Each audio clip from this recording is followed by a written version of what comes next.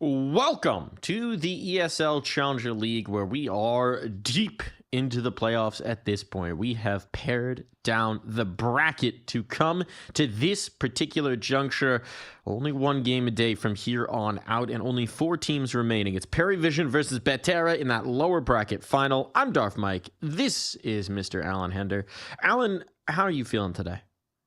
Yeah, not too bad. We're getting into the business end now, aren't we? Where we feel like we know these teams a little bit now. Well, particularly with the form they're in the last week or so.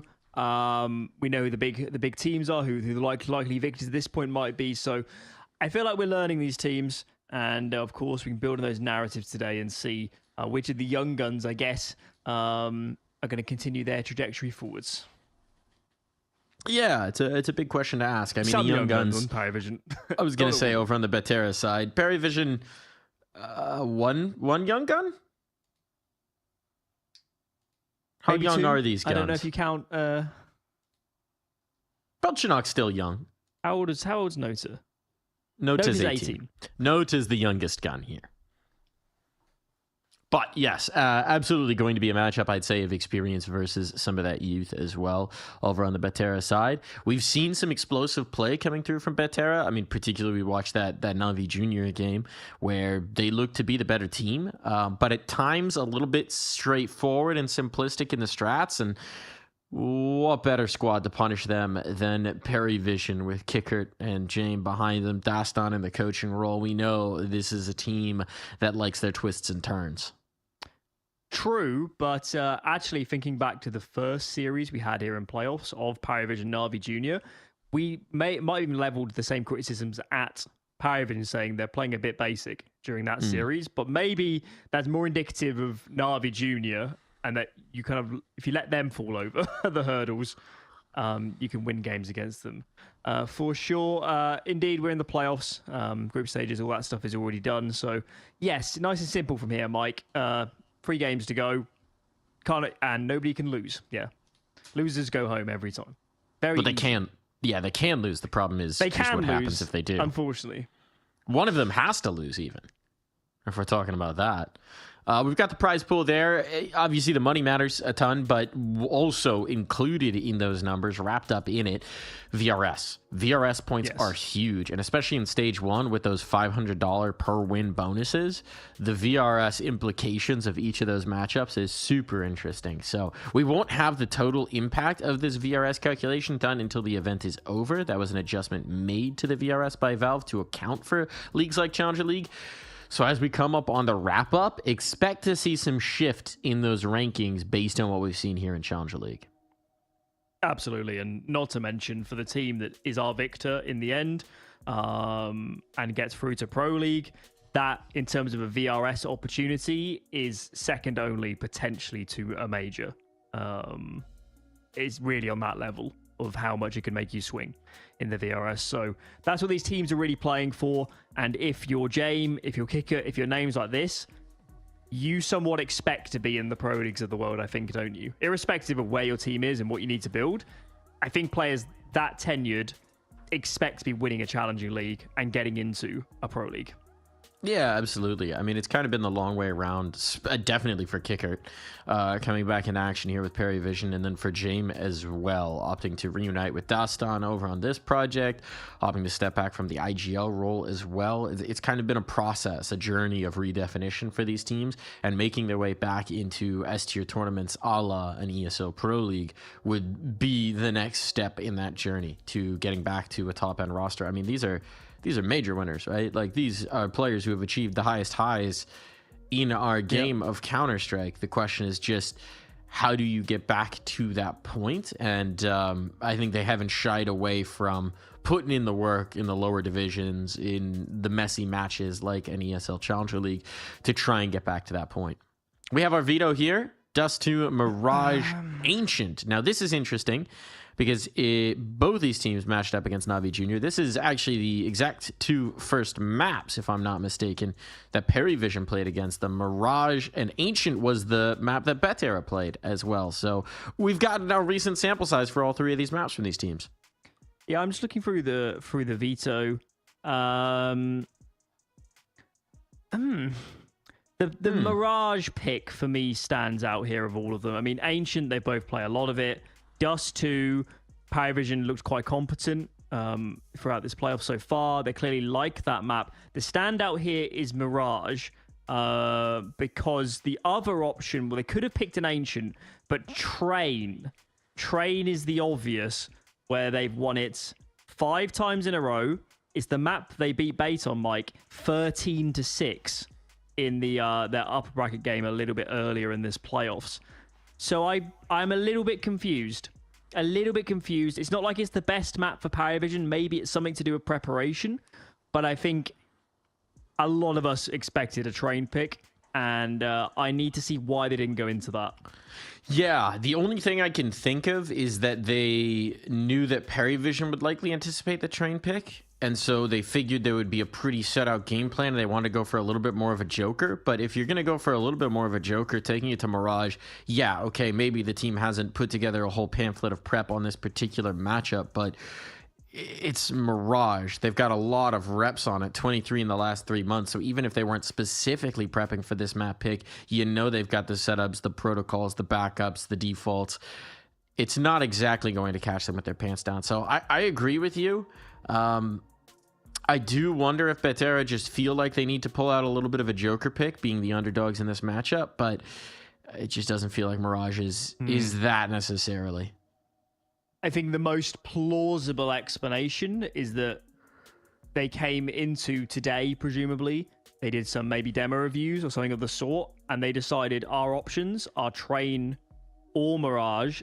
And I'm guessing they watched some of PARIVISION on both of those maps and decided we think we have a good way of playing against them on Mirage. That sometimes is fool's gold. I've certainly been there. I think you should pretty much always pick your strength in their position, but I hope there's method to the madness, because if they do lose this series 2-0, we're going to look back at that Vita and say, you didn't play your best maps. And that can be unforgivable when it goes wrong. Yeah, it's definitely a concern point. And if we get to that Ancient as well, I know they won it up against Navi Jr., but we were less than enthused, shall we say, with some of the strats and the depth of the strat playbook, if you will, from what we saw. And I don't think PARIVISION's going to be as exploitable on their CT side as the mistakes that we saw that Navi Jr. team making. So I'm not loving this veto for Betera, but frankly, I think that if you were looking at this bracket, if you were looking at this tournament from the beginning, they've been playing with house money for a while now, right? This is a team that we didn't necessarily expect to make these waves. They've had a fantastic run here, so maybe they can keep that going, but even if not, this has already been wildly successful compared to what your expectations would have been coming in. I mean, absolutely. If you throw in the group stage as well, they have outperformed their expectations in possibly almost every series they played in this tournament. Even their loss to Bait in the upper bracket, they still took a very convincing map off them. Bait at the moment do look like the best team in this tournament, so that in some ways is a string to their bow as well. But yeah, they've been a revelation. I think they looked pretty good against Navi Jr. Of course, we do question a little bit the form Navi Jr. has brought to this playoffs, but Massfoul was fantastic. Height had his moments. As a team, at the end of those maps, they were pretty on point. So let's see if that reign continues. Let's see if these young individual stars in the making can hold their own against some thicker competition. You calling them fat? Your words, not mine. That's crazy, Alan. That's crazy. Cynics looking to keep the player contained in towards the blue dumpster, but Belchanot proves he is tough to contain. Much like Miley Cyrus, he cannot be tamed. No. Can't be done. Tenzi's in tunnels. Oh, and look at this. They've got the right call out. They're sending everyone into this cap fight. But is it going to be too much to bear? Now they got to worry about Lower as well. I mean, this is very awkward. They'll fight their way through. I love the idea, but they couldn't quite capitalize over on the Betera side. Gave themselves a premium chance to do so, considering they lost that long fight. Yeah, they grouped up like a wrecking ball, but it didn't work. It didn't work. It was a controversial move. It didn't pan out in the way they expected, so pissed around, slips the way of PARIVISION. I feel like they won a lot of those earlier in this tournament, so made its par for the course. And in response, force buy for Betera. Double scout on the server, double trouble. Or we've got one in mid, and the other one on height is over towards car on A. So the range game is the plan for these two, at least. I thought for a second that had been attacked through middle, but of course it is on to vert. So that was presumably a nade. You know, it's a shame that neither of these teams have a spot in the major, right? Because with the momentum that they're bringing through from this challenger run, they might have just had a party in the USA, Alan. I'm not sure I know any more Miley Cyrus songs. We have gone through my repertoire. What's the Hannah Montana theme called? I don't know. That would be a throwback. We'll find more. We'll find more. In towards the site they go. And with just a Glock for Kickert. I was curious in the buy. But let's see if he had anything but a Glock. Okay, he'll make it work. Never mind. He'll take a gun off of them. He can buy himself flowers. Or he can take a gun from them and not buy it at all. Did he seriously come in with just that? Oh, yes. Just a Glock. He was saving for James Op. And it turns out he just stole a scout away. Interesting, to say the least.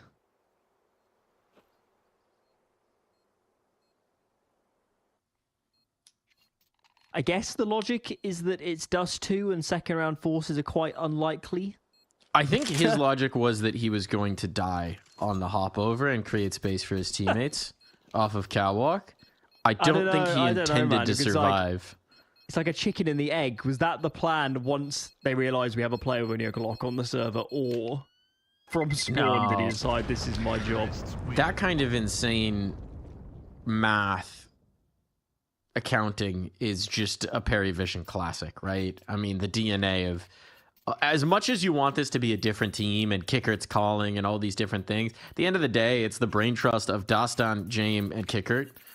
And so they're still going to do crazy things with the economy.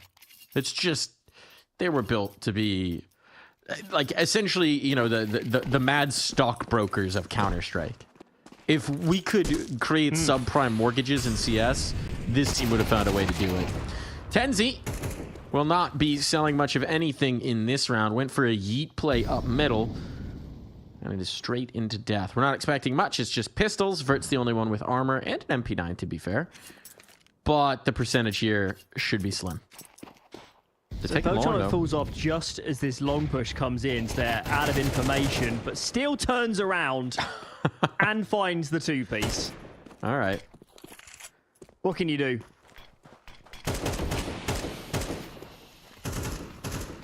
It's an interesting smoke. We'll give Noda some extra space. A USP kill. It's not nothing, but it's going to have to be about all they can content themselves with in this round. Height maybe gets a D kill on somebody who comes hunting, but this round is over. Not even really sure what the hesitation is for Kickert here. This bomb is going to be planted, and this round is guaranteed. So what's our biggest fear then for Betera in this series? Because as we saw them... That they lose. They did beat... Well, obviously. It did beat Na'Vi Jr., but... I mean, some very close maps in there, and... I think it's fair to say that Na'Vi Jr. made a fair few errors during that series. Is our biggest fear that PARIVISION doesn't make those mistakes and consequently Betera might never get into these games? Absolutely. I think we were both of the opinion that the Team CS was somewhat lacking in that matchup, that it was a rougher, tougher version of Counter-Strike than we're used to seeing this deep into the tournament here at the ESL Challenger League.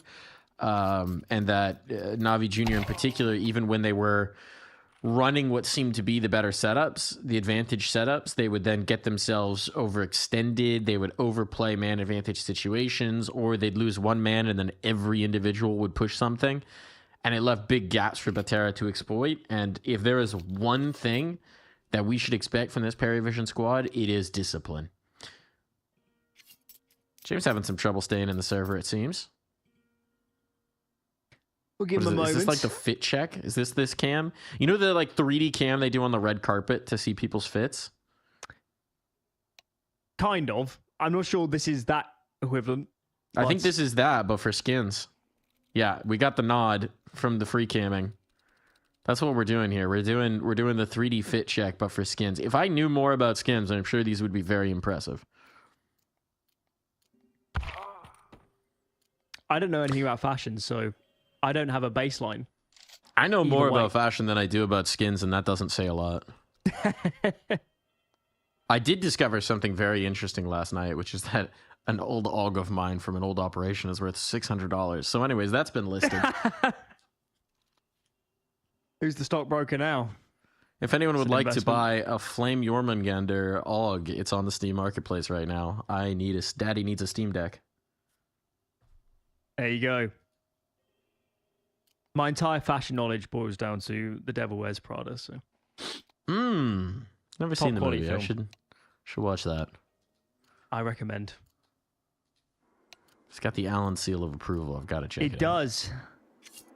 It does. Although I do get used to seeing divas in my day job, so it wasn't too much of a surprise.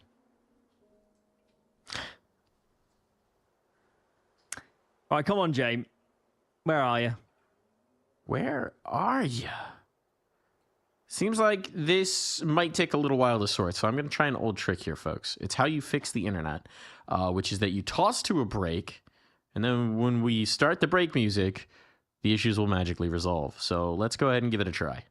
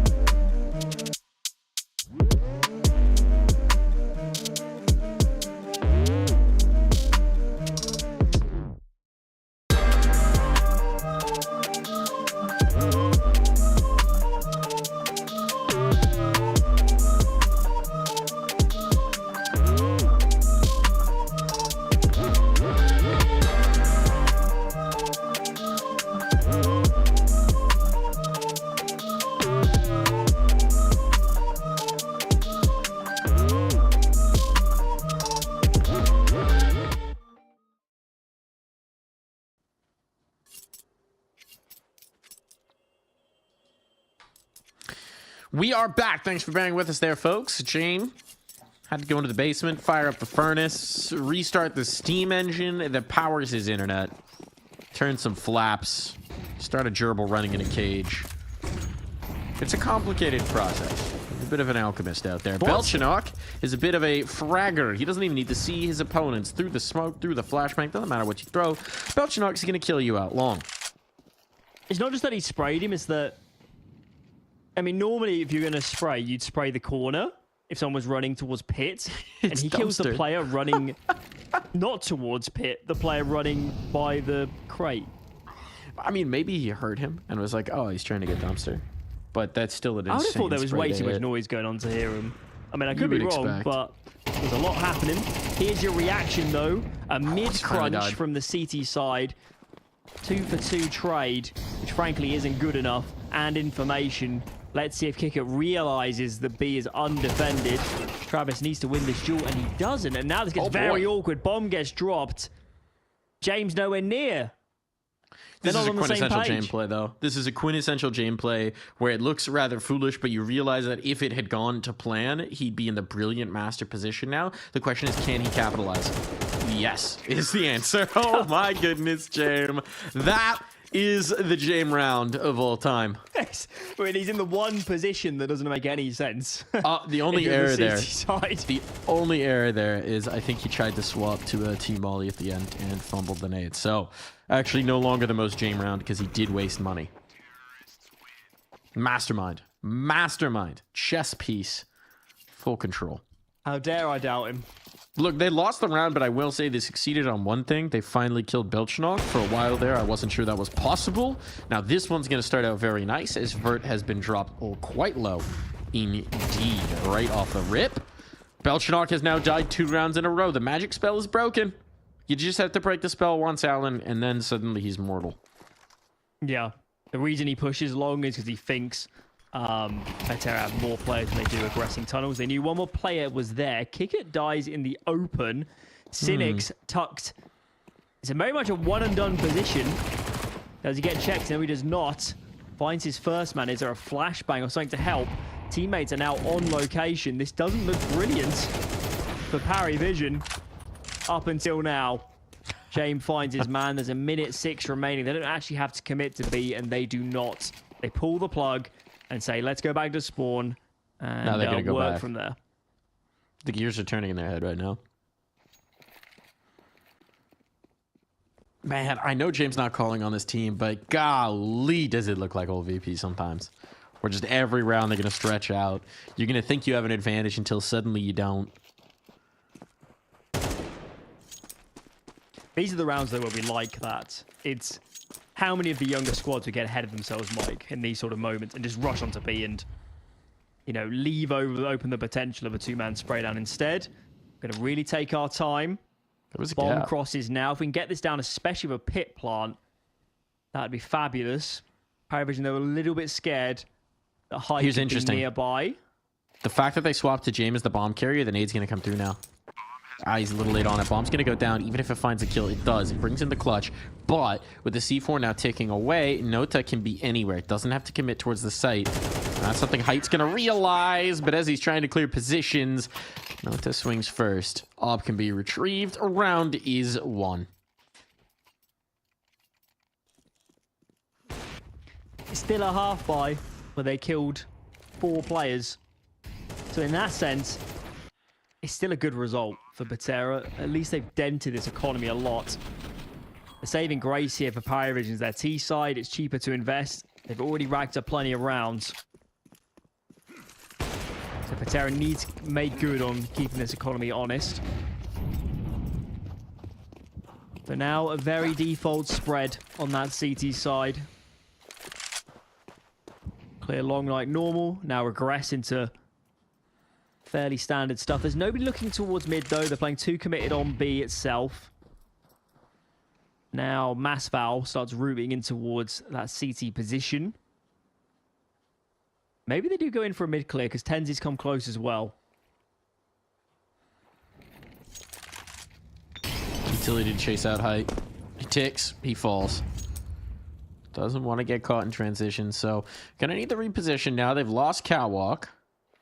That's the first piece here, and really what it's designed, based on what we can see from PARIVISION, isn't necessarily to compromise A, but rather to pull an extra player over, and right now it's working. Mosfell's shrinking back to try and support his teammates over here, and that means that this B defense is going to be condensed. Now Kicker throws the lurk smoke, or the cross smoke rather. Need this kill on Vert. Tenzi's gone. Vert's still somehow around in the smoke, and they realize it. They're trying to track him. They're trying to find him. How has he stayed alive this long? It's only a matter of time, but Kicker cleared in towards mid means that this retake is possible. Bomb's going to get planted. A player already in towards the tunnels. It's uncomfortable in the post plants here for PARIVISION. But they know where the players are coming from, so information gained at least. Nades to harass, whittle these players down. Put them down around half. Belchenok might have to be the big man with a full HP bar here. But what's happening with Cynics? He's backing away. They don't want this. They don't feel like it. It's a hard retake and they have no nades. Still, I'm a tad surprised they didn't poke and prod a little bit harder before making this decision. It's a decent fadeaway kill, but it's not going to change the round. Perhaps they can catch another one over towards the tunnels. Nope, they'll exit back towards the site instead. And then you lose Mosfall. Trying to poke in for one more. Risk reward here. I mean, yeah. All right, you're making some of these rounds closer. They're on the T side. Their life is easy. Their cost of living, so much lower than yours. It's like they're living in a Midwestern town. And you're a coastal elite. Everything's more expensive when you're on CT. And this round's not live. Is everywhere coastal in the States expensive? No, but that is the stereotype. Is, you know, you've got this natural divide between the heartland of the Midwest and South and the coastal elites. But yeah, obviously it depends. It changes. That's just the general overall stereotype. The perks of being in the middle of America is there's a whole lot of it. Like, there's just so much of it. So real estate tends to be quite affordable in a lot of places because we ain't running out of land. No. That is for sure. It's not I'm like not sure the I'd UK like to where be 2 hours drive from the local supermarket. It's not quite that, but you're not too far off in some places. You're not quite Australian outback levels. That's Yeah, I mean, being in the Midwest is someone saying, oh yeah, it's just a quick trip and it's a 4-hour drive.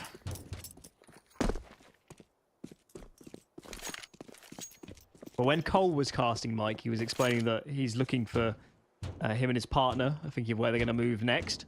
And he said, and I'm quoting, "I'd like to be close to family within a 5-hour drive." Yeah. To which I responded, if you said that in the UK, you've just specified the whole UK. Yes. Yeah. Welcome to America. Everything is relative. You like a long drive, apparently. I do enjoy a long drive every once in a while. There's a certain length that's enjoyable, and then there's a certain length that's less so. I do rip the occasional 10-hour all the way through to get towards family, and I gotta say, my legs cramp after about 2 hours. You do need to get out of the car and stretch. Would recommend that. James back in. Do we Hopefully need a he stays this restart? time. Presumably.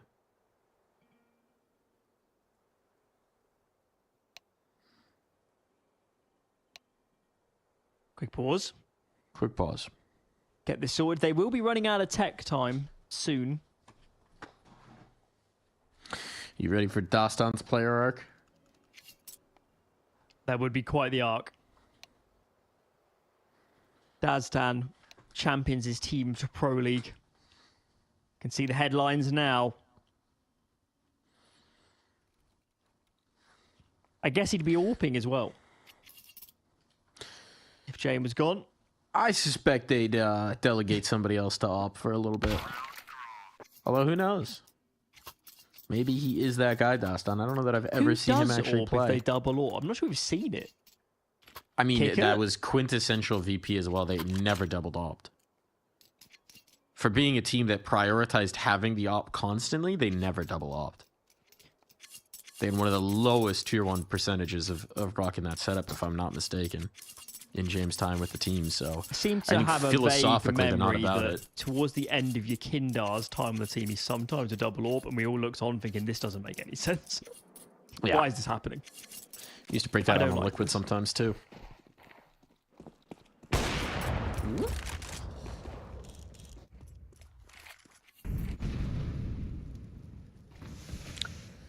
Well, back on the server, it's interesting because whatever problem is hampering James is very conveniently not doing it during the rounds. That is true.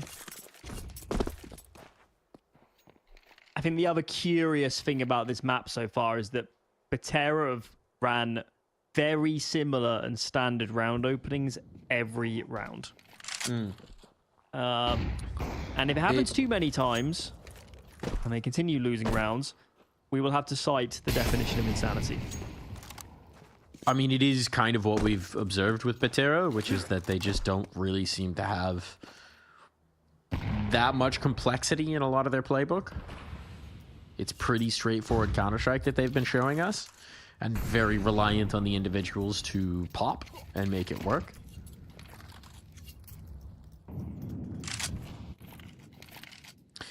Seems like we're getting a test on towards the A site, so we'll be height with that AWP. Impressed us yesterday. Doesn't have a lot of support for it. Mosfell's not far, but he's also not close. Cynic's very much committed into the long fight, so this is really about height with that AWP, and they're throwing enough mid-util to keep Mosfell interested. So this is effective isolation of the Opera. Now let's see if they can catch. Belchanot down, so height hits one. Still they're gaining ground. Molotov forces him out. He's trying to stay alive. Flashbangs are good, but they haven't actually gained the ground, and now the kills come through. Very well done here, but fighting in with the bomb. What was this? A rare error. Tenzi's got a chance. We've seen him pop before, and he's got the double spray down here as well. Tenzi stepping up as a hero. PARIVISION, an unforgivable sin of a mistake.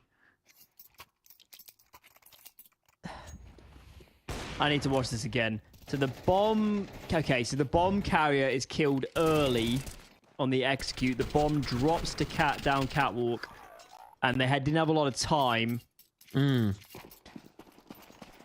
It's not as bad. I thought the bomb carrier jumped down, so it's not nearly as bad as that. I can't actually blame PARIVISION much for what happened there. Maybe they should have, you know, capitalized faster and made that move, but that is a very easy thing to say with hindsight. Versus in the moment, it's more so credit to it was Tenzi, wasn't it? They got the 2K at the end. It's more so credit to Tenzi for staying alive and not dying before that clock was burnt out. Reminder, we had one of those yesterday as well from Tenzi, the 1v3 in defensive B, when it looked like he was absolutely done for. So Tenzi has these big pops. He's not who you're looking to necessarily to be the star round in, round out. That's more height, Mosfell. But Tenzi's got his moments, and he can definitely deliver. So full credit on. Unfortunately, I don't think Betera is going to be able to replicate. It's certainly not going to be consistent, but they're finding damage here, and height still has that AWP. They're backing away.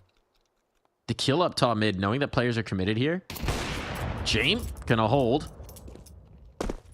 And he spotted a second player on that swing, so look at the move from Travis. He's just chewing up territory in towards B. Vert's going to try and get back to assist this, but at this point now, having injected that time into it, PARIVISION are saying, we've definitely put the doubt in their mind. We've definitely spread this defense. Let's recommit towards A. This is so Virtus Pro. All of this round. I love to pump the brakes and just sow confusion.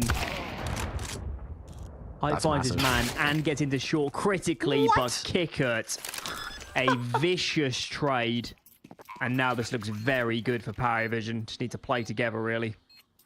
I actually can't believe Kickert got vision there before the ult did.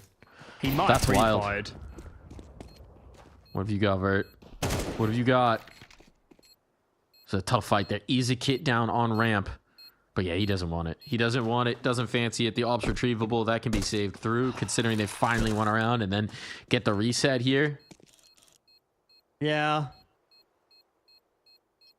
Such an excellent T-side now for PARIVISION, and I guess it's got to be said, the round they lose to kill 4 players and to keep the money so blunted for their opponents, it's going to make a buy here really... I mean, if they save 2 guns, it would be on, but... it's a question of, are we running out of rounds? Do we have to buy? That is sort of the decision here for the seed side. It looks like, we'll confirm in a moment, that a half buy around the save is the most likely result.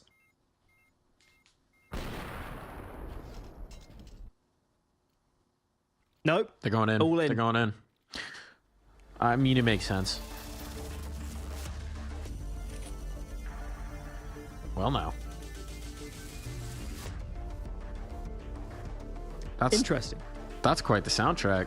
Yeah, I was going to say. Quite the soundtrack change. There's been a new update today we didn't know about. I feel like I'm in a fast-paced sci-fi racing game right now. You think I was thinking more kind of techno rave sort of vibe. I mean, yeah. Yeah, I could see it. Futuristic club in a cyberpunk movie. Maybe, or somewhere in Berlin. Maybe you'll find out. Maybe I'll find out. Let me in.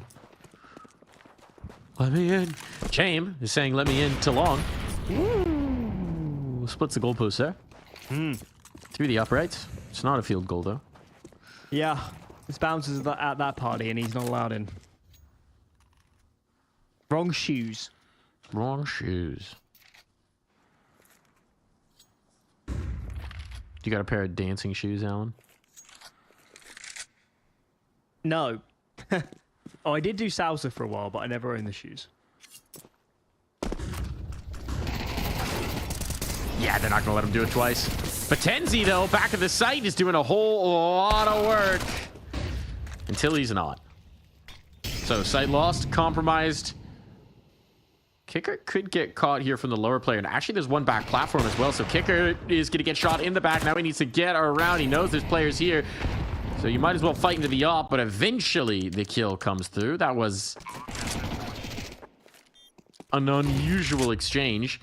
But Height wanting to rotate in towards mid buys them the time that they needed to isolate the fight on Mossfall. And now Betera just don't seem to be coordinated. Cynics is coming back around with a Mat 10. They don't have kits. By the time he's in position to help out his opper, there's going to be precious little time on this clock. Desperation on. That Molly does not cover in the slightest. Confirmation that Height is here if they didn't already know. And this round has already been lost. But Travis might as well escort him out of the round. It's pretty ugly from PARIVISION, but it works. That's been a few of these rounds, no? Yeah, I mean, this T side, they might be up 8-1, but it hasn't been that nearly as clean as that scoreline might suggest. It's just en masse, they're winning so many of these even scenarios. Well, I will say, I don't think there's any point in these rounds where we're really thinking Betera have it. It's more so that they're just being very good at hunting up kills on some of the exits and making it messy, but it always does feel... I mean, even in the round that they won, right? That was a crazy multi-kill to come through from Tenzi. Nice early pick here from James. I'm not entirely sure I agree, actually. I think we're somewhat biased by the fact that we, in a 3-on-3, expect PARIVISION to be the better team. That's fair. I think Betera have been in a lot of spots where they could have won had they made, I'm not going to say better decisions, but decisions more conducive to winning the round, decisions that put them into better stacks or whatever. Great, because you're never in the game. You don't know what's right and wrong. But yes, sure. Had they been proactive in at the right times, this scoreline could be quite different. I like the distinction. I'm not going to say better decisions. I'm going to say decisions that have better results. That's a diplomatic choice there, right there. Once you coach Boros, you never go back.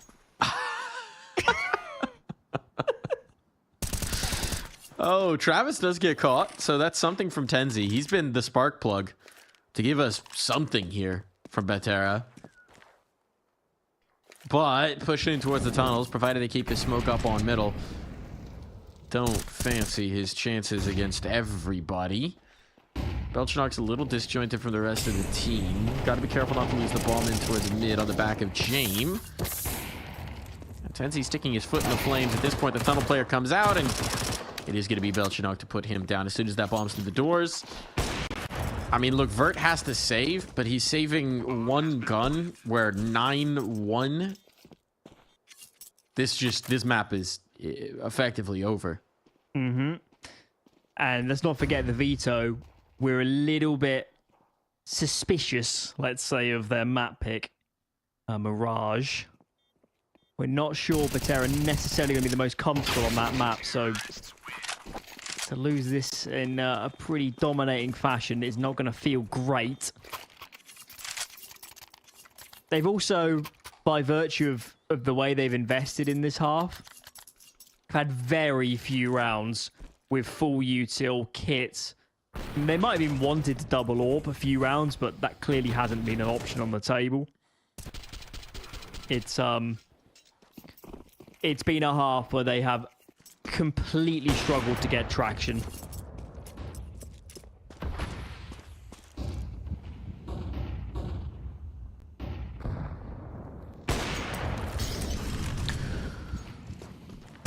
An opener. Second. Okay, hold on. We've got some juice. We've got some life. Now, if this were a classic VP, we would see a save for the next minute and a half of the round. But it's not. And we won't. As a Belchenok goes forward into the breach, gets tagged up quite a bit. Jame is lost. They actually might save because their money's really bad. I think they should save, actually. Noted, did not hear you. Belchenok really did not hear you, or anyone else, apparently, for that matter. If Jame and Kickit were the ones left, it would have been different. Rolling the back younglings the clock. are yet to learn. Well, it seems like we've got some signs of life for Betera. And look, if they can get to 3, like, it's not impossible. And it's just going to be pistols for the most part against them. Couple rifles here. This is doable. They do bring out double AWP. Look at that. Tenzi on the second. First pause for PARIVISION. This will be because their buy is so lopsided. The util is very limited, so they need to know the plan before they leave this spawn. It's such a tempo break from having a relatively calm game into the pause music being like, I feel like I've just been abducted. Let's go on. No, keep it going. I like it. All right. Apparently, we can't bring it back. Yeah, I was going to say, we seem to don't have the powers ourselves to summon it.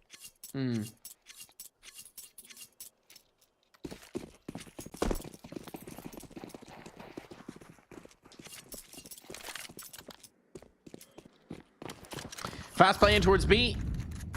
Or, unless... Lower seems to be on deck. Take some space in here, see if there's an overextension. Height is aggressive.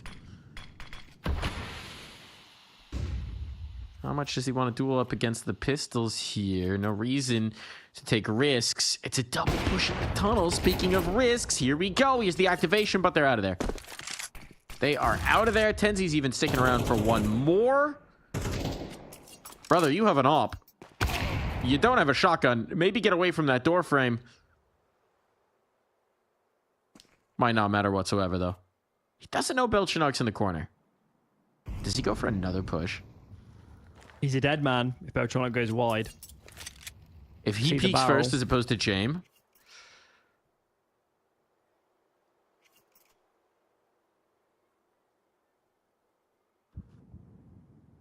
Smoking towards mid. Belchenok's going looking. Belchenok's going looking. Belchenok's going looking. Belchenok's got that kill. Buffett's able to trade it out near instantly, so it's nothing catastrophic. Through the smoke goes Mosval. That was bold, and it is going to be the round. We'll be back after this.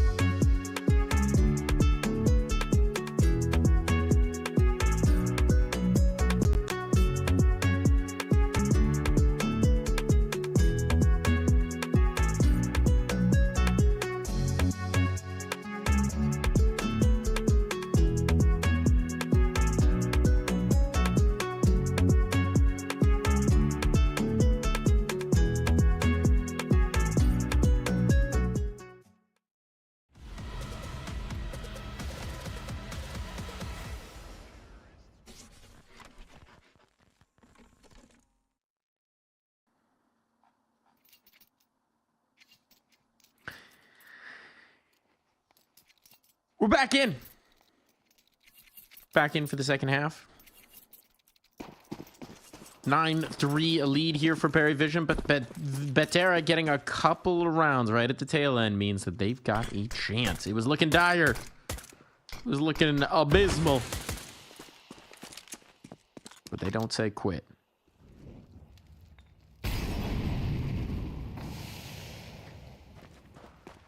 Let's see if there's any life left then. At least we had somewhat of a kind of a walk back from death's door right at the end of the first half, but clearly still quite a mountain to climb, and this pistol round borders on being a necessity. It's going to be an A split, too long, 3 up short, and actually these players fighting towards short for PARIVISION could be in real trouble as they get pinched. Indeed they are. Wow. They needed to win all the duels either towards long or short, or they were, you know, frankly, always going to get sandwiched there.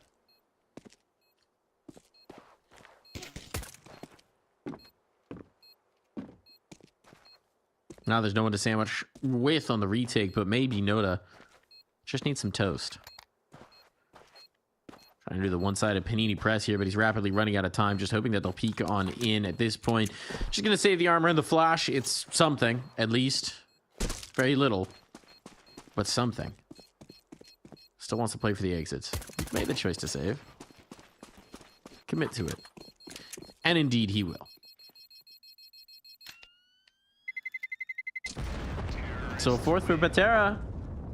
And Alan, the chance starting to increase here. Maybe. Of course, we also learned that Dust 2 is quite a T-sided map, perhaps, at the moment. So that could help as well. Okay, 4 Spy is in. Kickert decides, I will play that armor, and I'll throw my FAMAS to Travis. FAMI on the server.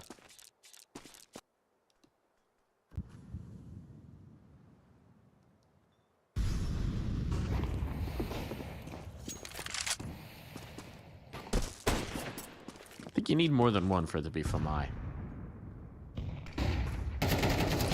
For now, just Moss. But a nade does Moss damage. On to 1. How did James got that really deep? Got him, must have gotten the scout tag and then decided to finish it all off with the HE. So well done there for James. Minute about to hit the clock. This feels very nervy. There's no extremities players either for Betera, so if anybody from PARIVISION starts to flank, they will get enveloped extremely quickly. They've thrown the smoke to get space towards A. Oh, that's very fortunate that they don't lose this player on catwalk. That would be the round over. Dropping down into CT. That is not safe haven for Travis. Don't know whether that was intentional or if he just didn't feel like he had an option. But this mid presence is a challenge. Sustained fight may not make either look good, but it will eventually lead to James' death on the trade. And a nade to finish. No peek for you, Belchinok. That was chaotic. No need to panic. Come on. All good. Perhaps. I think had PARIVISION expected there to be more than one catwalk as they did their initial kind of clear and take, I think they win the round. They're just a little bit caught off guard. Still, it's Betera up to 5. That's 4 now in a row. Eco to follow for PARIVISION, so even if they go on to lose this map, at least the scoreline is much more competitive than it could have been. Would be nice, though, to have a really clean round if you're here on the T side. They haven't banked up a lot of cash at all. No. Just yet. James has a Zeus. James, you get no kill reward for this one. Zeus on the mid doors, though. I love it. Oh my god, he's through. I know that there's no sense of cosmic joy. Oh, he's going to get the chance. He's going to get the chance. Masval!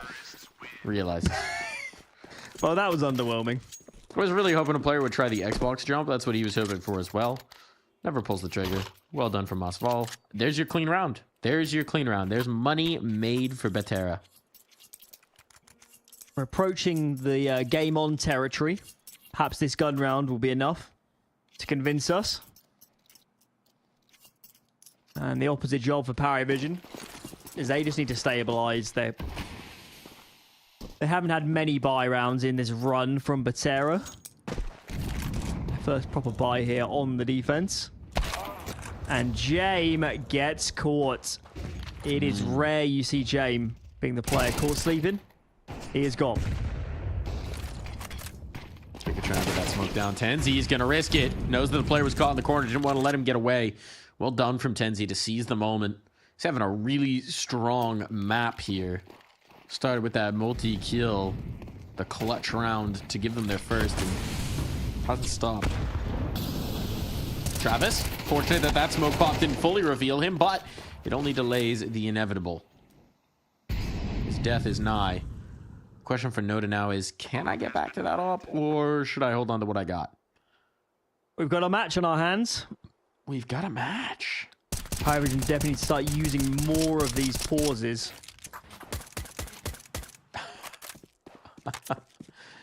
Moving to the sidearm there is ambitious. Hold on. Is this Hold on. Oh my god, there's time. There's time. Belchenok desperately searching for that C4, and he's got it.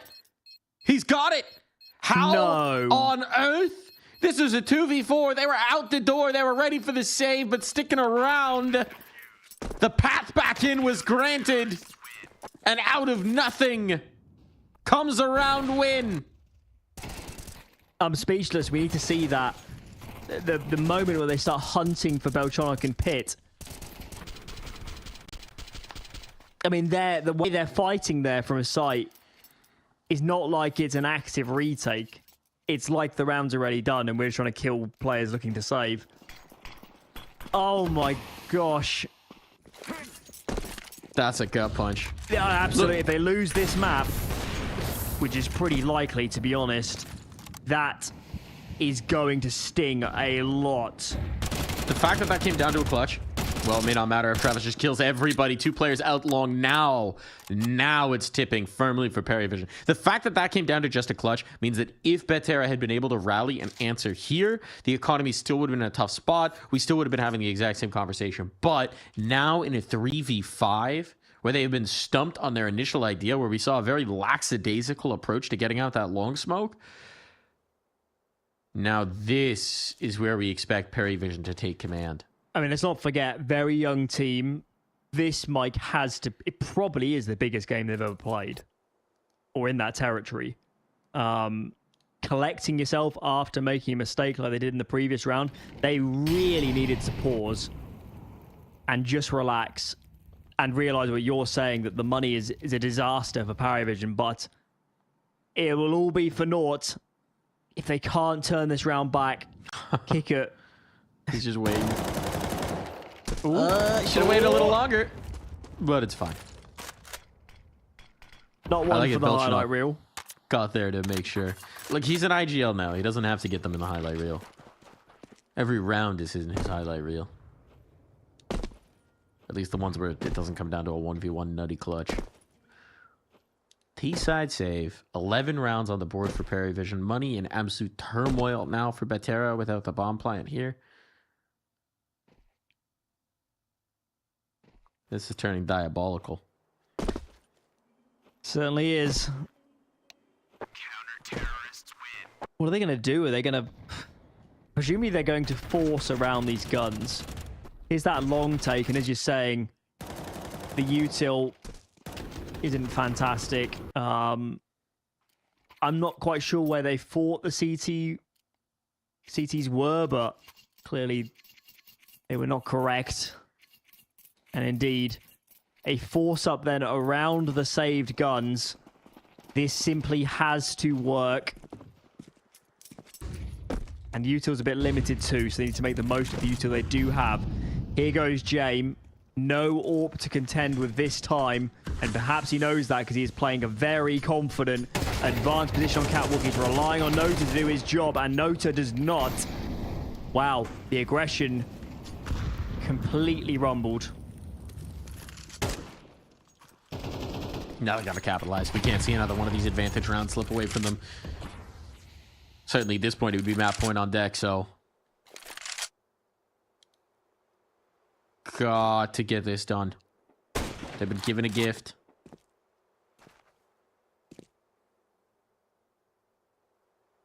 Surprised PARIVISION aren't playing all 3 on one side of the map.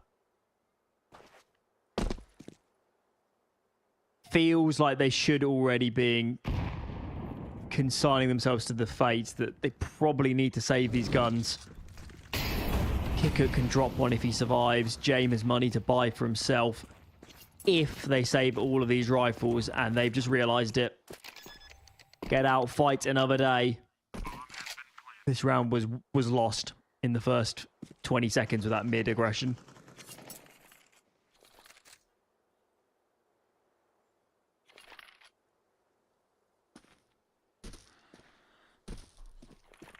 So I'll be curious to see how PARIVISION approach this next round, right? Because they tried to go for the aggressive move to shut things down. Didn't work out.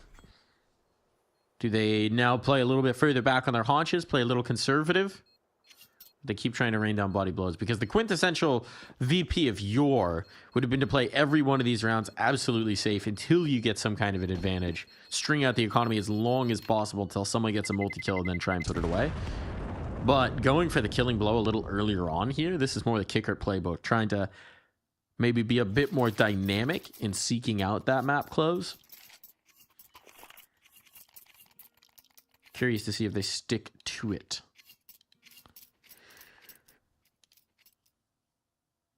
Wouldn't actually mind them running the same round again. Sounds a bit mad, but if there's anything Betera wouldn't expect or be set up for, it's got to be a similar opening. Either will be denied with my wish. It's a very standard 3 for long, taking early, 2 starting on B, which in the modern day is the typical, because it's all the easier now to come through that smoke that Beltronic is spamming. And we settle into the mid round.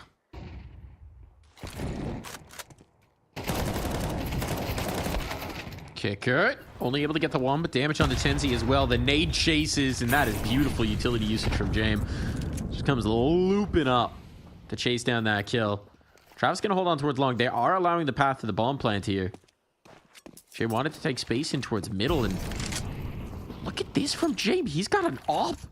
This is insanity. He's now hemmed them in. Jame on the angle, walking on in. It will be punished. Height had the presence of mind to come looking for this. Can't say he probably expected that to be Jame, but he was ready. Nota's a little stuck, especially knowing the opper's here. He needs his teammates to make the move first to try and pull them off. Belchinok's going to get that kill. Eventually, Height's going to have to move, going to have to shift off, and that now means that it's a perfect time for Nota to strike. Back turn, kill found, it all falls to Vert, and he cannot get it done. Bomb defused, 3 alive, and map point found for PARIVISION. Excellent retake. It's got to be said. Got to be said. And certainly, Betera, if we compare this to the Navi Junior game, are facing a very different caliber of team in that respect.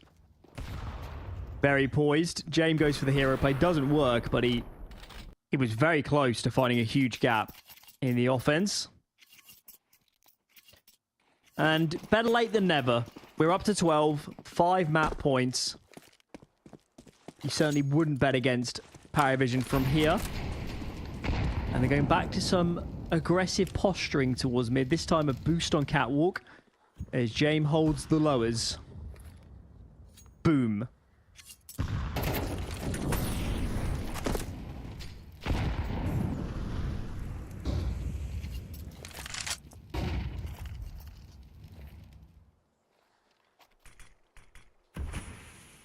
Catwalk seems to be the chosen angle of approach, but that means they're going to have to brave Jame again.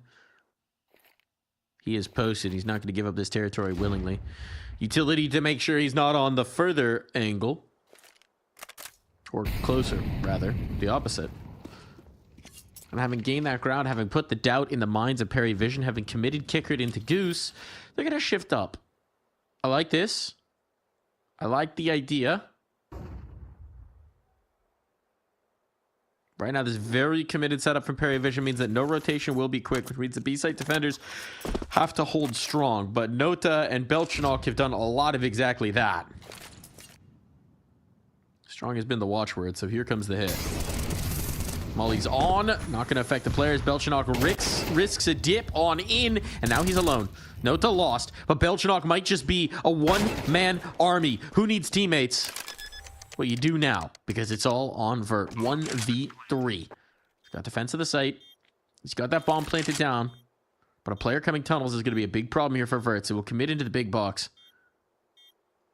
There's some flashbangs to make his life difficult. And right now, their process of eliminate, taking out the positions. Now he's been spotted. James distracted with that jump, and he'll put the player down to boot. 13-7. Strong map coming through from PARIVISION, looking in control virtually the whole way through. Yeah, just that kind of middle stages here of that second half where maybe slipped up a tiny bit, but all in all, a really fabulous game from PARIVISION.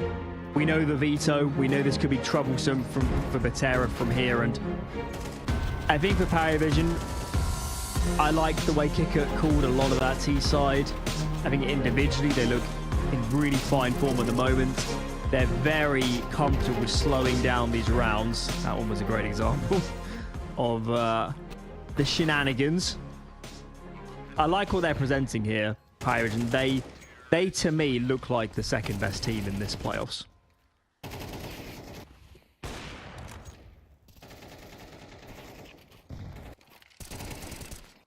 That they do. That they do indeed. Looking very strong.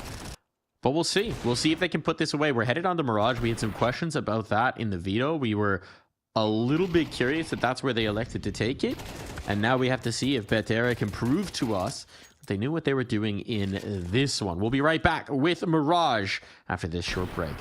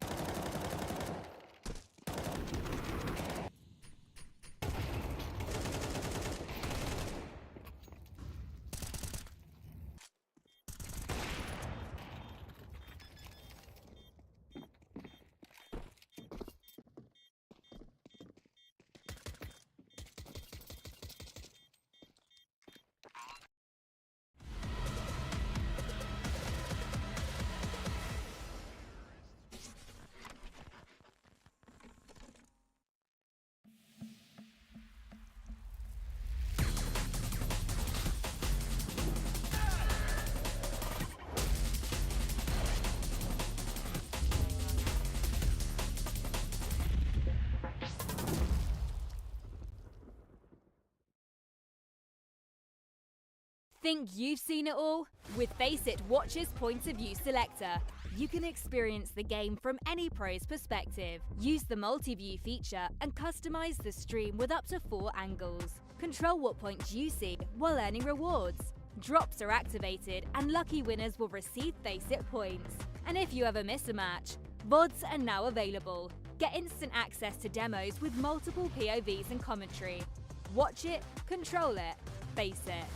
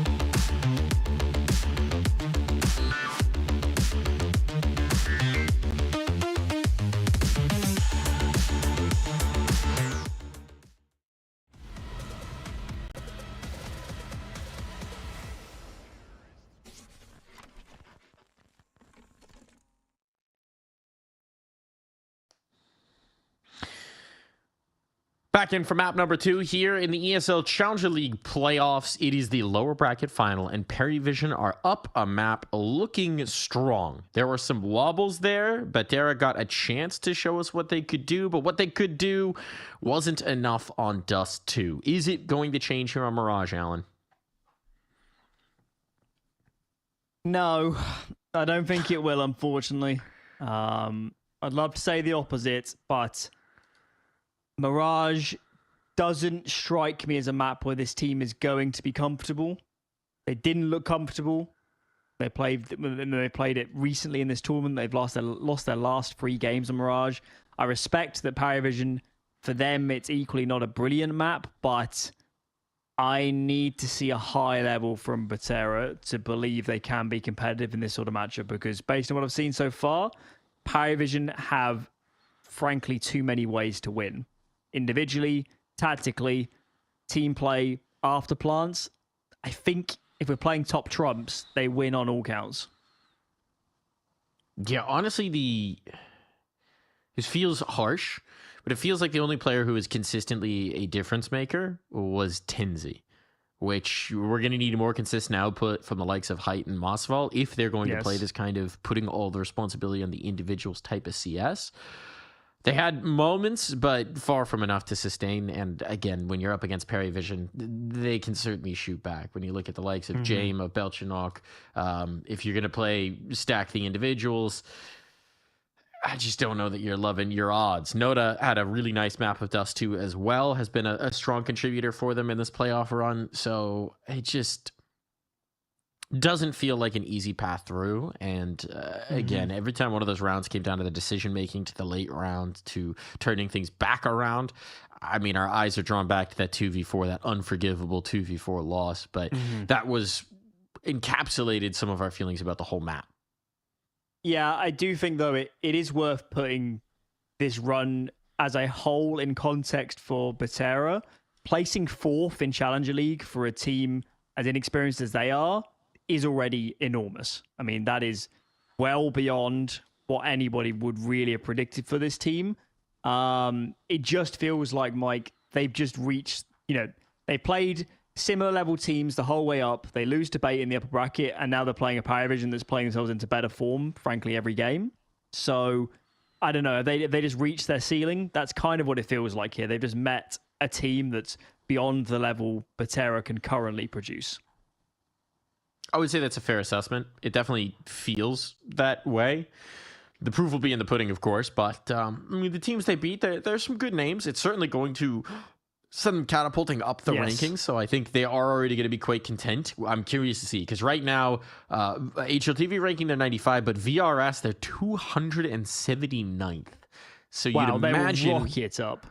Once these reports come in, they should at minimum be in the top 100. I'm curious to see how high they climb, but I think you're absolutely right. This is a different caliber of team. This is a cut above most of the victories that they've had on their way through.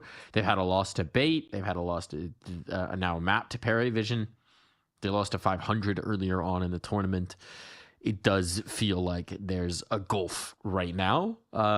But I'm curious, because we do see the raw materials in terms of the individuals. I'm curious to see how rapidly they can level up and if they can bridge that gulf here on Mirage. Even if they do, to be quite frank, I don't have the same expectation for Ancient. But I'm curious to see in a microcosm if they can do it here on Mirage. Yeah, and I guess on the reverse, our question for PARIVISION is quite different. So whilst Betera might be hitting their ceiling for their current experience of their players and their trajectory as a team, PARIVISION is the reverse, where we look at this lineup and we say, well, what if Travis starts playing really well individually? What if Jame truly comes online? What if someone like Nota, who has had great maps, blossomed into being a more consistent star for this team? Then we're asking questions of, can they win the whole tournament? That is what we're framing right now for PARIVISION. Can they play themselves into championship form? The news is hit, by the way, Alan. While we were getting ready for this match, the report has hit. Kyosuke confirmed, headed from Spirit Academy over to Falcons to replace Majisk. So what do you make of that one? Too early. is my opinion on that one. For Kyosuke? Yeah, I do. I do think it's too early. I think, we watched someone like Donk come up who was it Vitality that tried to grab Donk, wasn't it? So I think there were rumors. I think it was Vitality. I'm pretty sure it was Vitality. So that was kind of a similar sort of scenario. The difference was that Donk then was more well-rounded than Kyosuke. He was a phenom in the making, clearly, and quite critically with Donk, you would take his downsides because his upsides were so big. So even if it clearly had some areas to learn, I have no doubt his communication would have improved a lot since going up to the Spirit main team. You would take that. And I think Kyosuke is a different prospect where he has clearly a lot of talent. But, in an ideal world, Falcons would have an academy team and you'd have Kyosuke there for 6 months playing under the watchful gaze of Kixan and Zonic. They don't have that option. I would have gone for someone more experienced, I think, if I was them. I've got Nico, I've got Munazi. I'm not sure I need. I don't know. It feels like a risk they didn't need to take with the caliber of team they already have. It is a really interesting one, right? Because this is clearly designed to raise their ceiling. But the question is that is definitely it. It's the upside could be huge, but make no mistake, it's a risk because this is a huge jump for Kyosuke. It's also not a system that's shown that they can develop talent, right? I mean, you had the Boros example, but obviously there's some more to that. We'll get into our match. We'll leave that to the podcasts. There's a lot of discussion to be had, I'm sure. Note up, first contact here. And, well, it's going to be good contact for PARIVISION. Yes, Noda is lost, but the round is over. Height, no armor, 1 flashbang and a Glock, no control of the bomb. And he's going to have a minute 20 to try and make something of this round. A slip in towards apartments. That was spotted. So even the element of surprise doesn't favor him. And now as he comes in towards mid, they're looking to set up a crossfire. Height has spotted the player. But there's just zero reason to give him a fight.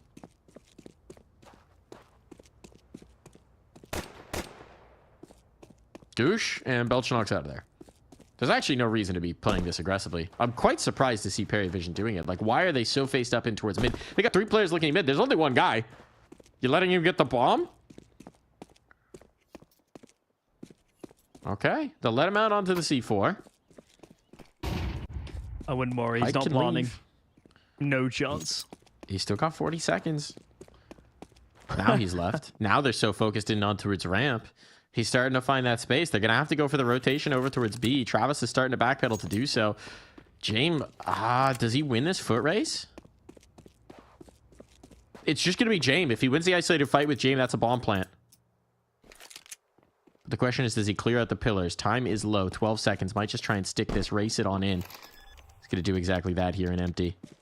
And so James, just classic James torture. You think you've got it. You think you got that plan. You got nothing.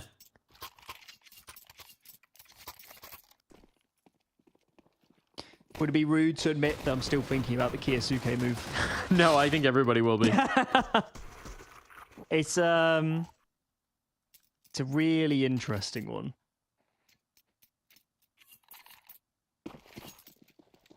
I'd love to hear the take of, presumably Zonic is the heaviest pusher of this move. Could be wrong, but I imagine that's how the team is set up. What's interesting to me is just Zonic is obviously a phenomenal coach. Pretty arguably the greatest in terms of accomplishments in Counter-Strike.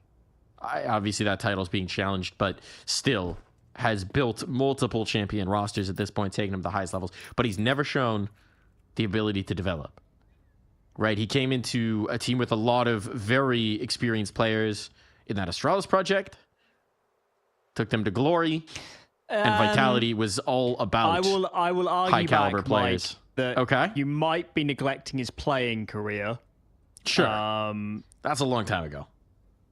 true, but the mechanics of helping young players improve, it's a lot more about how do you interact socially with your team than how do you shoot the other team. I'm just saying, it's going to be a very curious situation where we have a product that might need some polishing. This round will be polished off. Unless...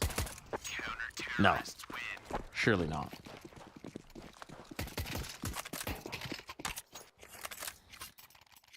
It's an interesting time. It's an interesting time. It also means the Falcons are going to the major with a dead roster. Yeah, but I think there was already too much turbulence, really, for this first portion of 25 to be their final form.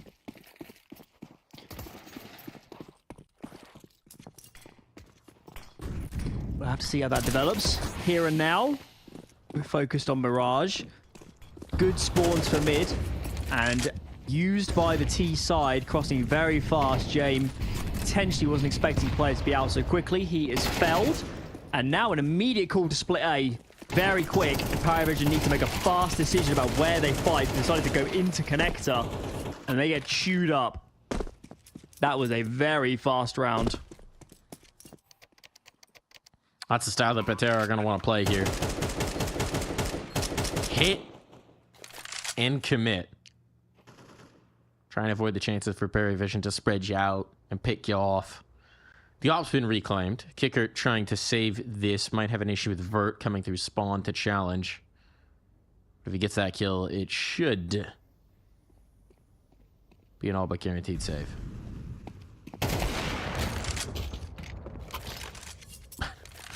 Swaps the gun, then remembers, oh wait, this is actually the one I wanted.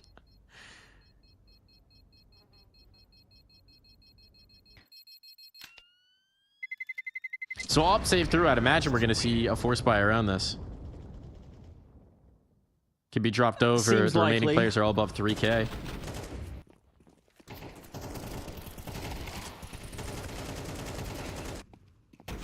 Yeah, it was just absolutely pain train after they lost James in mid and then got split that quickly whilst they were trying to focus over towards stairs and into connector. Got pinched in a pretty poor position with those CTs on A. And indeed, we get the kind of ragtag buy. We have the ult. An M4 on Nota. Outside of that, some compromises have been made. Util's decent. Belchonok goes for a clear. Belchonok stays alive. It's actually his teammate, James, on stairs that gets fragged. And Masval capitalizes on the chaos, takes all this space. Trade is good. This pace is looking dangerous. The only thing that scares me, Mike, is the bomb. Oh boy. Penske's going to get it. I think they're going to be okay. Oh, the play through the murder hole. That gives it up. Kicker. Should have known. Would have hoped that the player was focused on the connector fight with Travis here, but now it's for Travis, a 1v2 attempt. Already had a nice round. And I somehow kept all of his health through that sustained engagement.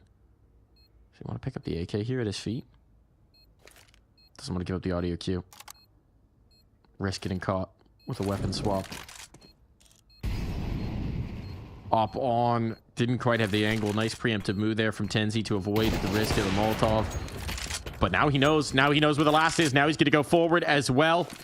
Cynic's right on the angle. Nate to chase. But Cynic's is ahead of it, and Travis knew. He doesn't have time. Alan, he doesn't have time. What a cruelty that is. If only he had a kit. Yeah.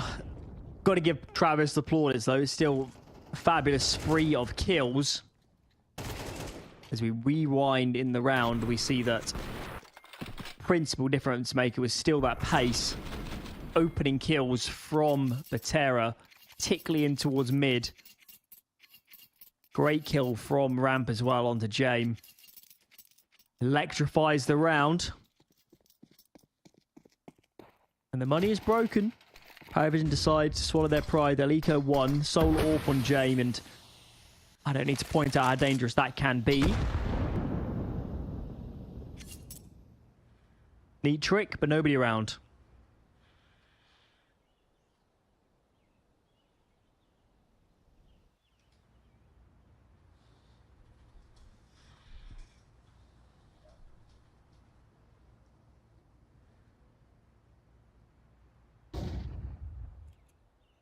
Just waiting to see if James going to be given that opportunity, right? Tenzi's got contain on the window. Playing from the underpass on it. Otherwise, it's just this nucleus of a stack. Betera pumping the brakes, knowing that this op is waiting around some corner. No one wants to be the one to trip into it.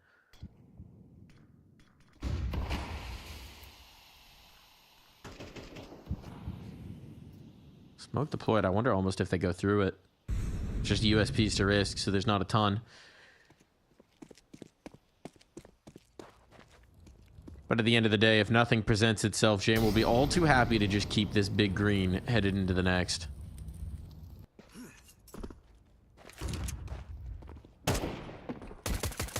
Here's the check. Oh, not quite able to capitalize there for Belchanov. Had the back turn, but couldn't find the headshot. Still, it's Noda instead to put an AK potentially on the menu here for PARIVISION. So they've taken their one gun, and it has multiplied. Betera wary about hunting into this. No reason to give them a third gun.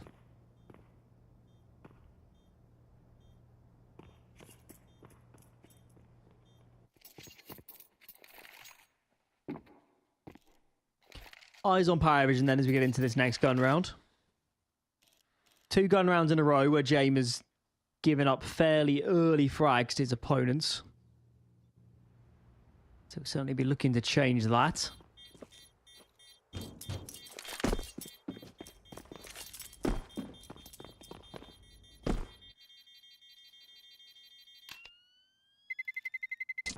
Terrorists win.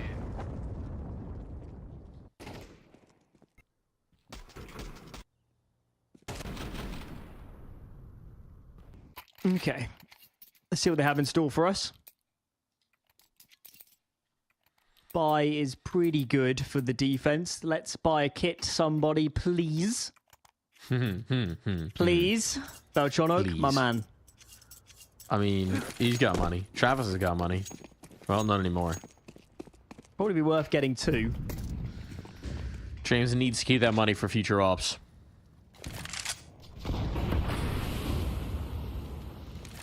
Don't need a kit if you don't let them plant. That is a big if. Nice way to start it, though, for Travis. He's having a good one.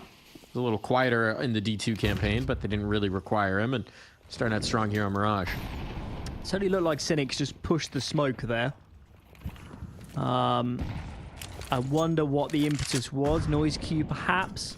His teammates in mid, but certainly not advanced enough to pull enough attention from A. So, a little bit confusing from our side. It leaves his team somewhat of a troublesome position, only for a few seconds. Those are some brutal headshots. Eyes on Noda. And again, PARIVISION just left scrambling for what to do next. I thought he was actually going to go through this. Chooses not to. Instead, now Travis might be on deck. Height has the bomb. Ooh, the timing of this. Hey, Noda snaps around. Looked like Tenzi might have caught him unawares, but now it's all about that bomb on the drop. Now Height's gone. But the jump in to check the info on Palace is punished. Mossfall brings this down to the 2v2, and he'll be able to recover that C4. Shame hasn't revealed his position just yet. And a kill in the window. Noda still the only known quantity. Mossfall, it's a clutch on deck. 1v2 for the man now. And Noda coming around from CT. If he just checked it, he might have had the kill.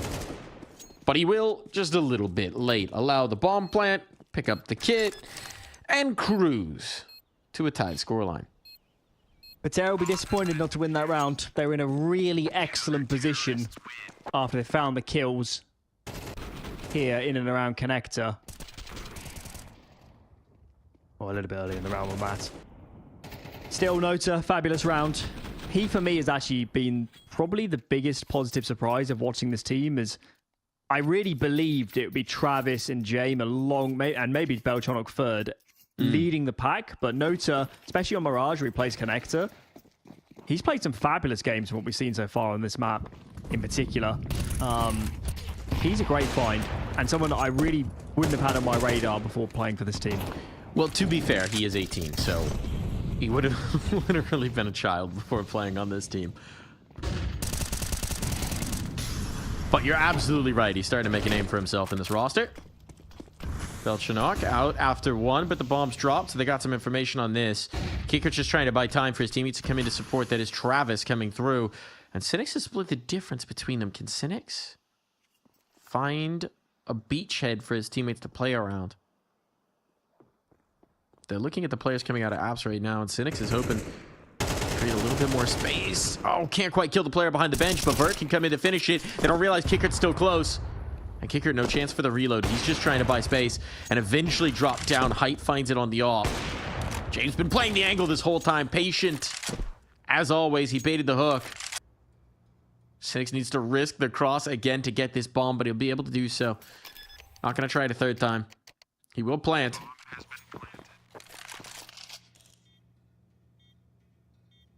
How does he want to approach this? Gets in towards the middle site. Jim was cocking a nade for a moment, but now it's all about the rifle. There's the spot. Now they know where he is. No more getting away. Not with that op on deck. His range of motion is very limited. And peeking into James, trying to find just a little bit more wiggle room. That will cost him. Very disciplined from PARIVISION there on the retake. Seems to be common trend of a lot of their rounds. And yeah, that looked pretty good for Betera. They really slowed down the round. And that's when PARIVISION peeled off. I think they had one player connector, and then one of them flew back to smoke Palace and think about A. Gave them a window where it was only 2 on B, and I think Kicker probably deserves the medal, the MVP medal in that round, doesn't he? He just stayed alive for a lot longer than perhaps you would have expected. Here we go then. Good mid spawn for Travis.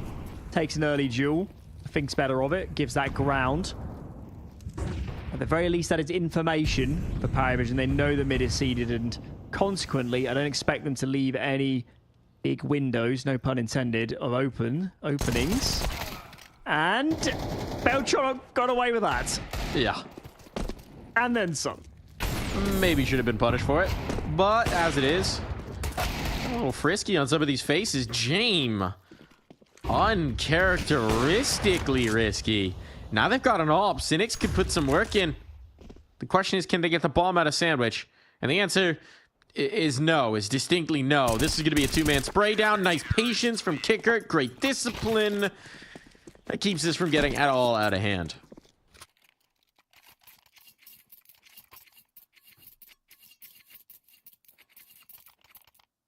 This is now Feels like 3 in a row. Stabilize. Yeah. Money's not too bad either. With at least one save, they'll definitely be able to sustain a round loss. Kicker continues playing some good Counter-Strike. And we do like to see that.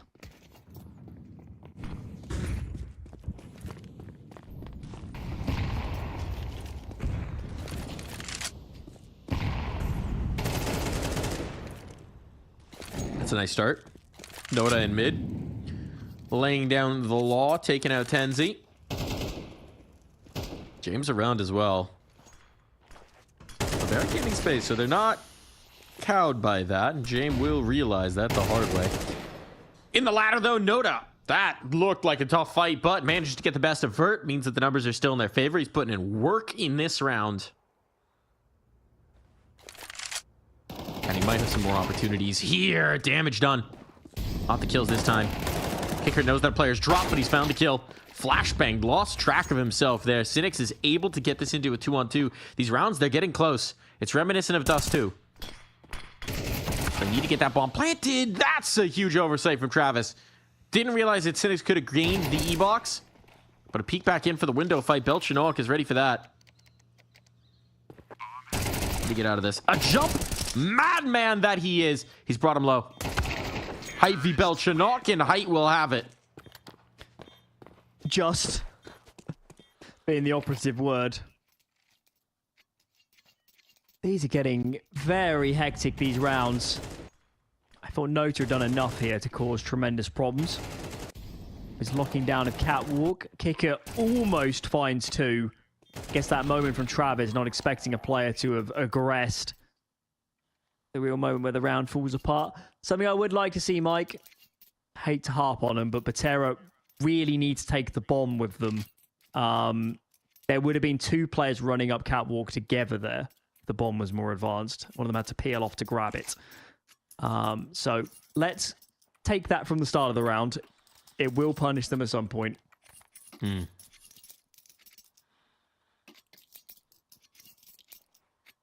Can't lose the bomb in a bad spot if nobody brings the bomb. That's some logic. Some ESEA Open logic right there. I have played whole seasons of ESEA Open, so you know. I've got the experience. Veteran, you might say. Got the reps, and we had 1 whole strat on Mirage. Vert probably has a few more than that in his back pocket, but he will be dead after just the 1. So let us know to take it out. Good an impact player. Kicker with a mag. 7 damage. No kills. 1 HP for Cynics, but his teammates now able to capitalize, and it is just going to be on to height. In this Talk round? about overkill there. Op shot onto a 1 HP player. What's happening, Alan, is chaos and pandemonium. What was the call from Betera? Just everybody unleashed at the same time. Apparently. Pop off, King. Oh, you've got the op stock, James. He can't get out. He can't get out. How has he escaped? Molly's trying to kill him. It might work, but no, James is the slippery eel. He is a slippery eel of a man through the door frame.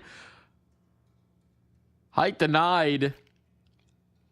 The magical James disappearing act, and now Height says, you know what? Fine. Have B. Have B. I'm leaving.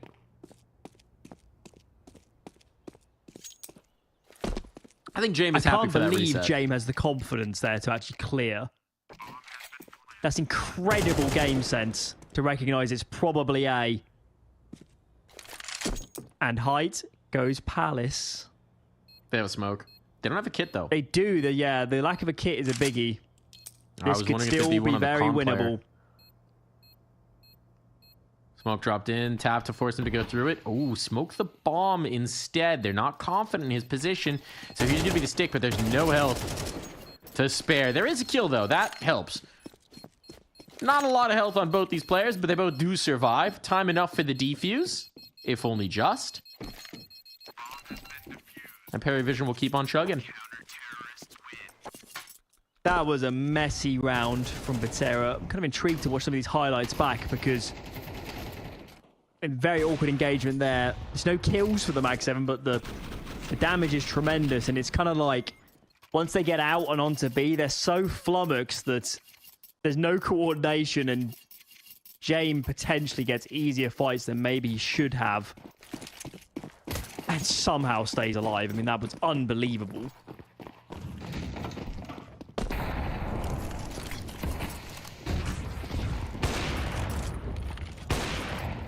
Nice opener there for James. Now Belchinok activates from under the balcony, and James is continuing to chime in. It falls to Masval. Didn't have high hopes for this round, but keeping it clean for PARIVISION is nice. Finally building up some capital, finally building up some cash, finally not having to clutch their way out of a situation. It is the final round, so I don't know how much the cash is going to matter, but it's still nice to win easy. Feels like the wheels are starting to fall off this Betera wagon. That wasn't Betera eco, wagon so sounds like a mid-range sedan. could be. Could be. About as interesting as most American car names. So, on par. Hey, look, we are the kings of naming really mediocre cars very dope-sounding things. Masval got an opener. Have you heard of those Japanese car names where they're like terrible translations? You know what I'm on about? I do not. But I know what Noda's on about, and he's on for a trade. Belchinok evens out the numbers here. Masval jumping willy-nilly into the range of a James, and it's all over just like that. 8 rounds on the board for PARIVISION, and we'll be right back.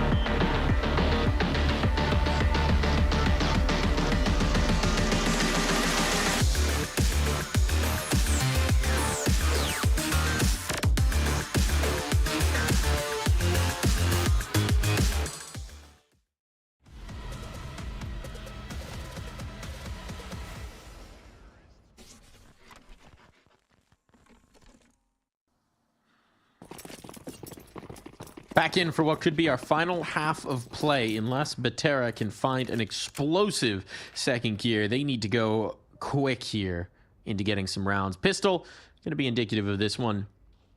And right now, at least, seems like PARIVISION have designs on mid, and no one here from Betera is ready to meet them. They have a kit, so they're clearly happy to play retake. Very committed to these sites. That said, they're going to be very isolated from helping one another. Does PARIVISION make their decision? That's an early smoke from Cynics. I dare say that smoke might have faded before this B split truly develops. There is an information play in Palace, but timing is critical. Do they transfer this information over in time?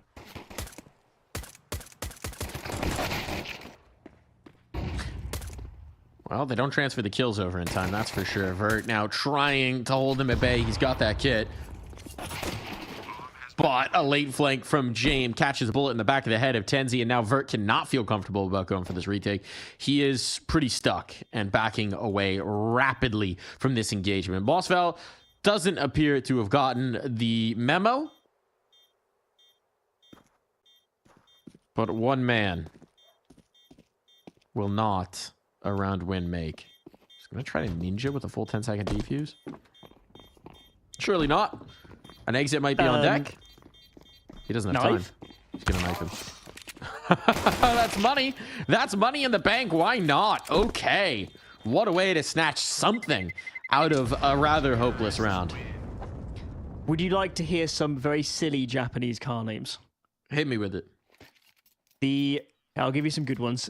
The Mitsubishi Active Urban Sandal. Active Urban Sandal. Okay. What about the Honda Vamos Hobio Travel Dog? Honda Vamos. Okay, so we're going Spanish. Hobio Travel Dog. What is a Hobio? I don't know. Travel Dog. Mitsubishi Chariot Grandio Super Exceed. Now, are these translations of what the name is in Japanese? But they were really sold in Western countries with these names. Yes. Incredible. They kind of... Was this like the 80s? When was this?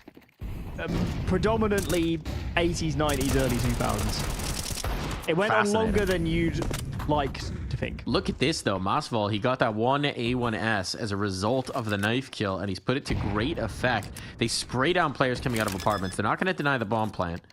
Opting to play off-site. Got a couple smokes and a flashbang to try and make this retake worth. Kicker, if he can close down this kill early on Vert here by the cash register, well, now everybody's coming this direction. So actually, Kicker could be critical. James set up on the angle as well. Ooh, this is going to get very interesting. Two swings off of one contact. Everybody's here, but James lines them up. James, he's knocking them down one by one. It falls to Masval and Cynics, but Travis, the only one on the other side. He knows where Masval is with that rifle, and now he knows where Cynics is coming from. Can't find the headshot. A nice duck from Masval. Averts the crosshair, but there's not time for this defuse. Masval, he got the kit, and he has enough. Oh, my goodness. Talk about a value buy on that kit. I thought James had done enough. Boost on the bricks here pays huge dividends. Millimeters there away from another clean headshot for James.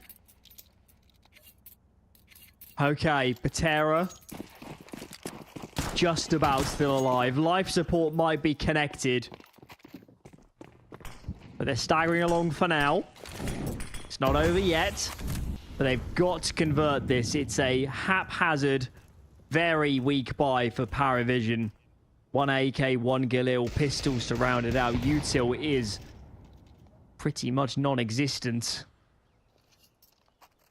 Height surely is going to get chances. There's barely any Util taking AWP out of the equation. And he's had a quiet game so far, so now will be a good time.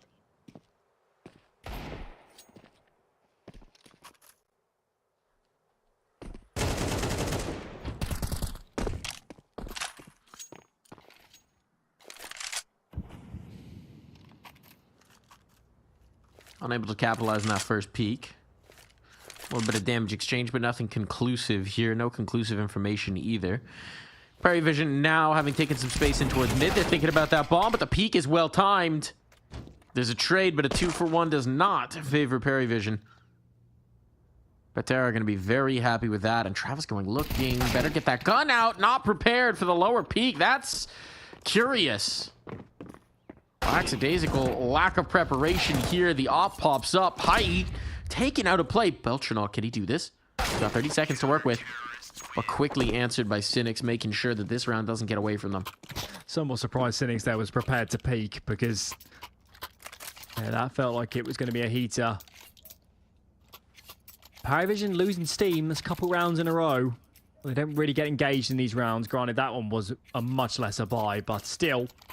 Betera starting to make a game of this. Get a little bit deeper into the second half. Eco now for PARIVISION.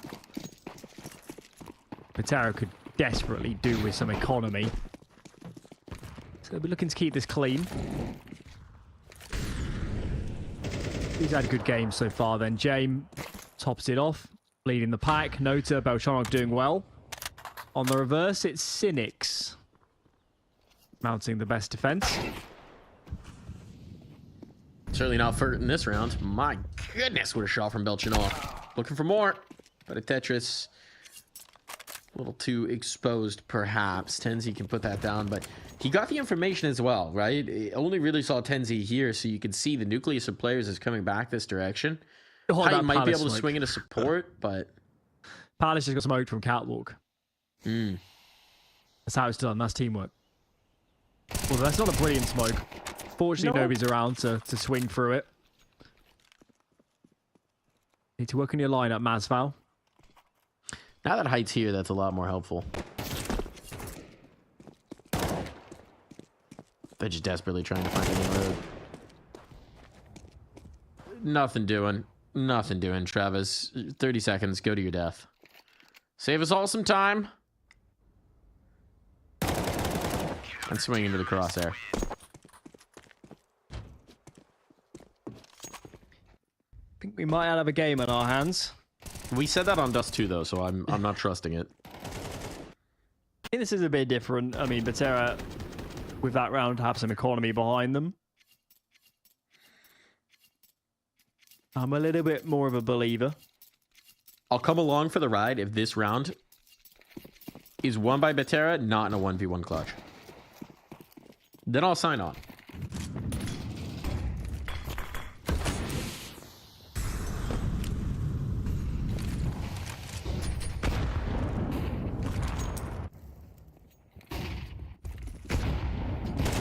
Taking space in towards middle. They deal with the catwalk player early on, and now we see this strong mid control. 2 bodies dropped, and that is a big part of why I didn't want to believe. PARIVISION, a notorious team for letting you think there's a little momentum building on the other side, and then sweeping the legs out from under them and crushing them down into the dirt.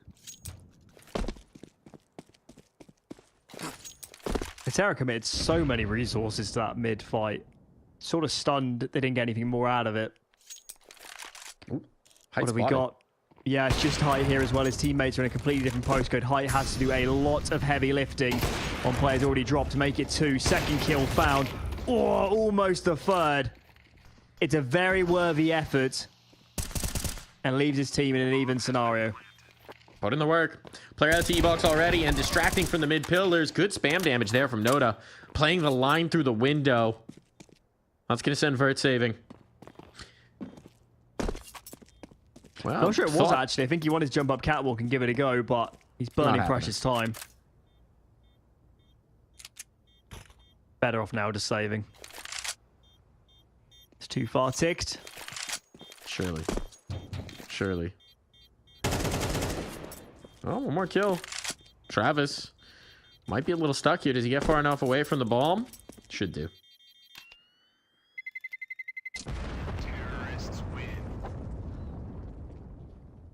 It's big impact kills again from Nota. He's having a great map. I think it was Travis who had the other mid kill as well. I'm taking note of it.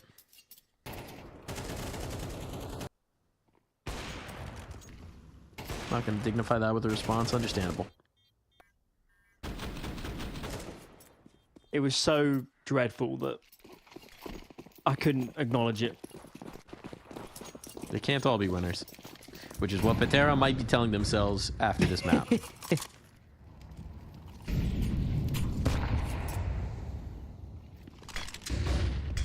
For a tucked in sandwich, damage on the Noda already, and they overlook this spot. He sees the smoke, thought about going for patience, but then as his vision obscured, figured, you know what?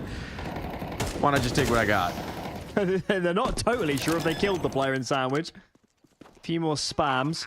The one thing PARIVISION does lack is map control. They really need something. They need to make a decision. Is it CT or is it jungle? It's going to be jungle. Deep molly. Bad jump from Kicker. It's Belchonok. Ends up going in alone. That is far from pretty for this T side. Find ourselves in a 2-on-2, and the bomb's not planted for them. If only they had a kit on their CT side, it'd be all the easier. And what? He found a kit. He found a kit. That's enough. How did he pivot that fast? Unbelievable. Thought the trade was all but guaranteed, but anything but. It comes right down to the wire, but the wire holds. Money is not great for PARIVISION. You're going to rescind your words and say a one-on-one clutch has convinced you this game is on? No. Was that not good enough? No, it is not.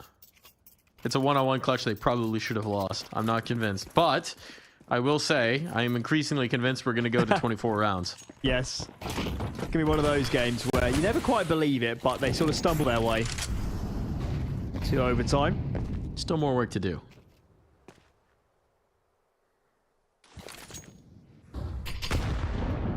The one thing that is certainly the case is their loss bonus is going down and their economic reserves are not going up. So they're in double eco territory out of fort. Should they lose this one? That's why PARIVISION are very compelled to invest. They always would have forced in this position, knowing the economic stakes.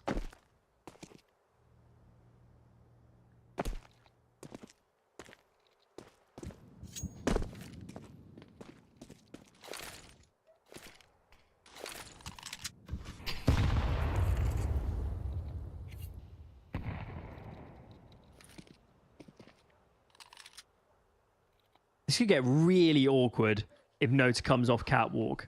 This is not a fun position to be fighting catwalk from. And nobody's holding through connector at all. They have no eyes on catwalk from mid.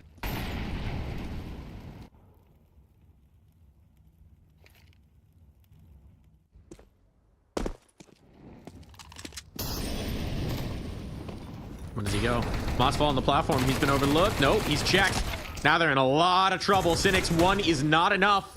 And just like that, the defenders are falling thick and fast, and the money you were talking about could be an issue. Fortunately for them, that bomb didn't go through the window.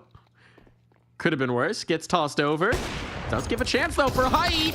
And here we go. There's no time. There's no time, Alan. They've lost it to the clock. PARIVISION blunders. Careless with the C4, and height can steal away a round that looked bang on.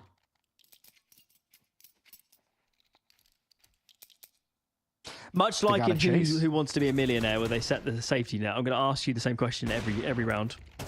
Are you now convinced this game is on? Or is that clutch not convincing enough? These are two back-to-back clutches they should not have won, but for mistakes from PARIVISION. I will say, this is falling short of expectations for Pari. Let's reframe the discussion. Sure. Are you now becoming convinced that PARIVISION's capable of losing this map because of their mistakes? Increasingly, I am convinced of that. I would not expect these mistakes from a Dastan coach team, from a team with Jamin Kickert on it.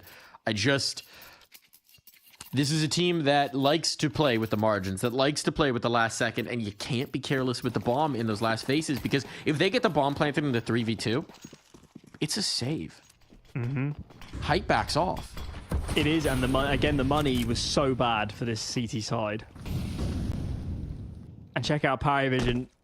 It's a pretty heavy, well, by virtue of the saves, it's quite a heavy investment in terms of they need a bomb plant to get a good buy in the following. can James get done? Tenzi's quite a strong position against this sort of buy, but only finds one. Early trade. There's nobody else on the site proper, and this flank from Kickert. Oh my lord. He's on beat. They're going to leave. They're going to leave. So now the question is Masval. Because Kickert has gained all this space, the question is, can we link up with him? This is crazy. It's such a colossal rotation for PARIVISION that it's actually really hard to make this work. And the longer you take, the more Betera are going to realize that there is a snake in the grass. They need this kill. They need this kill. And jumping past your teammates, Spray. Belchinok falls, as does Travis. Oh, no. Not even a bullet of damage connected on the Masval. I don't know quite how they managed that.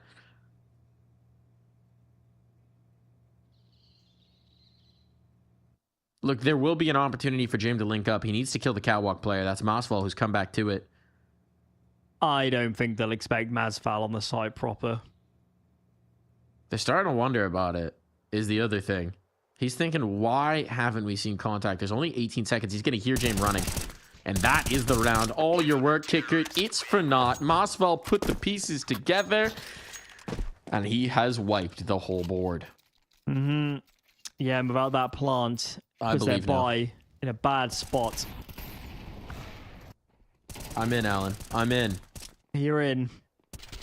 You know, I've seen this sort of round play out quite a few times, and it's just so hard to get to your B player. It's just such a huge rotation. I think you might be better off just trying to plant default on A and letting him play, and letting him be that snake in the grass.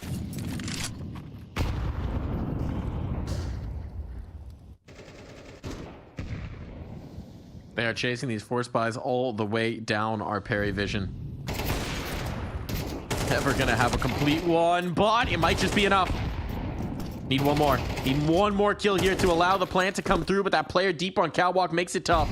Makes it challenging. Molotov to rumble, but it's not gonna reach the player on stairs. Tenzi has safe haven. And the longer the wait, the more they get into position. James needs this, and he's got it. The jungle player, 1 HP, finishes him off with the USP itself. Means it's Travis in a clutch.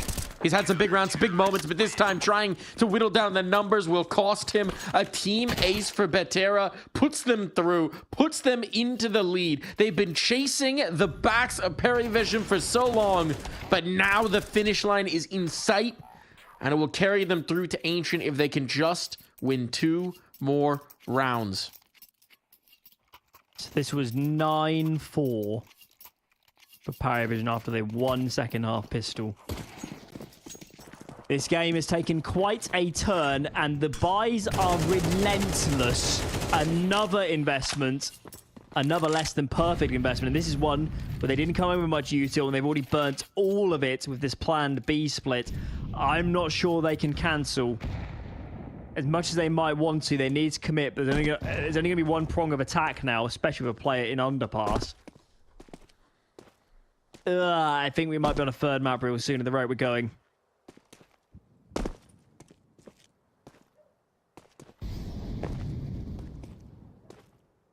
Feeling likely. Cynics, fortunate not to die there, but he's got the information now. In position, catches the first coming out the window. Nobody else was ready for it, so Travis down for the count and no ability to trade. And now Cynics is picking off the pieces. He's done his work. It's up to his teammates to bring it through, but Noda's going to make it difficult. A 2-on-3, and they're going to play with the time. Noda and James backing away. James trying to do this very quickly indeed, because there is a mid push. Don't know if Vert heard this. He doesn't know that a player's already out, so that is going to even up the numbers here. And now they have to spread. A's a possibility. That was the bomb spotted as well, so Height has to go back around, wary that they could be headed this direction. And with Noda in the underpass, to be fair, they could be. Just not from the route that he expects. This is going to get weird. James going to go into the window. I like how Height's playing this. As long as he's not exposed to the site, it means when he hears something behind him, he can push, he can tuck, and make it really, really tough for a plant. I don't know how they cross this line. That's the round. And yeah, with this much time remaining, it's going to become a save. James just trying to tuck, just trying to keep this AK alive to fight for overtime. PARIVISION, they have been leaving themselves no margin on that clock. And it's caught them. Betera can put it away right here and now. Without a bomb plant there, again, the buy is going to be lackluster. Yeah, this feels like potentially the clumsiest CS we've seen from PARIVISION this week so far. It is really starting to rip apart at the seams. Not helped, of course, by the investment situation. Far from many full buy rounds on this T side. A lot of forces trying to break the CT economy, and they haven't done it. This song sounds a lot more vibey. Chill. Yeah. I don't know. I kind of rated the other one. The other one was, I think if we inverted them, the other one came in really intense in a calm moment. Yes, we need some more mellow tunes in the first. And this is peak hype. This is peak hype. It's all on the line. Do or die. And the thing as well is, look at the money for Betera. Yes, they should be in the advantage. They've got a much better buy here, but it's quintessential PARIVISION CS. If they can catch Betera stumbling here, overtime might just be on deck. Mossfall boosted up on the bricks. I like this. Go for something spicy here. Don't just do the typical.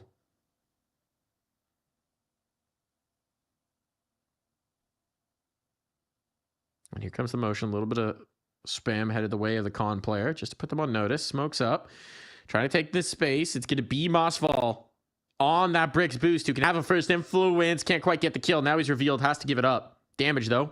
It's something.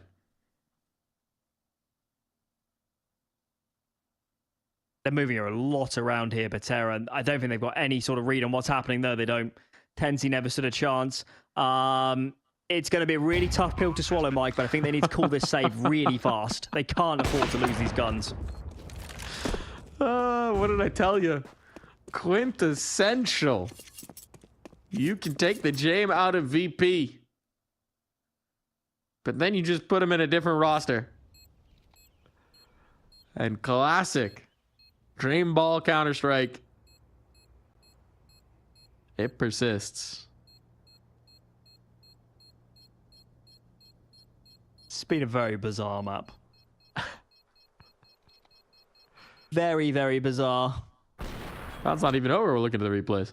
I mean, I can't help thinking back to the clutches, the bomb being exposed a few rounds ago. In my head, they're the standouts of this map. The moments where PARIVISION had their chance to win this series cleanly and couldn't do it. Yeah, absolutely. It's very surprising, to be quite frank, the manner in which some of these rounds have gone away from them. But obviously they can redeem that in overtime. Meanwhile, if you're Betera, you're thinking, God, they gave it to us. They gave it to us. Let's just capitalize. Let's just get this one over the line, and then we can think about Ancient. Do or both sides don't die. That's the question for Betera.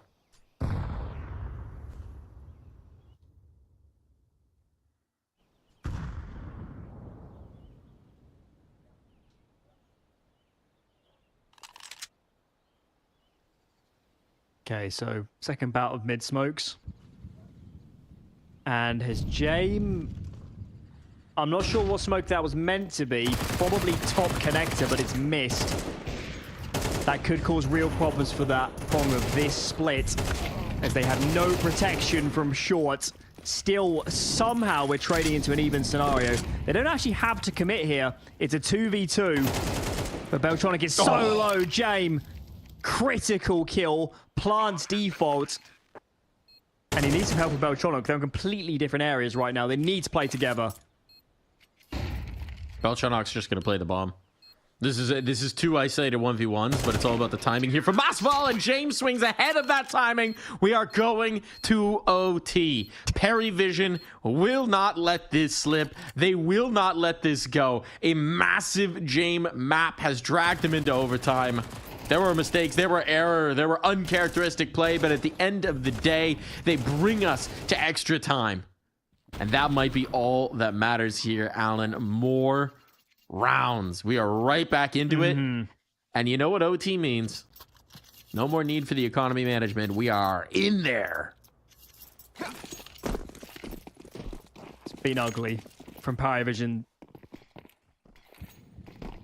Still, though, you could absolutely, and rightly so, pose the question of if they can communicate a bit better, perhaps the reality bears out that they are the stronger team here on Mirage. Bit of an if there. Certainly need to produce some cleaner Counter-Strike. At the moment, I mean, James had a lot of important moments to salvage something from this map.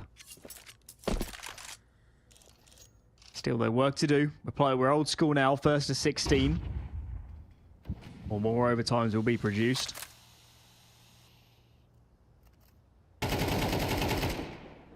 Is Masval going to go through this? What's he doing? Thinks he I don't wants like this. to. Just thought better of it. He's losing teammates in the meantime while he's fumbling about in the smoke.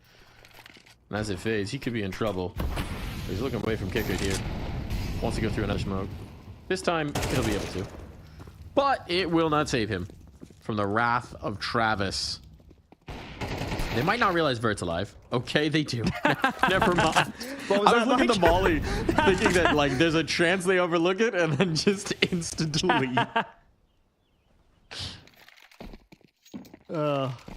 That's the molly you can throw that's supposed to spread to cover Ninja, Firebox, and Default.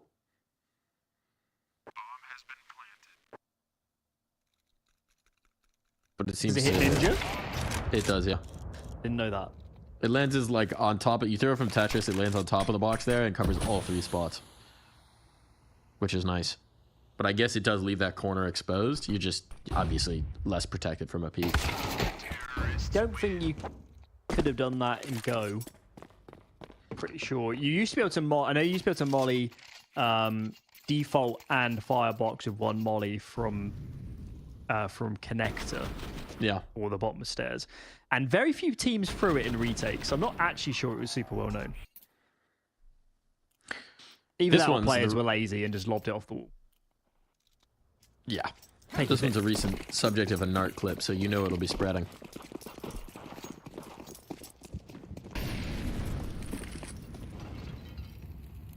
Shoutouts to Mr. Out Here himself.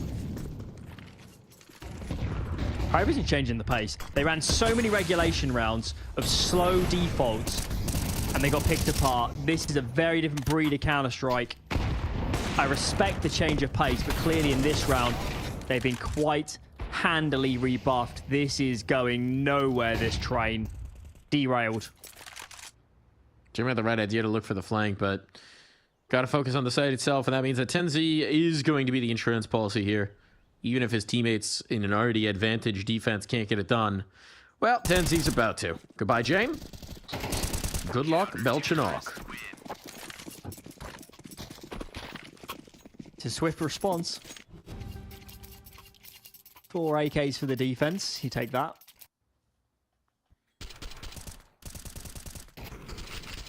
Credit to the early site defenders there.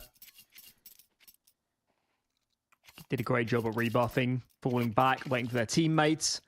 Picture perfect defense from Betera.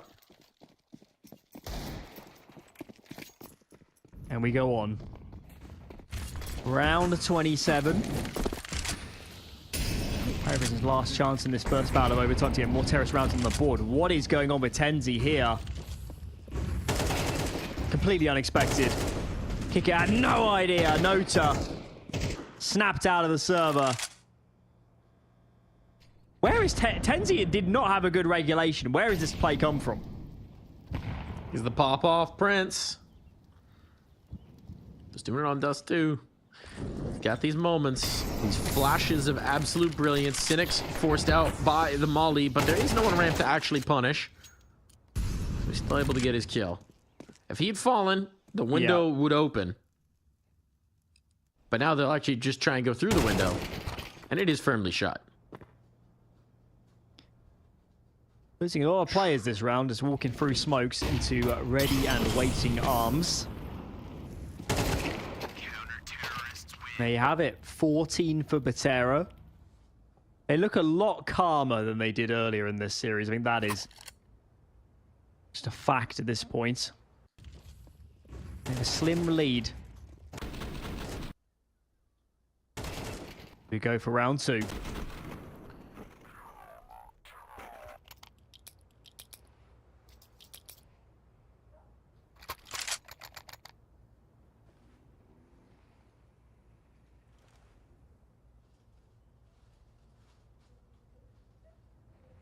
Reminder, that first half split, it was an A4 for PARIVISION, so despite the round lead, Betera do have their work cut out for them here.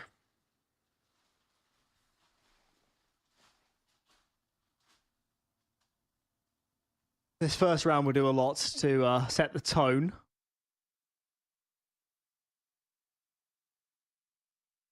That said, I think we've got to admit that towards the end of regulation and now in overtime, the fashion that Betera are winning rounds feels a lot more repeatable. Feels a lot more of them playing in unison versus, absolute carnage where they pick the right moments or mistakes from PARIVISION. It's a different breed of winning at this point in the game, and a better breed. What are the breeds of winning? Is it like a short hair? I don't know. You'd have to... Do you have crufts in the States? You'd have to ask somebody on that. Sorry, what? It's a show. It's like a dog pageantry show in the UK. Crufts. We have the... I don't know if it's still running, to be honest, but... I think outside of Used the to be quite Westminster famous. Dog Show, that's about it. That's what we've got in the US for dogs. Have you ever taken your dog to a dog show? I have not. He is a blend of the streets, and while I love that, I don't know that dog shows do. Hey, good fun. Have you seen those mini obstacle courses they get the dogs to do where they run through tubes and over kind of seesaw things? It's all very exciting. It is, as is this. They've run through tubes and seesaw kinds of things, and they found purchase on the site, but Kickert swinging back in was revealed by Mossfall. Still, Mossfall's losing teammates. They gain the site. They're going to get this plant. Bulk of the presence is coming through market. One player working their way up underpass, but Height trying to reposition is going to be punished. Here's the swing, and bit by bit, the post plant fails. Defuse on. We are all tied up. Give them a blue ribbon. I like the idea of the notice saying, guys, wait for me. Guys, I'm planking. Wait for me. He doesn't even make it into the apartments before his teammates have run out market and won the round. So, surplus 2 requirements on that occasion. Overstaffed for PARIVISION. And that round has set the tone. You said it. Regulation. It was a fantastic CT showing from PARIVISION. So perhaps we doubted them too soon. To go in the distance. 30 rounds at a minimum here on Mirage.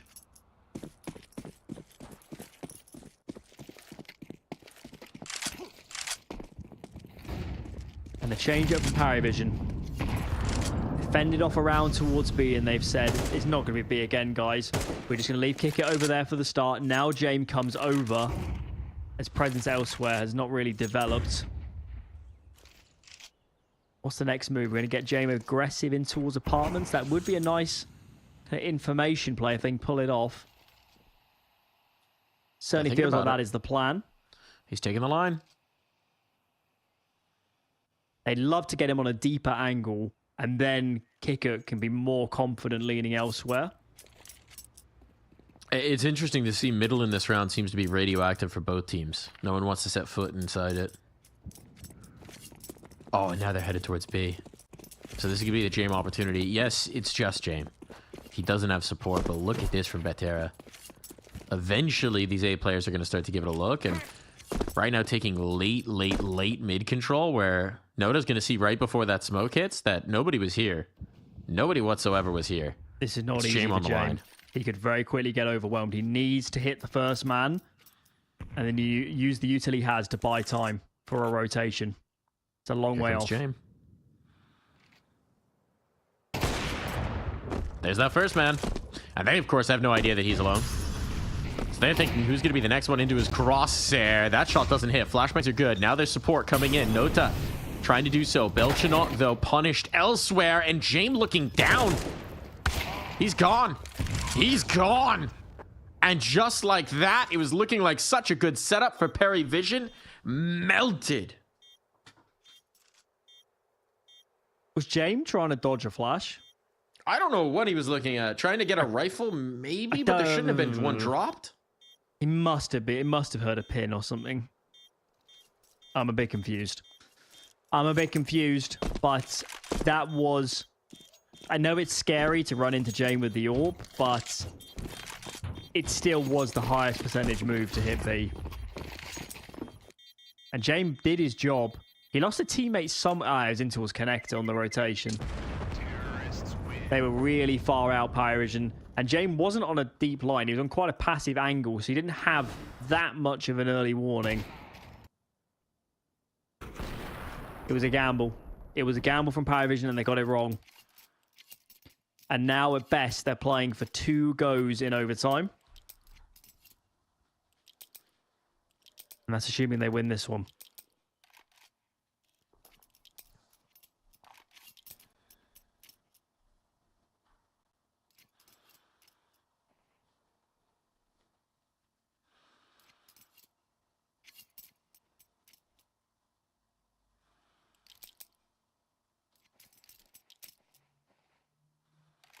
At least it's not James who's causing us tech pauses.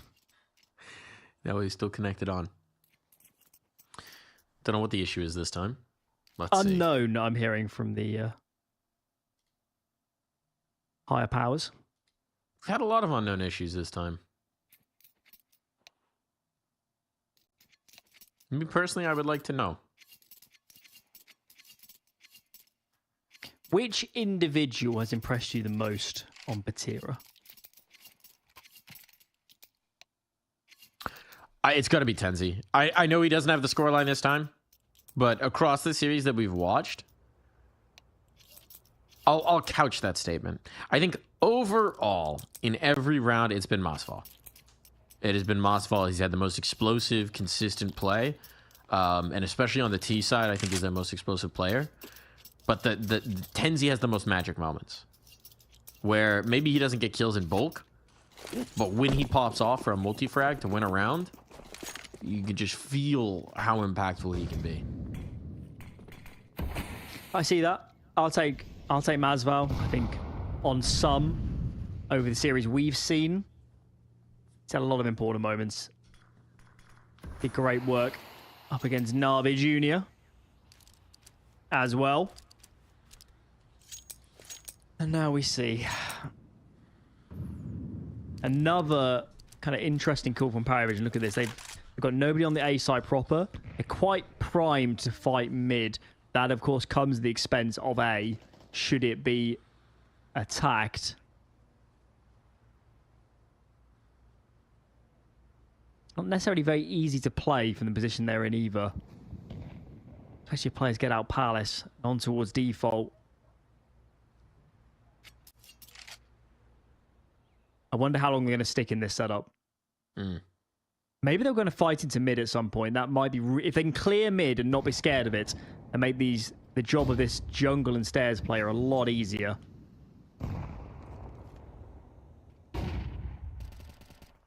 Their attention's being focused back in even further, but now Travis goes for that clear. They know there's an underpass player, but that's all that they see. They've got this mid-control bot. Meanwhile, that's where Betera activate. So it's going to be the line from stairs that has to be defended here for PARIVISION. Flashbangs are good. They're lethal, but they don't go along with it. Tenzi wary. And now they're running out of util. There's only 20 seconds here. They're throwing every nade that they have, but somebody's got to swing with all these flashes. Somebody has to go. And now they do, but there's so many bodies here for PARIVISION. There is redundancy to spare. The bombs dropped down. It's just too late. There's not enough time for this. And so we are going to go to double overtime. We need more rounds. I think it's worth pointing out there that Masval, had he been more advanced, could have added a lot more to that. They really needed him to pinch in towards connector as his teammates were trying to face and cross the site, but he was too far back. I know he might have been scared, but it was worth him dying. It was worth him dying to buy themselves the cross of the bomb. And he was nowhere to be seen. Okay. Well, overtime 2 beckons. Can't help feeling that this probably should favour the more experienced team. It should favour PARIVISION, but if that counted for anything, this map would have been over half an hour ago. Well, you say that, but what is more quintessentially James and Kicker Paid by the round. and Dastan Paid by the round. than the psychological toll of a long game? Note that deleted early on. He wasn't part of that vintage core. Maybe his nerves are fraying at the wrong moment. That was a ramp peak. It's going to hold heavy presence on the A site for a little longer than perhaps they'd like. It's just Kicker to defend B. There's no presence middle either, so there's no easy rotations. This is a nice setup for Betera. Let's see if they can exploit it.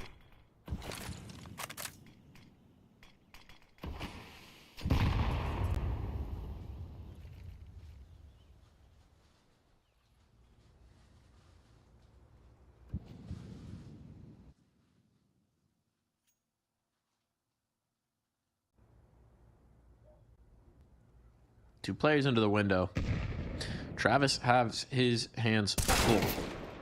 And, well, those hands, they're now empty. Passive.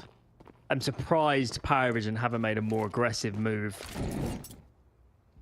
Always feels like they're resigning themselves to losing this round. It's going to take a massive individual outplay from Kicker here towards bench. And he can't get it done. It's going to be 16 for Betera. I guess you save what you have for PARIVISION. And we go on. We go on. Surprising circumstances, but seems to be the motto for Mirage at the moment. Yes. Yes, it does. Just a whirling waltz of a map at this point. And the band plays on.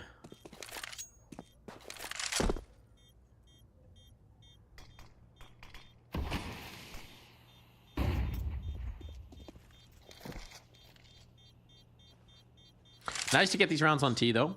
I think Betera pretty happy about that. Everything you can bank early before that swap is going to make you feel real good. Of course, we're having our discussion about, you know, who are the standouts here on Betera. I think for a lot of the viewers, they might be screaming at us, Mike, saying, well, what about height?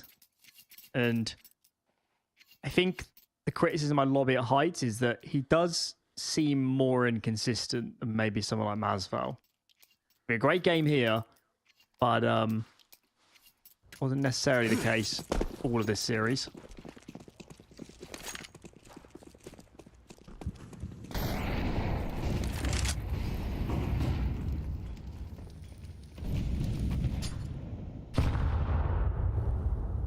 Heavy fight potentially on deck in Con.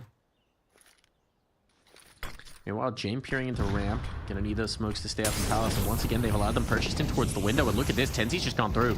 Tenzi's gone through, and that's the first kill. James out of play. Belchanok trays it out elsewhere, but they have to be wary. This player in jungle, they need to clear out the mid approach, and they will do exactly that. What a no-scope from height. Heard you talking about him, Alan. Now we got a 3-on-3 with site control. Okay, well, earlier in this map, and especially on Dust 2, after plants were the bane of Betera, and this is one they really want to win. Tenzi hits home and hits hard. He has been fantastic as we've gone beyond regulation. We're relying on this flank from Travis to do a lot of work. He finds one. There's another in sandwich, and that is the phenom of the moment. Tenzi height finishes the job. I'm feeling pretty good about this, Mike. It's 2 T rounds already. Yeah. 2 T rounds. They struggled in regulation. It's just looking so static for PARIVISION at times. Like, how on earth are you leaving that much space in towards middle that they can just yeet a player into the window right off the rip? Yes, that one's maybe a little bit unfortunate for Belchanok on the smoke fade. Maybe he should have had that. But at the end of the day, you are giving too many opportunities to Betera. Need to take command, need to take momentum away from them. You can certainly frame the angle of, well, why does he need to do that? It's because they've lost mid control and he has no other option. He's got to take some space. So the dominoes cascade down long before he makes that push into Palace. Right. Well, PARIVISION have got to get something on the board here. It already feels like we're playing for a third overtime. At best for them. Tenzi. Oh my lord. What?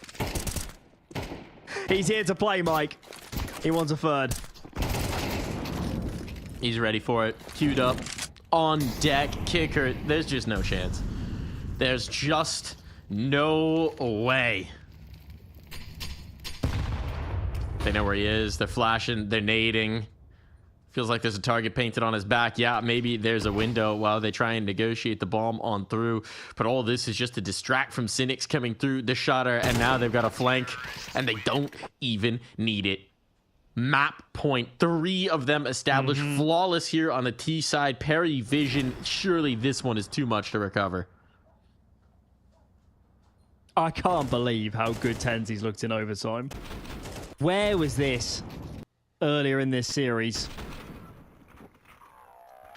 He's proactive. He's mechanically on it and then some.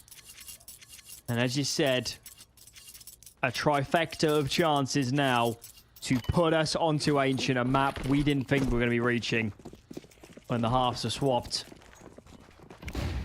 Well, that time ago in regulation. PARIVISION is a seemingly insurmountable task. What was it? 4 rounds in regulation total on the T side, and we need them to get 3 in a row now.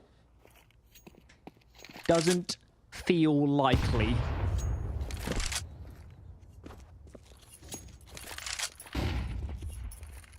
But you never know. Especially with this team. You just never know. Height holding court in towards mid, spotting, seeing that no one's here. It's lower, that's the issue. And Tenzi deleted. Now Height has to be a bit more wary about this, about the angles of approach. There's the spot. Height tagged up, forced into the ladder. Now he's vulnerable. A nade through that shutter and he's in trouble. And a Molotov will bounce, but somehow it doesn't spread to flush out Height. Oswald could be here into support. Oh, the late spread of the flames. That's brutal. And Vert's out of play. Oswald has to make the hero play. He feels it. But the op's right there, and it falls to Cynics. Cynics, though. One found. Spots a second. Needs himself. Uh-oh. Awkward bounce, and Belchanok will punish the error. Whew. Okay, well, good openers from Kicker. He really did a good job pinching that player in towards ladder. Bit of an unfortunate death, but I think he was dead to the world anyway, whatever happened there. Right. 2 more to go. I don't know. It's just going to take one, one Height opening, another Tenzi, 2-piece, and this is going to be done. How does PARIVISION navigate what is becoming an increasingly confident season side? Look at this call. It's so fast. Oh boy. So aggressive. Straight up catwalk. B's getting enveloped. Cynics is in for a world of pain as this smoke is dissipated. Surely. There's an early flank. And this has to work. It's the only way back into the round. Tenzi, I mean, he nearly caught the bomb right. He was so late in. Does Kicker come back to check? Now he's looking at it. Now he's spotted it. And he even lives. Just the information is valuable for now. Tenzi, the element of surprise is gone. You're dodging nades. You're dodging Jame.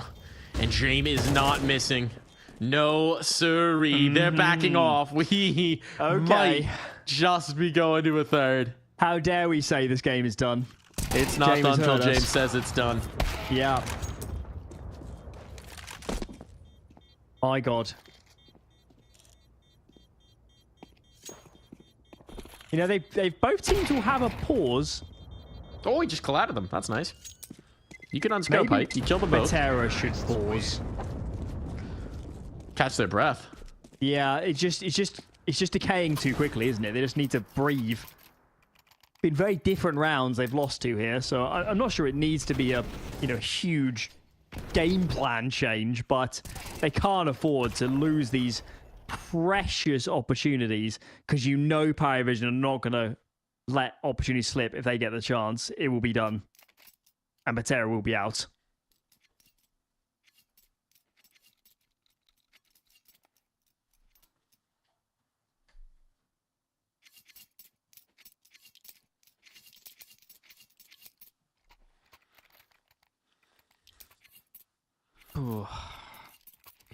I can't believe we're here. You're not enjoying your Can't time believe on this is the, still going on, man. on the wild ride? I'm kind of How loving long it is at this this map? point. But it started at what? About an hour 25? Something we're in now. This is just reminding me of vintage Virtus Pro at this point. The game's not started until the last 3 rounds of regulation. This is old school ECL, Mike, where everything went for about 4.5 hours. Yes. Those are the days. MR12 would save us, they said. They weren't ready for Jame. Hey, it's only MR12 if you don't play 6 OTs. Now, all that being said, of course, Betera can just put this away right here and now. And Cynics is going to commit himself. He is so on an island. He's got to kill. Got to kill one. Has to be, but they're running past him. They're running past him. Guns weren't out. Bombs dropped in his rage. 3 kills out of this. Surely that's enough. Cynic's the hero to put this map away, and it falls to Jame. He's got 50 seconds, but this is too tough a puzzle even for Jame to solve. Even the bomb has gone against him. Molotov to clear get right, but they're on the pillar. There are just no answers here for Jame. There are no solutions to this puzzle.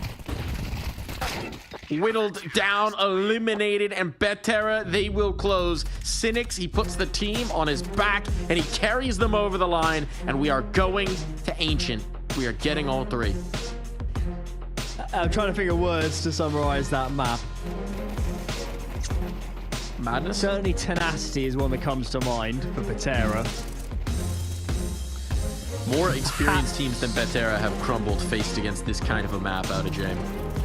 Yeah. Equally, PARIVISION in the high stakes moment, second half of regulation, they were fumbling. Perhaps this should have been done before it went to overtime. Perhaps this should have already been a 2-0 for PARIVISION, but that is Counter-Strike. That's why we love it. Because until you get that 13th round, nothing is for certain. And it's Ancient, a map where both teams have looked very competent in this playoffs. Both teams are, at least relative to their other maps, quite experienced. It's a hard one to call. It is. If you just asked me about Ancient before going into this series, I honestly didn't love what Betera was showing. Yes, they won, but it wasn't the most compelling. But they played themselves into form. They've really played themselves into form, and a brilliant, tenacious Mirage has me believing that they just might be able to do it. That's a question we're going to have to answer, but first we're going to take a quick break. When we come back, it's do or die, all on the line, all on Ancient.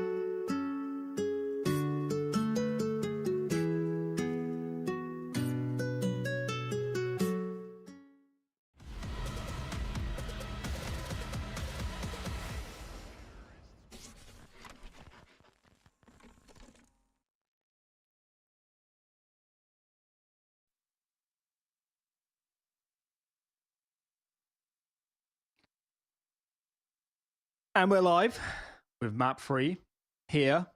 Ancient between PARIVISION and Betera. Loser goes home. This is the lower bracket final. Tomorrow we have the consolation final will be between Sinners and the winner of this. And the grand final on Sunday will be Bait waiting in that upper bracket. They have a map advantage. Best of 5, 4 maps potentially played with them already being a map to the good. Against, of course, the winner of Sinners and the winner of this game. And we'll know that obviously by tomorrow. Mike, are you with us? I am indeed. Very nice. I am indeed ready to get into the action here. It's ancient. It's ancient between these two teams. Well, what do we make of it? We did get to see Betera on this map recently up against Navi Jr. They took it, but there were some concerns early on. What do you think this is going to be? Carnage. I mean, something that has to be mentioned now that we're going on for a pretty long game is it is now approaching midnight for a lot of these players, if not all of them. Being from the eastern reaches of EU into Asia. Got to imagine some of them might have been up since reasonably something like 11 a.m. or something online, practicing, watching demos, getting ready for the playings today. This is another dimension being added to this series. Of course, we've got the stakes. We know how deep we are in the tournament. Played a lot of CS already today, but also the overall tiredness and fatigue could play a role in making this even more chaotic than it would otherwise have been. It certainly could be the case. It certainly could be. The flip side is that we're just getting into the gaming hours, right? For the pug demons among them, those who want to queue one more, can't end at a loss, got to keep queuing. We're just getting into the prime time for them as we hit the witching hour, potentially over on their ends.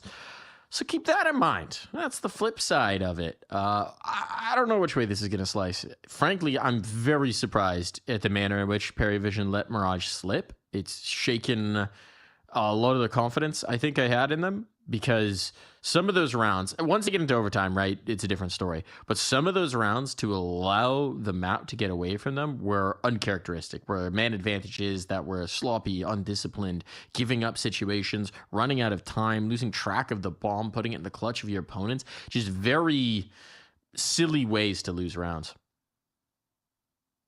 Yeah. It's surprising given the other CS we've seen them play so far this week. We just know they're capable of better.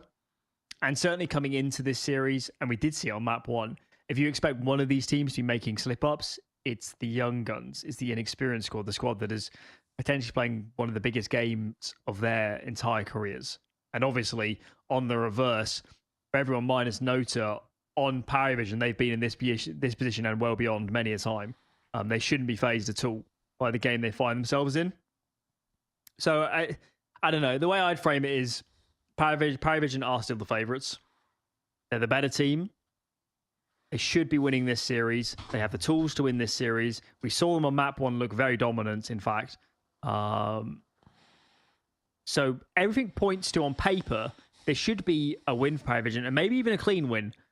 But obviously, given the CS we've just seen, it can fall apart for them. And they have to have some important discussions between maps 2 and 3 about what actually went wrong. Presumably the communication wasn't fantastic. And just tidying it up, because them playing at 80% should be enough to win this game. Should be indeed. Knife round is the third map, so we got to figure out sides.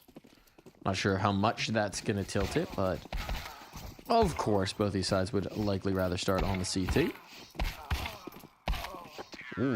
Okay, comes down to a clutch in the knife. PARIVISION take it. So how CT is ancient these days? Well, Alan, let's find out. I bet it's quite even. Into the numbers. Am I willing to even wager that it might actually be T-sided? Last 3 months. Filtered to, you want to do top 50, top 30? Do top Let's 30. do both and see if it changes. Top 50, I guess, is more applicable to these teams. It is, in fact, T-sided, but 49.2 to 50.8. That's just a facet of everything in CS2 being T-sided. If we extend it to the top 50, It's pretty much the exact same, slightly narrower. 49.6, 50.4. There you go.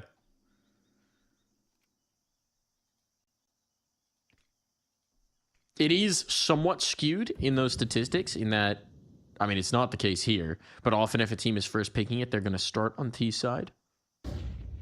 I But think that PARIVISION evens out. I think that did win evens the out. knife. I think that evens out overall.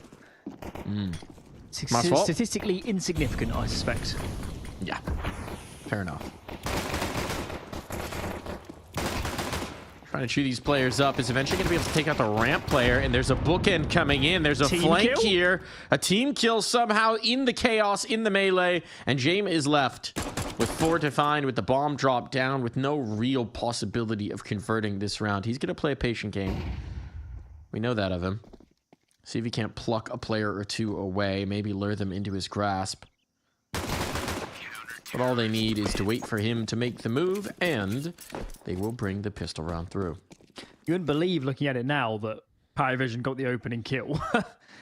It looked quite good for them, actually, because they had... was it Masval that was stuck? Because we see it in the replays. Yeah, it was. He was... As he gets pinched here on Pillar, I'm thinking, well, even if the ramp guy dies from PARIVISION, surely his teammates get out from Cave and just envelop the site.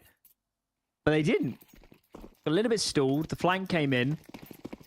And they were the ones that got pinched, so... A bit of a surprise there on Pistol. We're going to see PARIVISION taking a very heavy eco as they look towards AK in round 3. And this is good for Betera. They don't want to play another map with a massive deficit and then pull off the impossible. They want... they want an easier go of it.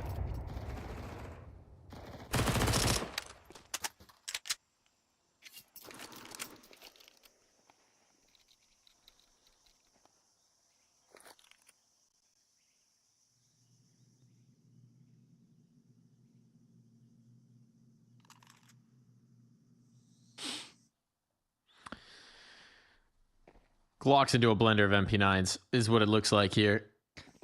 You got one playing close up. You got another behind the big box to swing, and it is clean as height. Able to stack 3 of those as well. Going to go a long way towards buying that first AWP. Curious to see if they play the true bonus round or if they want the upgrade right here and now. Guess they will. I mean, they kept plenty of players alive, so they should be able to buy whatever happens. Nope, opt out. Otherwise, Okay. MP9s. But I don't hate it. I mean, 4 MP9s would have been a bit... I mean, that is obviously a position where you've got to completely skew the entire forecast of the round, isn't it? You've got to play aggressive. It's your only real option. So instead, they can play a more standard affair. Mid is seeded. Nota takes that. And it's B ramp aggression on the cards. Vert in first. Molly is beautiful, isn't it? Flush a player out of the cubby. That is exactly what the doctor ordered. Kicker is super low, and there are no teammates in mid to help. What an opener for Betera. That was a fantastic piece of aggression. That is a textbook demonstration of how to play it when you've got the limited weaponry. Textbook. Even the trade onto Belchanok, who finds a little bit of space out A main, limits that ability.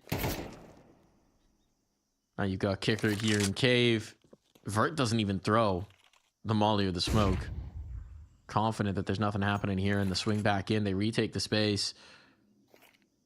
So what do you even do here for PARIVISION? I mean, we can see with our omniscient view that there is a path through Donut towards a bomb plant because Tenzi's playing so passive.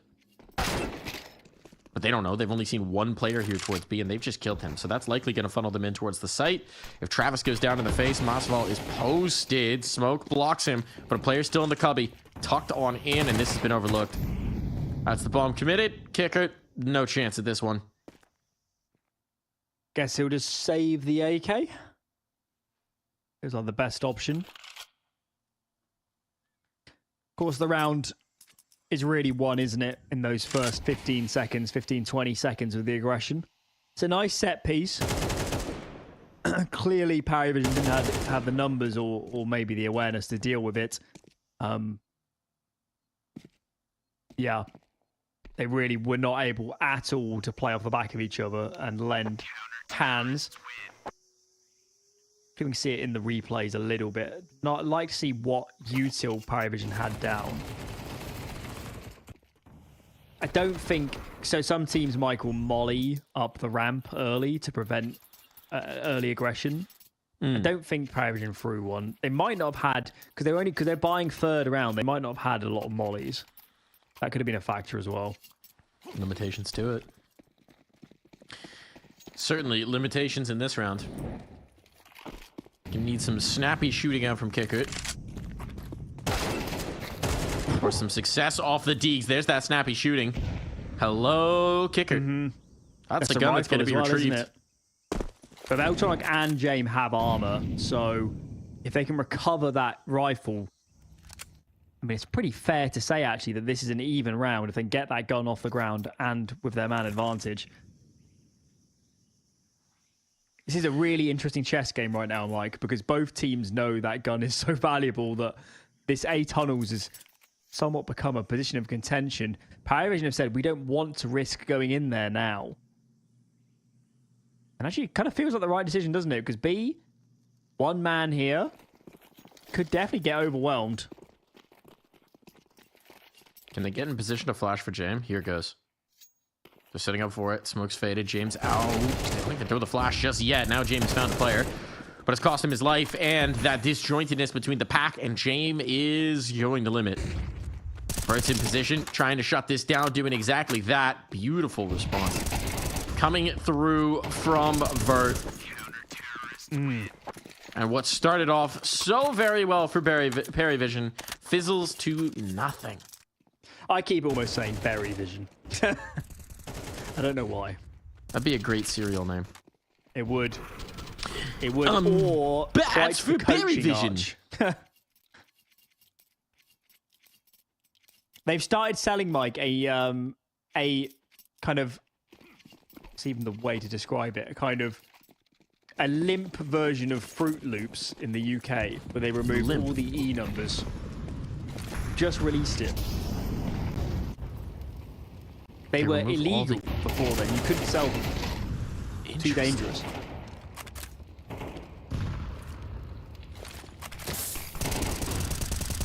Vert trying to regain this because there is a man disadvantage and Vert's trying to make the hero play. Not going to happen.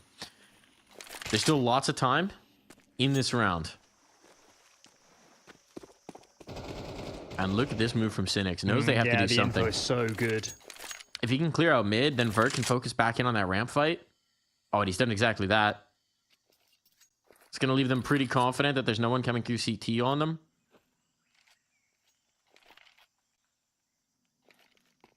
And Cynic's playing contain here. Oh, he hears so much. Does he elect to swing? If he doesn't, he's going to have that fast flank up through cave. This could be the winning play from Cynics. Phenomenal patience. Now Height takes that first kill, but Cynics reveals himself. Still feels that that's enough. Keeping the numbers whittled down. Kickert's got to do work. And oh, an overextension from Cynics. He played so well, so disciplined to that point, but it falls away at the wrong moment. And Vert, they know where he is. So it's a foot race to an A bomb plant. And that's a foot race that PARIVISION will be winning. Smokes to cover. Bomb to be stuck down. And Vert chooses Donut for his angle of approach. Does have a kit. Some more util will be handy. I don't see how he wins this, Mike. Without a molly or a smoke, how do you beat off two players that can just play off the back of each other? Oh, they do what? It shouldn't be possible.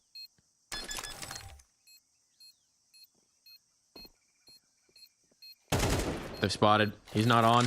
Okay, first player claim. I'm just going to go for the stick off the flash, but Kicker is ahead of it. Round successful. PARIVISION on the board. Is your mind out of the gutter now? Look, man, you said it. It still worked. Who knows? Maybe it has two meanings. maybe both applied. I'm not sure. It's a modern world. I'll say Kicker was pretty satisfied with the end result. Whichever interpretation you want to use. PARIVISION trying to take the space in towards middle. Belchanok is edging the smoke. Flashbang's good. Forces Tenzi back. That means that Belchanok can gain all this ground. Might not have the isolated fight he'd like, but he does have the real estate. Is he about to push that smoke? Straight to Donut. Oh my goodness. If he did, that would have been a massive coup. Elects for mid instead, and that might still have a similar result depending on who's looking where in the windwear. They're applying a ton of pressure on towards B. That's going to keep them distracted, and there's that flank kill. Belchanok now puts them on notice. They have to fight forward, and they're losing the bodies. Out of ammo, out of life. Round over. Crazy. What a flank. Starting to come alive now, a PARIVISION. I've been keeping tabs, Mike. They are indeed mollying the top of B ramp every round now. The fear of God has been put into them. And they have responded. Always nice to fix your mistakes. Well, who knows? They might not have had the util the first time around, so... I have never had the opportunity. Still, 2 now for PARIVISION. Where's this money going to be at? Betera really would have loved to save more than 2, wouldn't they? So Cynics can drop. Cynics could drop an M4, could drop an A1S and a FAMAS, I think. See the money again.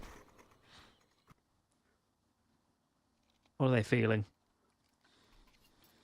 Feeling an eco. I think it's reasonable. Be able to buy next time. Cynics will be able to drop that off. They won't have given up the lead. You got a chance to do some damage here, but take your medicine now. See if one of the rifles or the AWP can pop off.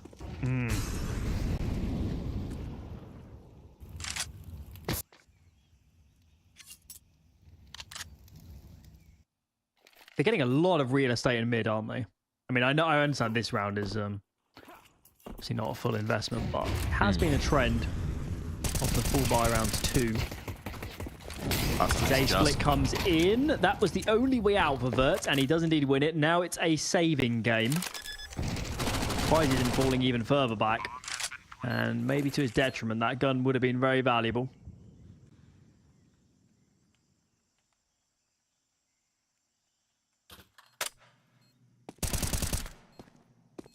Something tells me we're in for another long one. It just feels that way to me. Ooh, that's a gun. 2 rifles taken out is not bad. Especially considering you brought 2 rifles in. Just keep it about even. Upgrade 1 to an AK. Not the worst result for this one. No need to reinvest on the AWP. That'll be nice. Get a very comprehensive buy here for Betera. Yes, sir.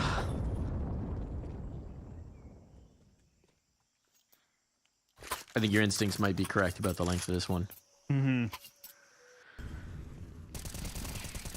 It's a superpower of mine. Right. Now, something I think you could very fairly be critical of for Betera over this series is they do not use many pauses. In fact, it's quite possible they haven't used any. Certainly not for a long time. And maybe they would have been valuable because yet again, opening kill, make it 2. That is savage. What are you supposed to do when Belchanok comes for you? That is just the explosion that this team has, and he stacks on a 3rd as well. He can just absolutely dismantle a setup. We've seen it. It was on Long, on Dust 2 in particular in this series that it highlighted for us. Kicker really committing to that fight, maybe ill-advised, but now they know they have a player painted into the corner. Mosfall may not be long for this world, but they'll leave him alone. They'll leave him alone. Certainly not worth risking the bomb there for Noda. And knowing that these players are out of position, it's going to be a race just to get that bomb planted. Yeah. And secure. I mean, they never would have known it, but there was a slight window where Noto potentially could have been caught. But I suspect once this bomb goes down, the save will be all but confirmed. Indeed it will. Massive round from Belchanok. It's fairly clear across all the maps. On T side, he plays the extremities. Dust 2, he's long. Mirage, he was he the A player on Mirage? He's either A or kind of the B apps under player. Here, he seems to be the A player in a lot of these rounds, but he had the mid spawn there, so he took it.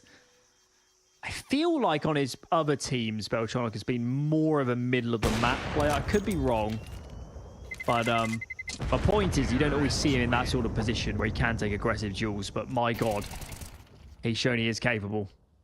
He really is. He's a door kicker right now for PARIVISION.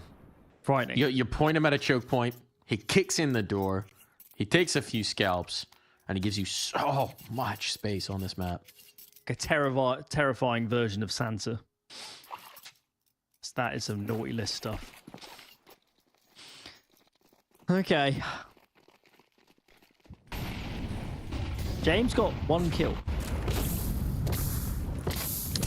Cynic's burning. I think James content to not kill if they win rounds. That's a question of taking the lead. He did his shift at the fragging factory on Mirage. It wasn't enough, so he's trying a different way this time, you know? Potentially. A more pragmatic view would be that maybe he should start rifling this half if he's not getting a lot of opportunities. Have a bit more flexibility. Took the line into Donut. Didn't quite find the kill, but put Tensi on notice. Forced him further back. That's what the op allows you to do. Now Molotov's starting to take some space. It doesn't mean that Vert's going to be isolated and dropped on down, so that's what they were looking for. Height couldn't stick around to support his teammate. And now look, Height's called for the rotation. Mossfall's coming into support. Cynic's on the way, but 50 seconds, and we know how PARIVISION like to play with the time. Ooh, they're still exploring their options. They really needed that. It also might inspire PARIVISION to actually look towards A instead. Nota is making an important move. 38 seconds, and they need to make a decision, and now it's obvious. They see the aggression into cave. They know there's a lot of players here on B. Why risk it? Why risk it? Go elsewhere. Kill the mid player at that. You'd imagine as well, once this bomb is stuck down, it may just be a save. Mossfall's giving it a look. But yeah, I think the IGL's keeping him on a firm leash here. No reason to risk it. Back away. Concede that lead. Because PARIVISION have come to play. Certainly have. They're very hot and cold, this team. They do look really fabulous when they're front running, when they get opening kills. They really can play very disciplined Counter-Strike. It's why it really confused us, some of those unorthodox rounds on Mirage. A bit lackadaisical here as they're trying to save these guns. But not losing too many. So I guess we shouldn't beat them up too much over that. No, more importantly, taking them away from Betera. Just Cynics who survives through. And that is going to mean that if they want to invest into this round, they are going to have to drain the finances. A pause. There we go. They've done it. They did pause in regulation as well in Mirage on the 12-11 round to try and put it away. If I recall Tell me that correctly. was their first pause as well on Mirage. It'd be even better. Ugh. No, we know how that one went. 2 overtimes later, they do get it done, but a bit of a struggle. Just took that long for the words to sink in.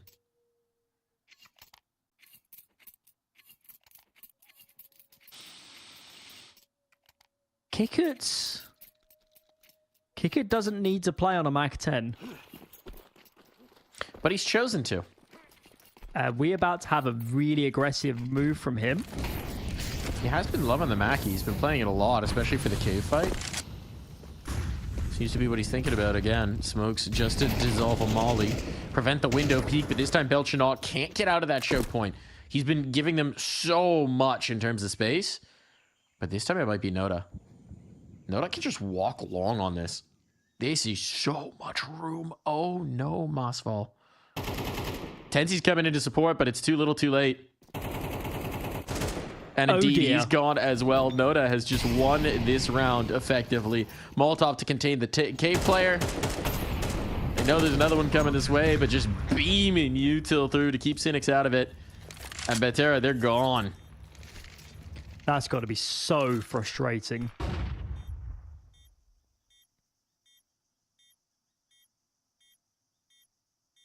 Why take the risk? Why not play for information? His teammates clearly were more focused on mid. That's how they got the opening kill.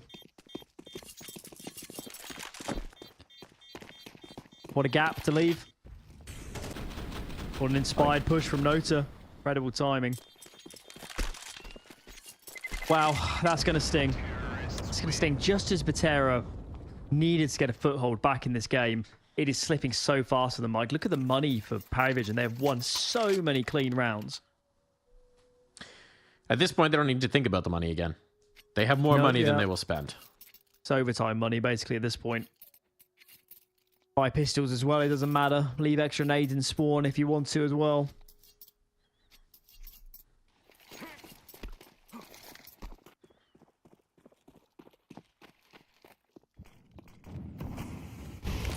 It's Nota to take the mid fight this time. Had the spawn for it. Belchinok instead trying to get in towards A main, having been stuffed in the elbow last round. Doesn't want to deal with it. Change up though, heavy mid presence. So this time is more so numbers. And actually they're going silently, which could be a problem because height is on location. Good flashbang. Oh boy. That is how it's done. That's brutal. 10Z managed to find the gap. Can't get to though. Smaller magazine betrays him, and now if this kill comes in on Cynics, he has to hold the line. Molotov forces out one. That was perfect to section out the kill. Now he's got support.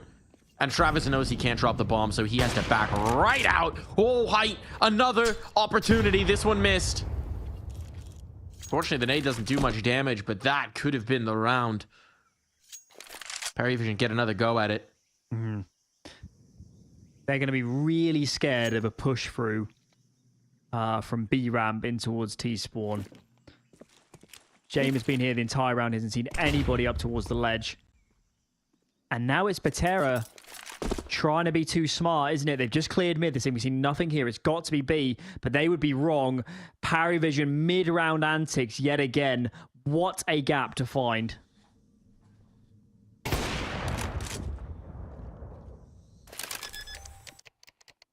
Bombs down. Surely they never expect James to be mid right now. I don't know how you would. I don't know how you would, but it's a question of whether they rotate in, and now he's moving. He's adjusting, because right now he couldn't do anything to support his teammate, but a flanking towards Donut could be huge. Based on the plant spot, it's actually a little difficult to play this with the op from A main. Travis is buying a lot of time, though. They have kits, so the defuse length isn't going to be the concern. Now it's all on to James. Takes the first. No. No. Shot goes wide. Mossfall jiggles that beautifully. And it means the gap closes to 1 here.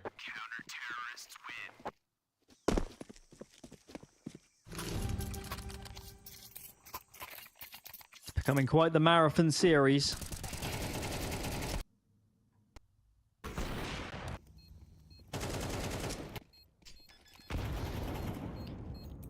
Okay.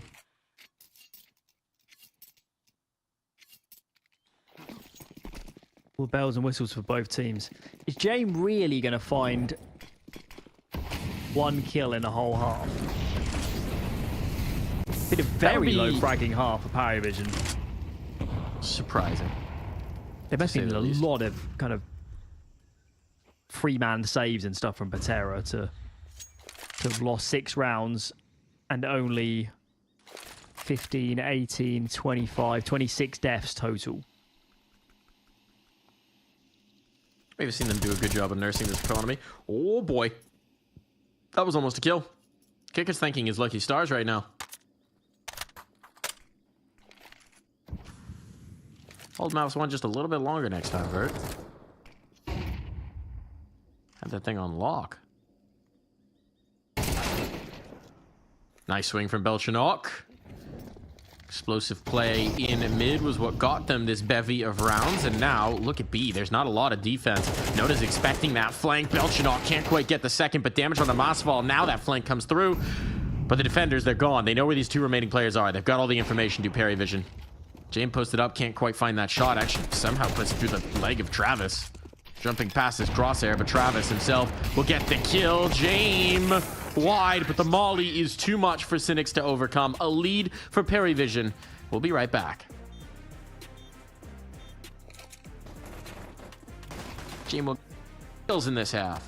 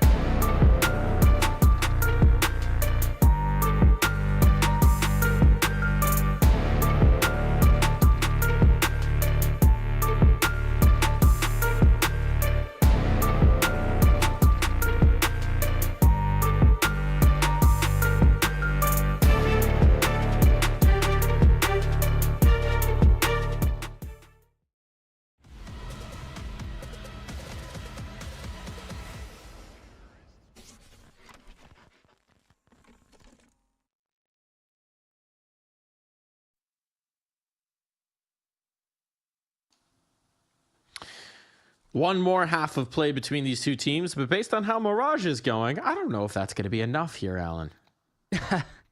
Sinners must be watching thinking, I hope this goes as long as possible. Drain them. Make them suffer. But no.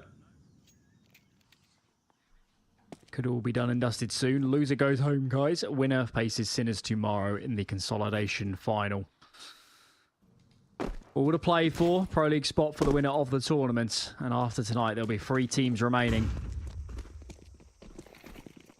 All that's left is to find out which.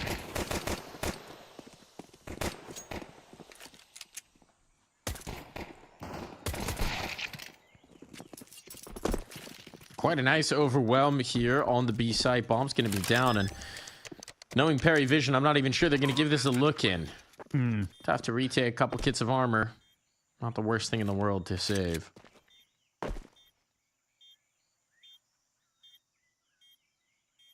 Zero appetite. Zero appetite for the retake. They are out of there. Yep. Can't say I'm surprised. Don't feel like this one.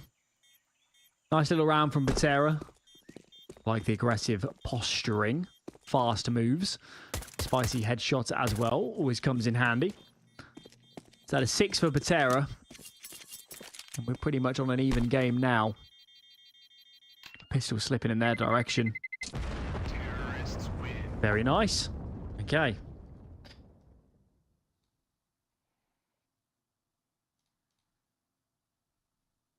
Seen a lot of second round saves from PARIVISION in this series.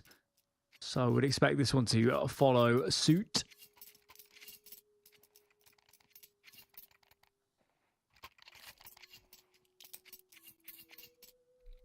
I'm wrong. All in. 2 MP9s free. FAMAS on Belchonok. Util is non-existent. And check this out. Look at the lead. Heavy stack. Either they're going to hit B and we're going to have a great time, or we're going to have 2 rounds of this forced buy. And very critically, they're not showing any util, so it's very plausible that Betera thinks they're playing against a full eco right now. They will not know until they meet lead. They're picking the right path right now, though. This seems like they're going to weave their way through Donut. Still possibilities that things get out of hand.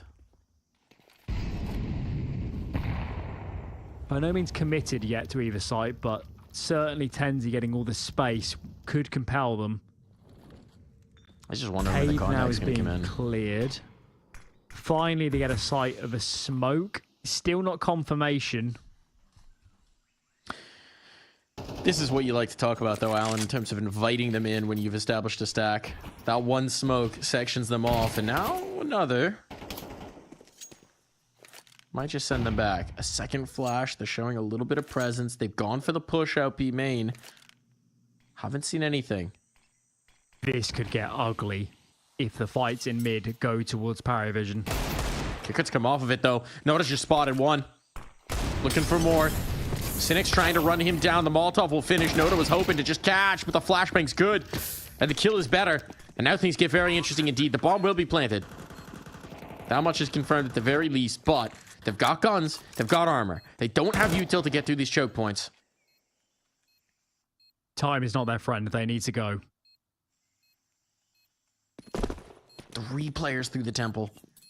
They're going to gain ground, gain space, but Verge just crunching in on the boxes. They need Travis to start to find this flank on towards Donut, and Travis has been very late into it now. A couple players dropped on down. Travis might have missed his window to activate. There's just nothing for him. You can't win this round, Travis. You can't get a kill. Don't know what he was waiting for, but he certainly waited a bit too long. Yeah, a little bit confusing. That was an opportunity. That was an opportunity. Betera did very well to keep all these players alive as well. It looked so scary as they were losing to that mid prong. But a few strange moments. I mean, that player is taking a fight in the Molotov while his 2 teammates on PARIVISION aren't coming through the smoke. It's a little bit janky. Maybe we shouldn't be surprised as we're getting into half midnight for them. Belchanok cannot get away with that unpunished. He does get his deagle kills. He does find He them. does. He's got some snappy shooting. Speaking of deagle kills, this one won't happen. But can I interest you in a P250 kill?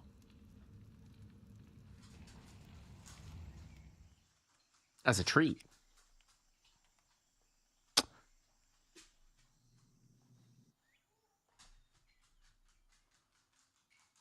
I prefer the pastry variety of treats. Particularly if they're Danish.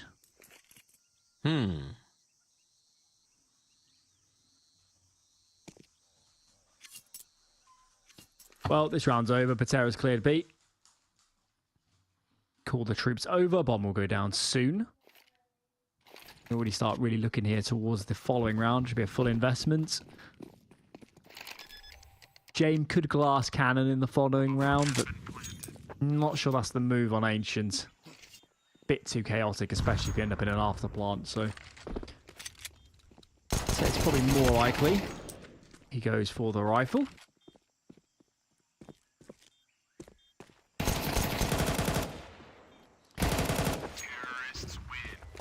All right, a little extra money made for Cynics there on the end. Padding some very impressive stats. He's having a phenomenal Yes. map of play. Yeah, it's been high. Masval and Tenzi, we've really talked about this series, but clearly, if Cynics can keep this up in the biggest map of all, they'll be turning some heads. Alrighty, round 16, no pause here for PARIVISION. We're straight into it, and James just about musters an orb with body armor.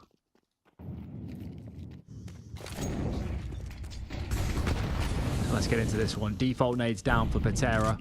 Quick move from Masval. He's going straight in towards the cave. He is, and Tenzi. How did he get that much space? Is there a missed window smoke that he's played around? Yes, exactly.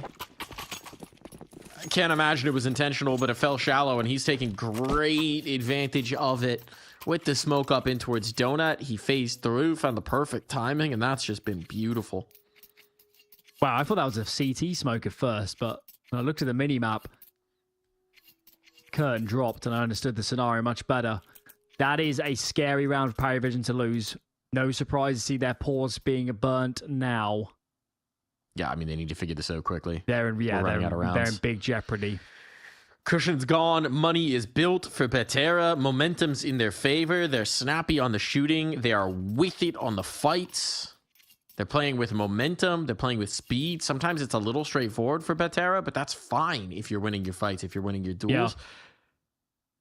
And PARIVISION are risking a lot of skin in this one. They're going a bit further into the investment than you would expect in a vacuum, but when you see the scoreline, it makes a bit more sense. It is still a half buy. They have 3.4 loss, so it can buy next to whatever happens. Getting an AWP out will be a bit tricky. I guess maybe Belchona could drop, but ideally they'll save some guns at the worst, I guess is the idea. And James just has not been a factor yet on this map. They're going to need him to recover. Maybe he gets his chance. A lot of players to go up against, and he cannot hit his man. Decent damage, but no frags for James, and this round is crumbling. Belchanok, only the one. And with that... But it's contractual one, you know, he's always gets his one. Got to get his one with the Deagle. Might as well be none, though. It's not going to tilt the balance of this round. Noda might just try and save the armor and will not be afforded the opportunity. My goodness, they are ravenous over on the Betera side. They are running these kills down. It's 3 for Tenzi in this one. And the duel of Tenzi and Cynics has been so explosive this map. Coming into it, I mean, we would have been looking at Masval at height based on what we'd seen so far, based on what the typical is, but it's been these two who have really stepped up. Yes, the others have definitely had contributions. Have had strong maps, especially on Mirage. But this explosion right now here on Ancient, just too much for PARIVISION to handle. They're going to commit heavy into this mid fight. This is going to get funky. There's also a massive fight going down at B exactly the same time as Masval gets onto the side proper. Nota's come through the cave and in behind Vert. There is so much going on right now. This is madness.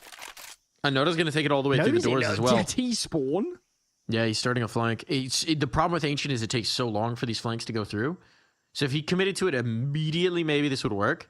But even now, you can see the time gap that's being created. I don't think he's helped himself because he can't actually help B. Now, that is a huge kill from Kicker to help them stabilize. And it also is good info for Nota, isn't it? He can now start making his move. This is looking a lot better now.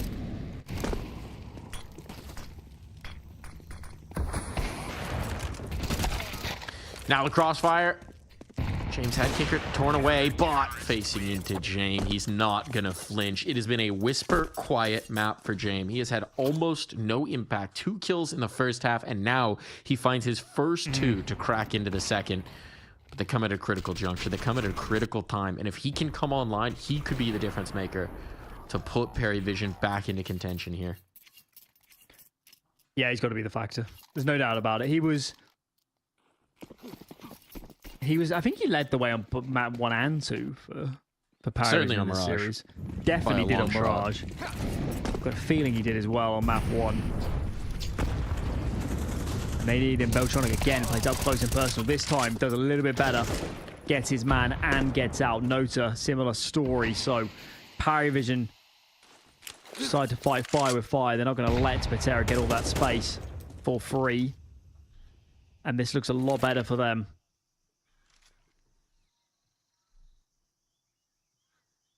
Surprising to me that Beltranok playing the same exact spot that close on, that there's no punish. There's no plan there. There's no adjustment to it. But now they've seen it twice in a row. Surely at some point you got to find a solution. Cave's going to be under threat. Noda forced off by a Molotov.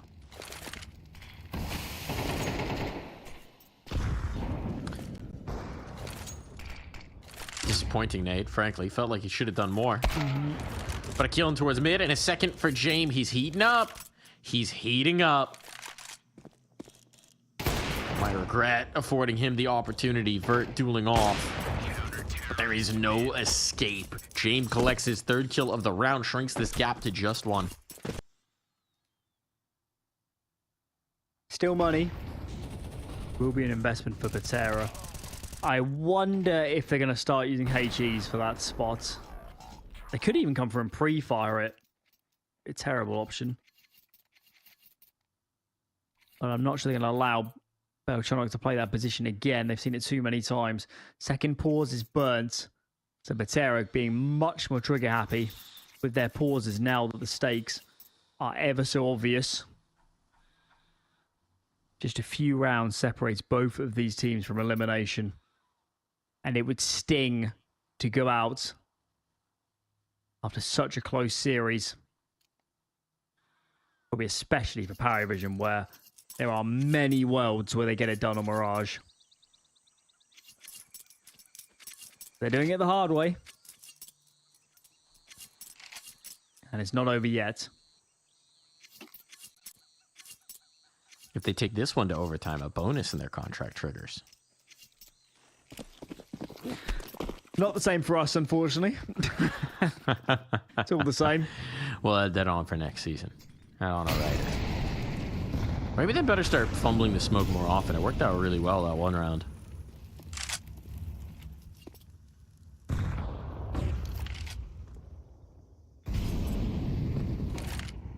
Okay, so Close Molotov. Yeah, that's the adjustment for a much Beltranok. slower take of mid. Of course, that's the other thing, is if you don't go through the elbow smoke, you don't allow that position to be a factor. So that's their adjustments, is to change the pacing. But they've used a lot of util for mid. 4 smokes total. And Tenzi thinks about taking space. Works up towards the red room. Now, always the question on Ancient, now you've got this player advanced, is how do you bring him into play? That's what you need to do. That's a good kill to segregate the defense, force rotations. And Tenzi is a snake waiting to bite, isn't he? Just waiting for his moments.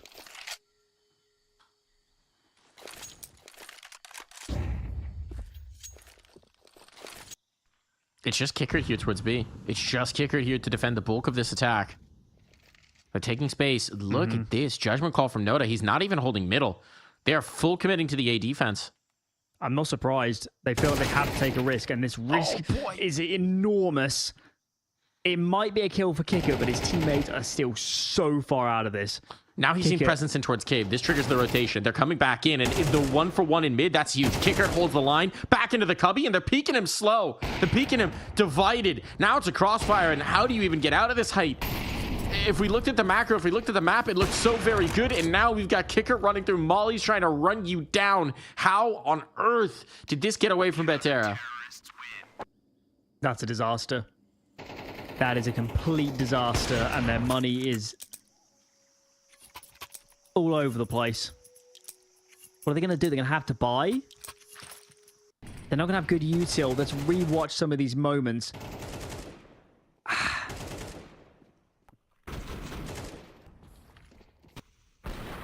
I guess the one thing we knew that they didn't, Mike, is just how heavily A was stacked. It's the one thing they didn't know. They didn't know to commit all the eggs in the B basket. They cost them.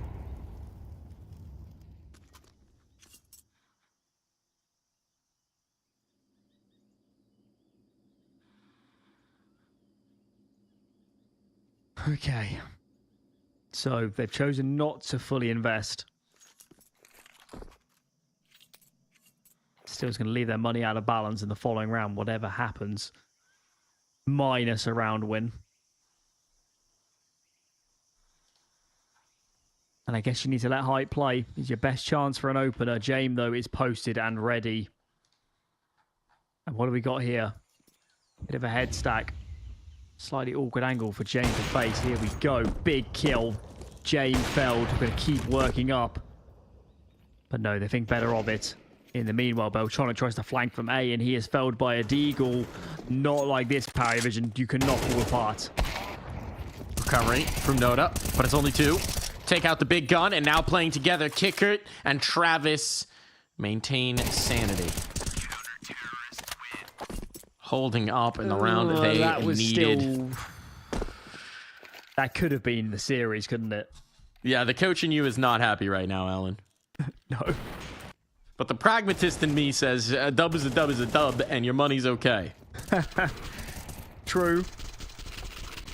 I mean, you sound like a... I mean, you could be a player of that sort of Hey, but we confirmation won. bias mentality. Yeah, film review. What the hell? Yeah, no, but we won, though. You don't... If I had £1 every time I heard that sort of thing, I'd be living in Mayfair. Or you'd have gained a lot of weight. True that. Last timeout used from Betera, so they have listened to you. They're using their timeouts. But having a nice time to talk and actually finding a solution to PARIVISION are 2 different things. Oh, God. What if this doesn't have the fairy tale ending for Betera after they fought so hard? They fought so hard to make this competitive. Oh, and now it's them starting to stumble, isn't it? It's PARIVISION that is staying calmer in these chaotic moments. Round 22 to follow in what has been a captivating series. And yet again, heavy B pressure. Look at this, very aggressive. 3 players up. Nota, 2 of his teammates nearby. Nota is gone. Kicker isolated out by the util. Travis overlooked. Did they think it was only 2 rifles on B? How does he get an opportunity there? Forgetting about the cave. Forgetting about the cave, and it might cost them. Good damage on the Cynics. That nade's going to chase. Cynics out of play to Kickert's gun. And now with the cave flank gone, the bomb dropped forward into Kickert's waiting arms. He's got Belchanok alongside him. They've got to fight into the boat. But they've eliminated the 2. Double up play didn't work, and James is lobbing nades down into this, but it might just be to buy time for Travis to work his way up here. Can't find the headshot. It has to be James. 5-7 on. He knows he's done damage. Doesn't realize quite how much. The swing on out. Drive-by from James. Height's making moves, but James connects the shots. The hero to put them over on a map point. He's broken my voice. He started with 2 kills in the first half. You wouldn't believe that he had such a troublesome first half how he's played these last couple rounds. Madman. Oh, I see. Right, now I understand. Okay, there was a smoke in cave, so I think it's Tenzi in towards the ledge side, the Cheetah Jaguar side. He didn't have eyes. That's how that transpired. And is this a B rush? Oh my lord. This is wild. Kicker finds damage but no kills. Might have softened them up, but Noda needs to get something before they can attempt this retake. He's done exactly that. Mission accomplished. Now as long as he holds on to position. Oh, that was the bomb drop forward into his waiting arms. I didn't quite realize. What were they doing fighting forward with the C4? Uh-oh. I'm not sure he did either. They've got so much util. Start dropping it, guys, in front of this bomb. It's going to make it so awkward. Mossfall fights forward. He was past the molly. It went a little too deep. And James is thinking about getting out of there. James is really considering the save. They're going to have to give him something to coax him back into this round because the money for PARIVISION is tenuous at best, and it's gone. He's gone. He's out.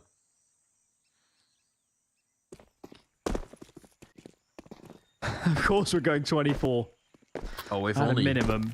It's Yeah, actually really a very good chance here for overtime as well because the buy from PARIVISION surely is not going to be great.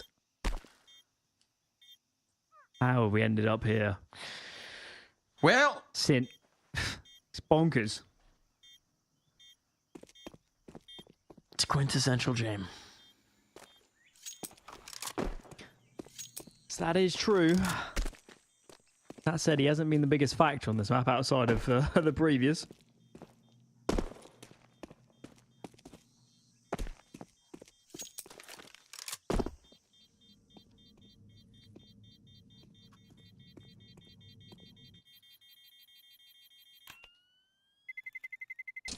Terrorists win.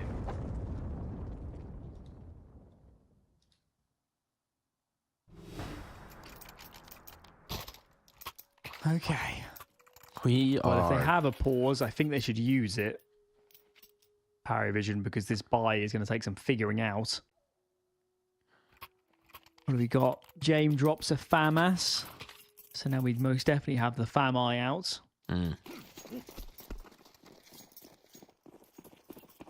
do they doesn't deploy look the good. op? This does not look good.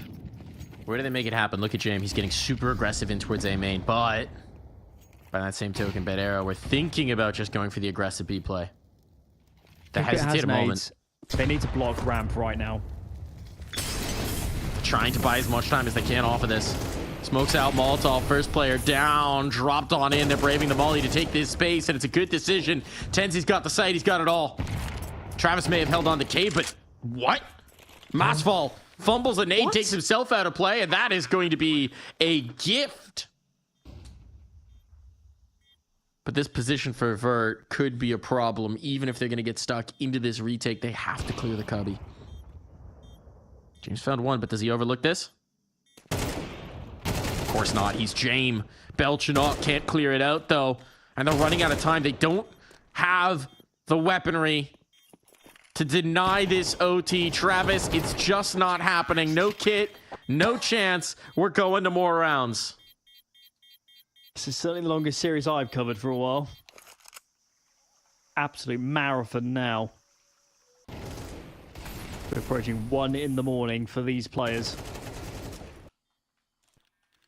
Better crack out that midnight oil and get it burning.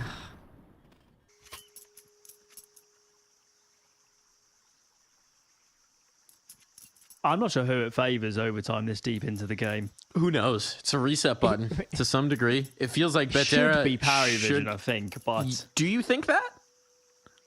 I feel like they're the team that feel like they should have put this away so many times, no? I feel like there's Potentially. frustration that's got to be creeping in. I see your angle, but I can't.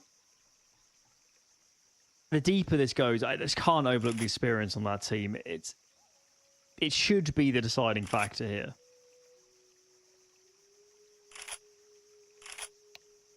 But we've betted against Betera the whole way, haven't we? And we somewhat have been wrong from second map onwards. Certainly wouldn't have betted on them to make it to top 4 already in this tournament, and they are rounds away from making it third at a minimum.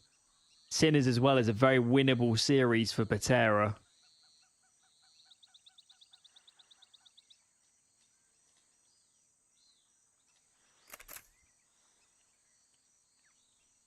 I imagine we're looking at something like a toilet break here, and don't really blame the teams. It's been a lot of Counter-Strike. That it has. Hold it in. It's supposed to improve your reaction times. That's I don't know if true? I don't know if I buy it, but somebody has told me it in the past.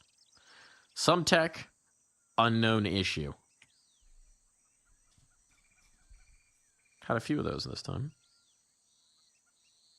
That information was true. Why doesn't everybody chug a gallon of water for each game? It's all about finding that right line between improving your concentration and destroying your faculties. And or wetting yourself on stage.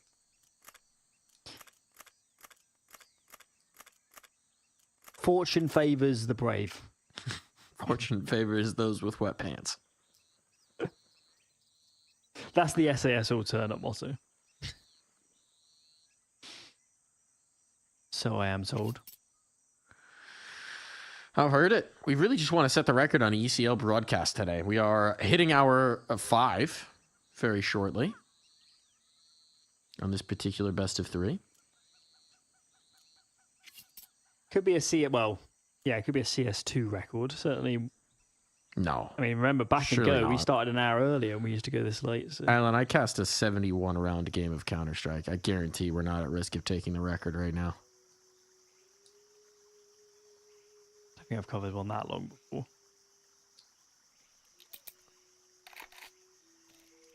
Covered a few that got into the 20s. 20, 23, 24, 25 sort of rounds each. Mm.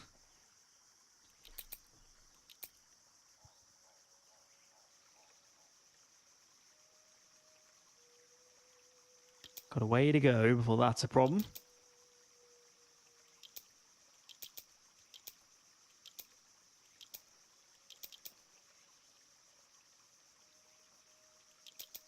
Well, we're still awaiting any news on what's actually causing the delay. I'd have thought a toilet break, unless they're all using the same toilet. Should have been passed by now. Why don't we try and coax them back in? Alan, I think we'll take a quick break. And maybe that'll cause this break to wrap up.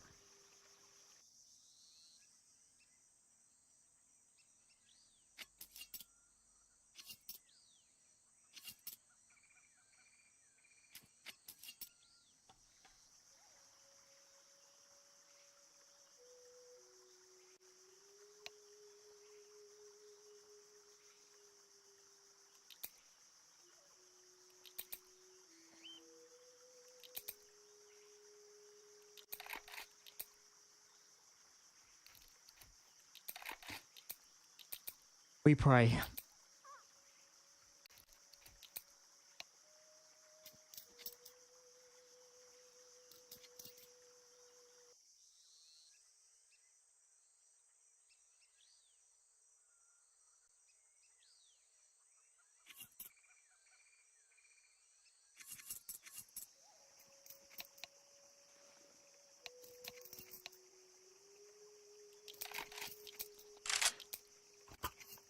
And we're back. And we're back. We didn't even send a break. We just came back in. All good. Don't know what the issue was, but whatever it is, it's resolved. Bathroom break or quick round of jumping jacks to wake back up. Broken keyboard. Shattered desk. Shattered dreams, perhaps. As a reminder, it is a Pro League spot on the line for either of these teams. They have to win here to survive to see the next round. Heady battled through the smoke. But so far, everybody survives. Belchanok wants his corner again. And he has done big damage. Actually, sorry, it's Masval all the way out towards ramp who took the substantial damage. So the skirmish around the smoke doesn't yield much at all, actually. Quite amazing that Belchanok doesn't get killed. It's now James taking space. And that is heavily unexpected. They did not think somebody would walk back into that angle. He's definitely playing much more assertive than he was earlier on in regulation. And now it's Betera looking timid. Playing so slow here. The Orpa that takes the line. And James. That is an unusual loss from James. As he gives up that space. And actually, it's only Belchanok on this side of the map right now. He's in big trouble. Got the right idea. Has to fight forward. Problem is, Vert's quicker on the trigger. And so now, A defense massively compromised. Travis looking to hold it. But look at this. Noda and Kickert have come through window. With the flank on, they come back to him. But Kickert can't finish the spray. Noda might have the opportunity. Might have the opportunity, but he's got to be bold to do it. Now he's the only one. That's the bomb. Alan, that's the bomb. 2 players coming from other sides of the map to try and make this happen. And I love the idea here for Noda. Why take the fight on their terms? He gets right this as is well. a misread. There's no time. He's making the noise. Now certainly they have to do. They cannot stick it. Not enough time on the clock. Noda, what a beautiful 1v4.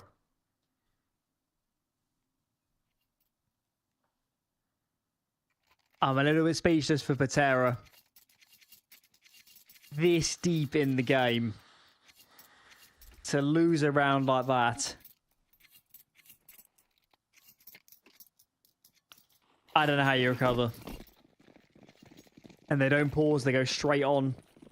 Gonna keep playing. That is a disaster, and potentially a lifeline to PARIVISION, who have struggled to get gun rounds on the board.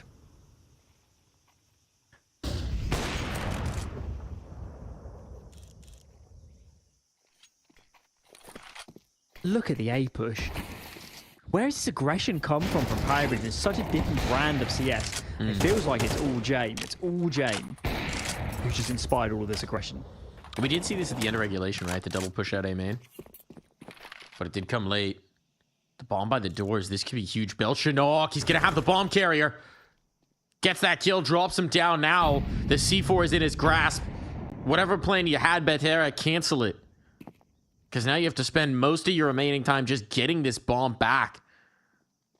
And as Noda and Kicker come to support, you're going to have this crossfire. Tenzi, big kill in mid. That at least sections up this defense, but Jame from the elbow plucks away the first. That might try and lay claim to that C4 again. This is impossible.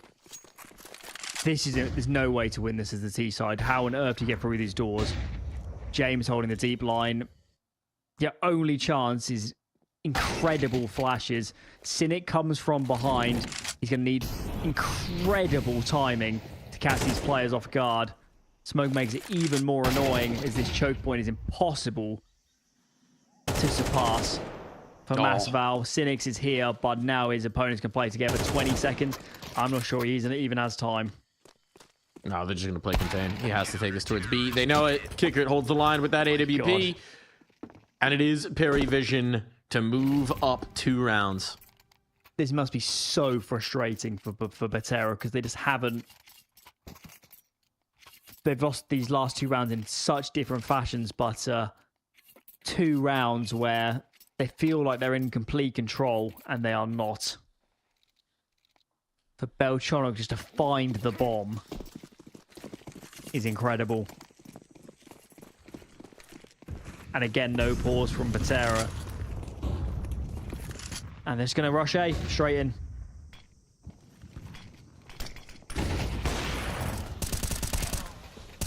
Belchanok knocking these targets down, laying down the law, but they managed to trade it back even. 2-on-2 to decide it. 2-on-2 with the fate of the map potentially in bounds.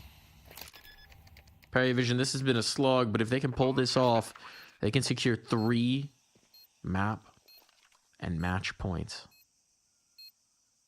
Kickert's gained some space, gained some purchase on the site, but it's an op he has to break. Did he spot? Yes, he did. Absolutely. It falls to Tenzi, who's backed all the way out. They should know where he's at. Smoke to cover. And Tenzi, has he kept track of this C4 this whole time? Flashbang to harass. Kickert's on the stick. Yes, he absolutely has. Tenzi knew exactly where that was. And beautiful tap on the last. Huge 4-piece. Another explosive round when they need him from Tenzi. He is Mr. Clutch for this Betera team. Yeah, from overtime in Mirage onwards to here, he has been potentially the best player on this server. And that wasn't something we had on our scorecards coming into this series. So, 1 round lead for PARIVISION. And has Vert seriously just bought an MP9 in overtime? That is madness. Where on earth is he taking that?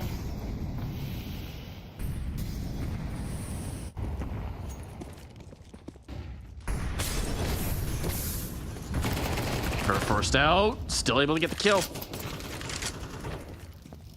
Nicely done. Travis had a play here. Again, feeling like one that could extend very deep to this OT. I need to go to bed at some point. Can't go on forever, Mike. Not right now, you don't.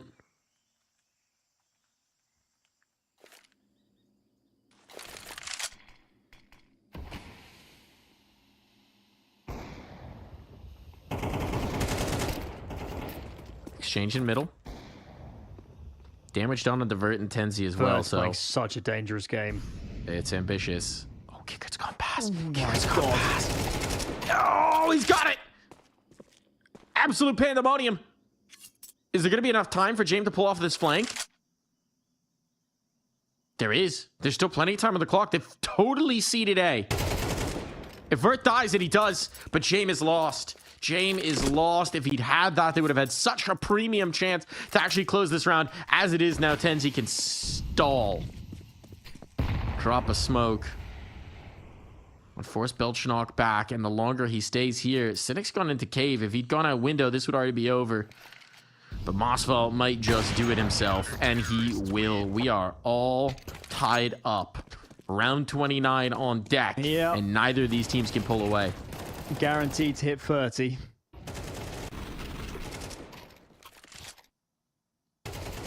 I can't believe he bought an MP9 in overtime and gets the kill with it. I don't think I've ever seen that. Right. Well, on we go. Heavy mid presence from PARIVISION as they go for this delayed take, and looks like Betera playing out of mid. 2 in towards Jaguar. So could look to reaggress. Take some space back soon.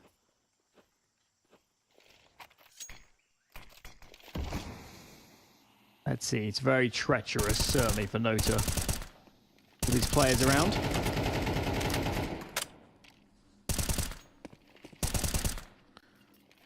Just like that spam, doesn't he? Classic cave player. Eventually, he's going to get punished for this.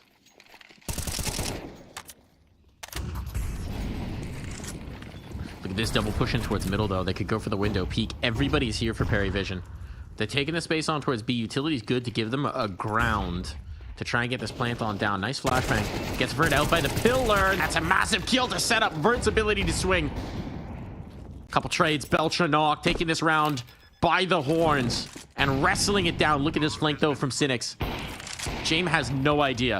Jame has no clue. He snaps around, though, and a whiff from Cynics means that it's PARIVISION to find another map and series point. I can't believe it.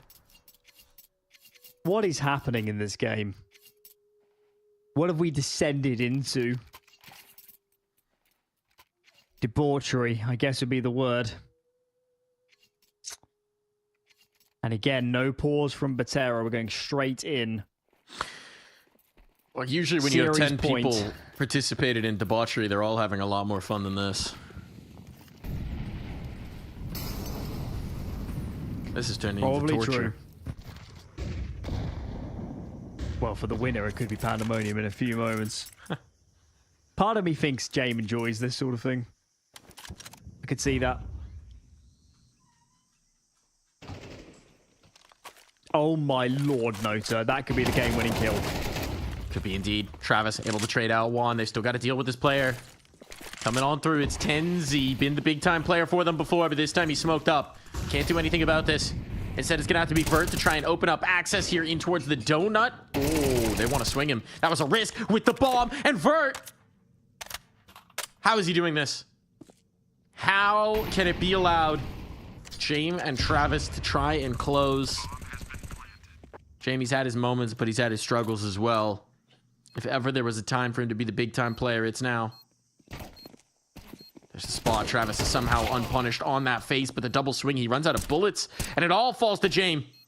He's got a safe haven. He's got 2 players forced in towards Temple, but he doesn't know about the one closer. They're jumping, they're hopping, they're sticking. There's just nothing that Jame can do. He has to swing, but he knows it's a losing prospect, and so the bomb gets defused, and we go again here, Alan. I don't believe this. How have they lost Donut? The hour of this game must be becoming a factor, because Donut was the critical position to hold for that after plant, and they took their eyes off the ball.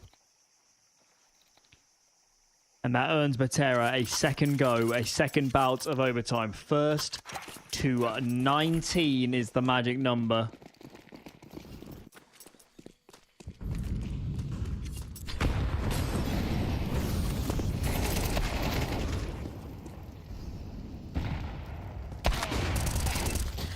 Nice kills from PARIVISION. They're wondering why they couldn't do this in the last, but Vert, who was that key tipping factor last time, he's going to get it done again. Fadeaway shots off the USP, and we are on even footing on this smoke fade. Vert this time has pushed it just a bit too far. Still damage on the Noda. A double push ramp. This could be well timed. Travis is looking for it, but the op meets him.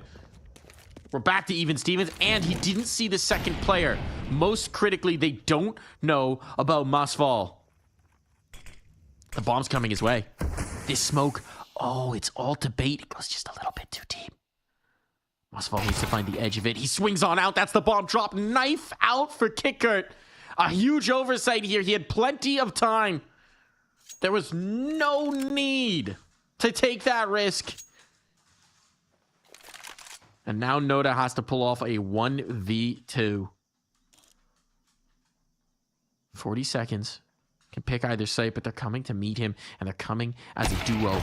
The op shot will not land. It does for height instead. It's Betera into the lead.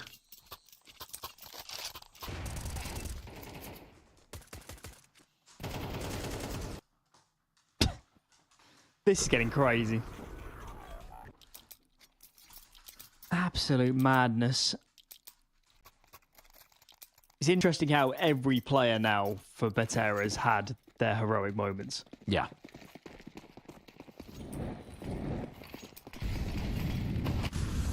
They had their Real flashes. team effort to get to this point. And PARIVISION is starting to look really chaotic to me. Miss shot for height. Vert continues to have his impact, but Height's thinking, get me out of here. He'll be allowed to escape. Bomb's still back at the doors, and it is light presence on B, which we can see, but PARIVISION aren't going to test this just yet. They're starting a group, though. Masval could be in trouble.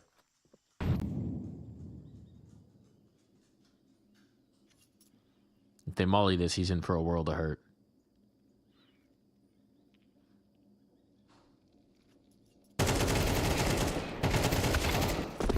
Two would have been tremendous there. One is acceptable to set up the retake. I don't think they ever expect all three to be flanking, surely not. Good info though, that's very handy. Now they are alerted, now they can reposition.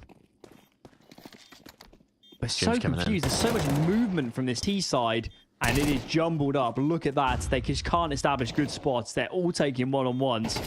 Beltronok doesn't know where to look at the moment. I'm stunned he found that kill. And that is even better. How on earth has he stayed alive? Incredible moment again. The pistol going to bring it through. Beltronok finding the explosion when they needed it. That op can be retrieved. We're tied up again. 16 all. 32 rounds of play. And there's still more to be had here, Alan.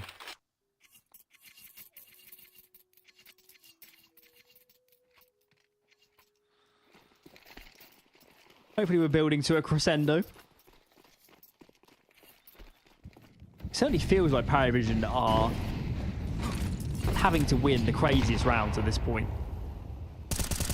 Nothing comes easy.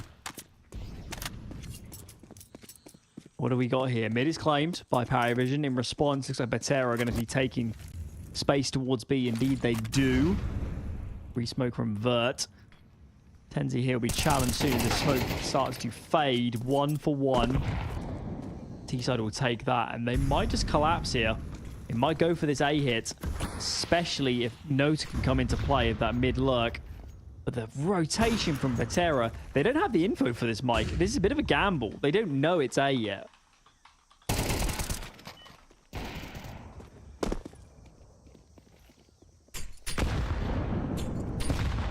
Okay, that bomb is in a nightmare spot. Yeah, that bomb is in a nightmare spot. Yeah, they've got full control. It has to be Noda to open things up. He's that flank player. You can see Heights going back to try and address it, but didn't seem to have the communication. But he was so far through. And it is going to be PARIVISION to take the lead as we swap sides. The bomb sunk them. Yeah. I'm starting to wonder if fatigue is becoming a factor because it looks really good for Betera when that bomb is dropped. They just sort of lose coordination. They're not on the same page. And It's all now over the the place. sides are flipped.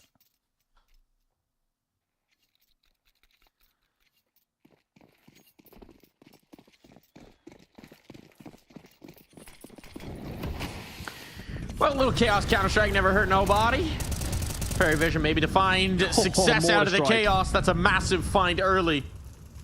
But look at Tenzi's space. He might be a little further forward than they expect. Belchanok's looking for it, though. And as Tenzi comes out, the smoke, Belchanok can snap around. So a double man advantage here to trying to find another bout of series points. And this double up in cave could be deadly. Footsteps made as Travis rotates off of that, but does that just coke them into the op of Jame? He's hoping so. I think this is the right move. You don't need to do anything special from here. Of course, we have seen some perplexing moments when PARIVISION as this game has gone deeper and deeper. As this series becomes a marathon. But now is not the time to be a hero. Now is the time to play off your teammates. It's super passive stance from PARIVISION. Beltronic is taking some space towards A. So maybe they can lean a third player over. That'd be super helpful. And that man will be kickered.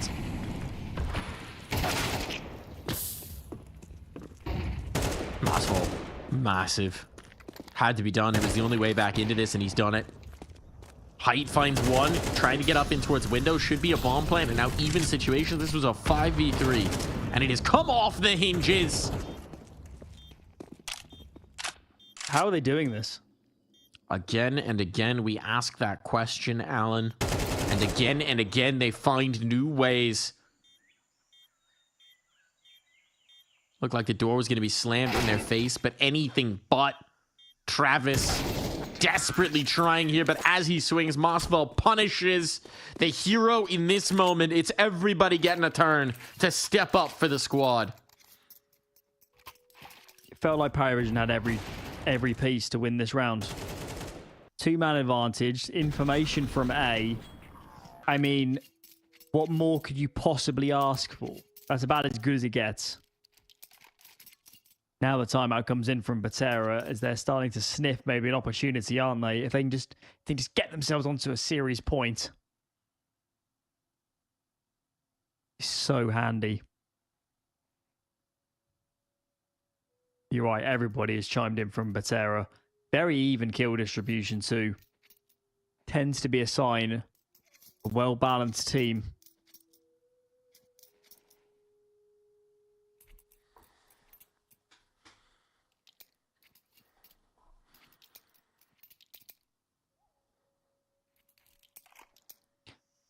It's big moments for big players. No bigger Who's moment going to leave than their this. mark on this series?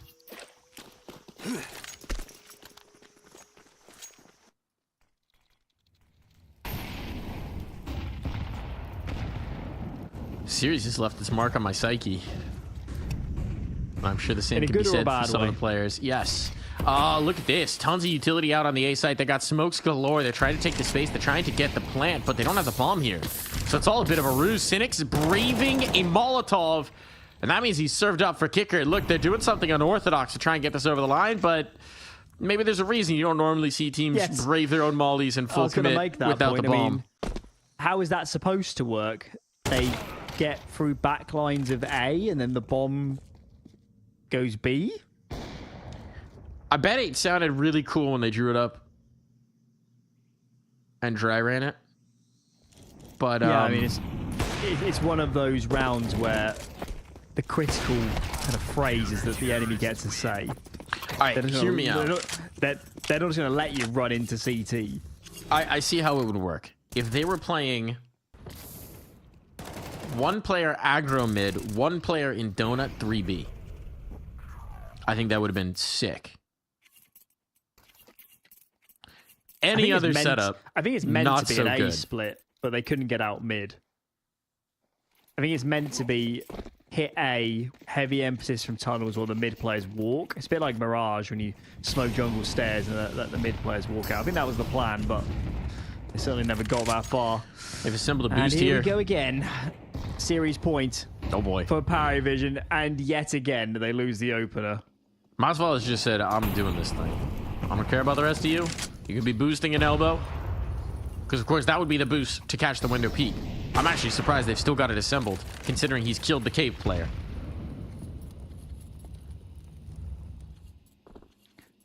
Look at this Beltronic position. could be a hero. Here's the moment.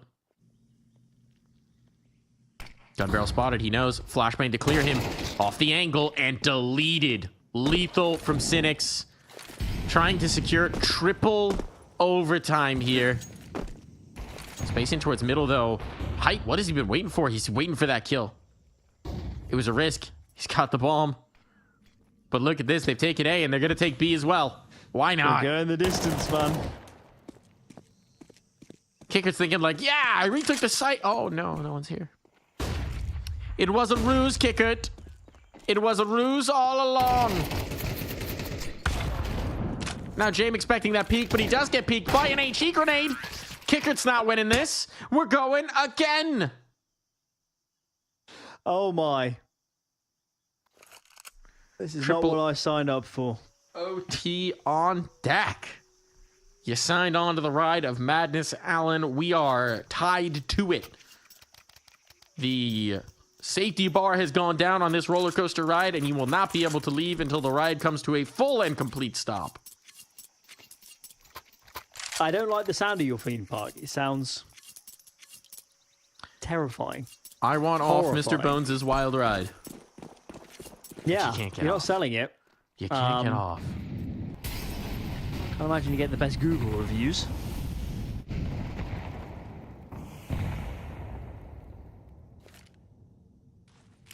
Okay. Well, we're getting so far into this game that both teams have seen everything their opponents have to offer. What new is there to be presented this late into the game? Surely not much.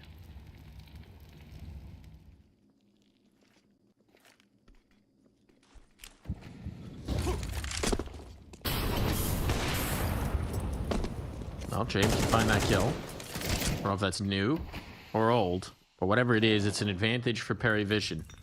They seem to be very competent at finding these, except in the round to end the map. Yes, right up until that point, they are excellent with the opening kills. Nota is... How are you alive? Are you trying to knife him? What? Oh, he ran out of ammo. We assumed the same had happened there. Did he get off a left-click hit? I think he did. This game has officially had everything. Absolute insanity is where we're at. We're fixing bayonets and charging the trenches. Absolute insanity here.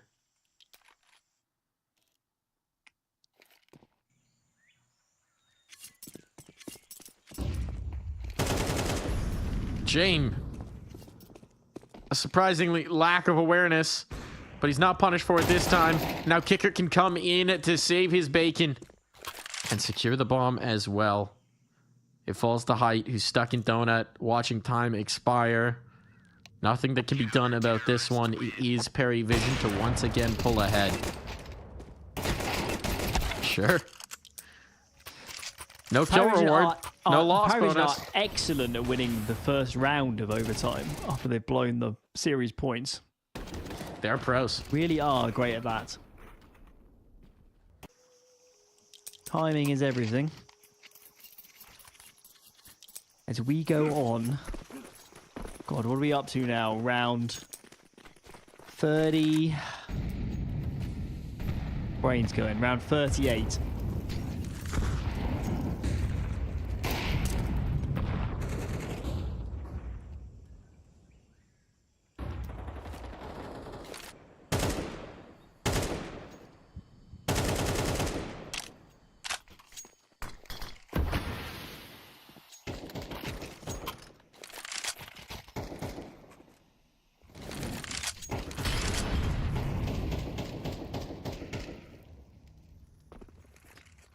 They are very good at finding these opening kills.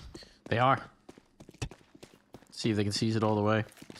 I don't think it's also just the kind of the series point kind of thing. It's also, I think CT side seems to be very dominant for PARIVISION. They look a lot more comfortable.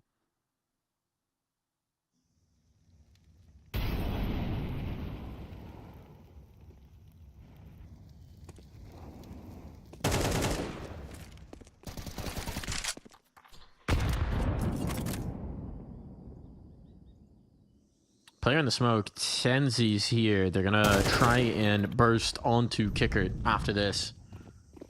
Any day. But Kicker went unspotted, and now there's a player donut as well. It's over. James and Kicker, like the days of yore, comboing to lock this down in multi-overtime. It's like they never left.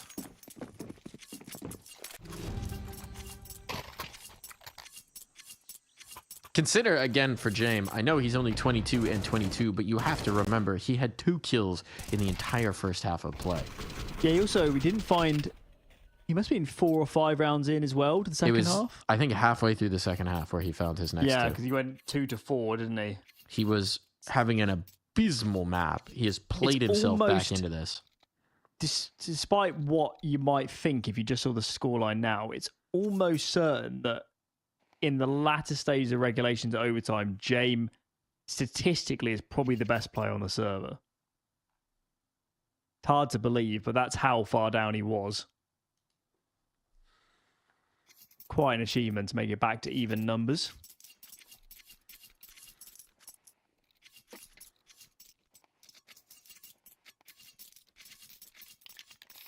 Inside the mind of a Travis. The mind of a Travis is thinking, let me out. Free me. Ironically, we have a Travis waiting for this Travis to finish so that he can cast South America. I was going to say, I was thinking of some good kind of puns there in terms of conflating them, but I couldn't come up with anything safe for broadcast, so I had to back out. Saz the day in this round, because apparently this is not live. Oh, God. Have some mercy upon us. Please. A tech pause in round 39. In hour 5 of this broadcast. Please release us from this purgatory you have placed us in. Would NA get held if SA goes late? Absolutely.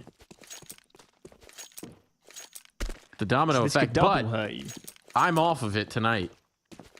Right, okay. I will not be there for this particular wild ride. The NA guys, they will be burning the midnight oil. I think you picked a good day. Yeah, I would say so.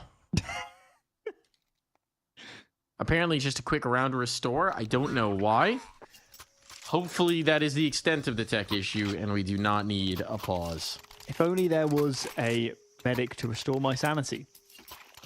Alan, that medic has never been invented. That ship sailed a long time ago. It definitely did. Definitely did. And when it's only like 2007, I needed that. When you decided to coach Endpoint, it was already gone. Long before that. I mean, to even make that decision, I needed to be down in the doldrums.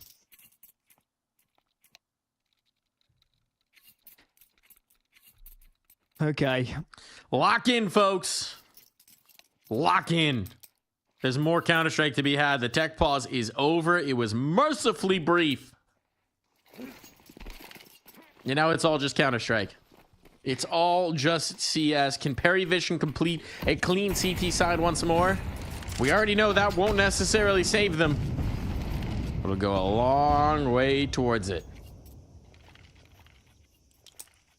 Shout out to any viewers that have been here for the whole series. You are our heroes. The real MVPs.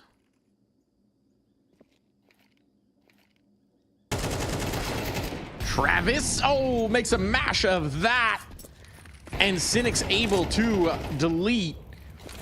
Now it means that PARIVISION are on the back foot here in our 5th cumulative period of overtime of this series. 3rd of the map.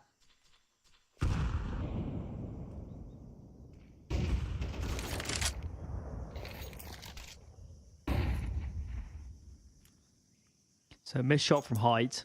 PARIVISION tried to clear mid. And whilst they didn't lose anybody, not sure they're super happy with this because they've been spotted and rumbled. Now they're stacking B. Actually, the bomb is heading that way. Beltronic has more util too, as does Kickert. Kickert's in mid. He can't really help his teammates. They're stacking the right side, Mike.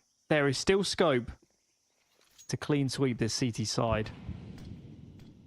And they don't have time to pivot. There might be a lurk, but there is no time to pivot. They have to go.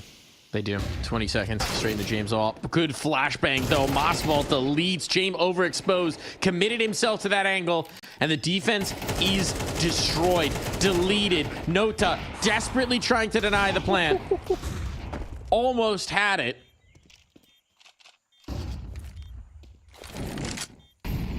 But now it's a retake required before they swap sides. And Belchanok, this should be the realms of the impossible. He'll find one, but down to 8 HP. It's just not happening here. A double swing to seal it. One round for Betera as we swap sides. I'm just sat here imagining the carnage had Nota dropped the bomb planter. That would have been bonkers. Close, but no cigar. As we reverse sides yet again. T side has troubled PARIVISION throughout this game.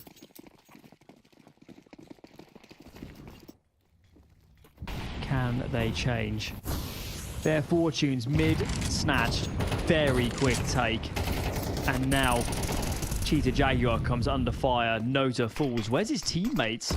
I thought a teammate was behind him, but no. Solo fight up against two is never going to go well.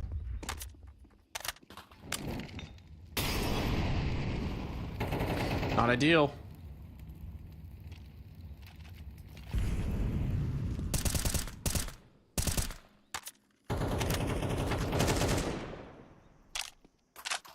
Of course, they will yearn to take every possible second in these rounds. Double push from Betera coming through A main now.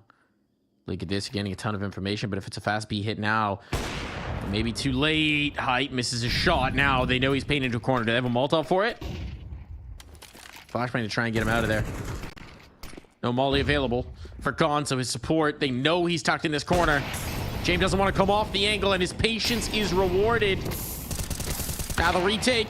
Oh, not going to be possible. James denies, Kickert alongside him, bomb down, and Mossvault. Only a matter of moments before Belchanok swings again. Series point found for PARIVISION. They have had a lot of these now. I was going to say, it's not the first time we said that. We could go and add it up. My hunch would be something like 7 series points, perhaps. Decent guess. Not including the 2 in front of them right now.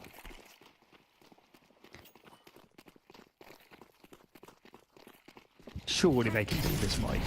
They just need one clean round. They've lost way too many opening kills than they've been on these map points. They can't afford to just go down 4v5 and look flat.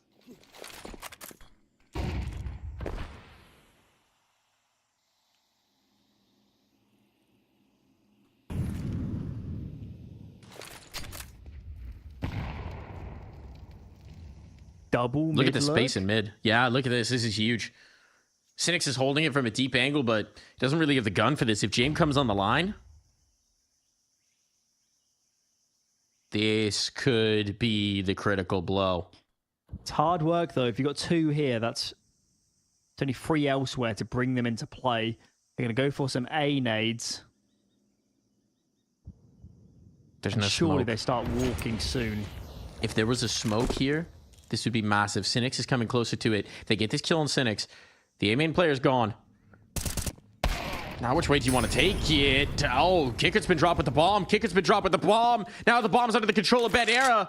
PARIVISION, they had what seemed to be the killing blow, but they lose absolutely everybody else en route to it. Now Travis, he might be able to burn out the molly of the AWP, but no, Height can play ahead of it. Risks the flames to seal the deal on this round. Belchanok is so out of position. He has to sprint into this, and that means he should be dead to Masval. There's no chance. Not happening. We're going the distance once more. One more round to secure our 4th overtime. I can't believe this. Whew. At least that round, it felt like PARIVISION were playing to win.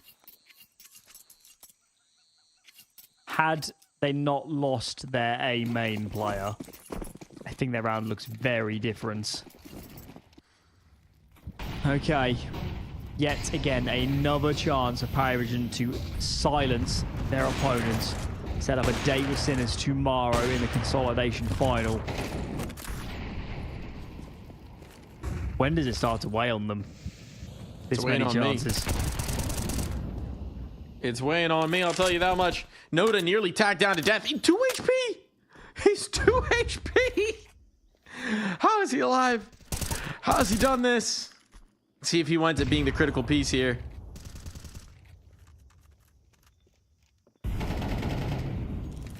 Madness from PARIVISION. A resmoke on to neutralize that molly. They don't want to risk it. Seems like they're all in on a B ramp hit.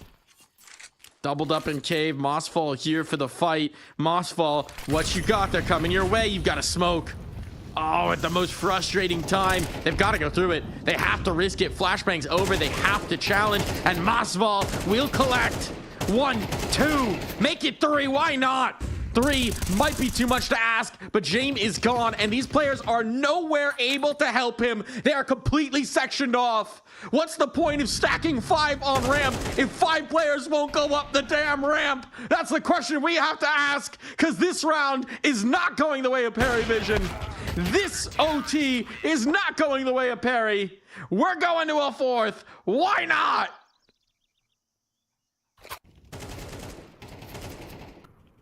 Make it stop.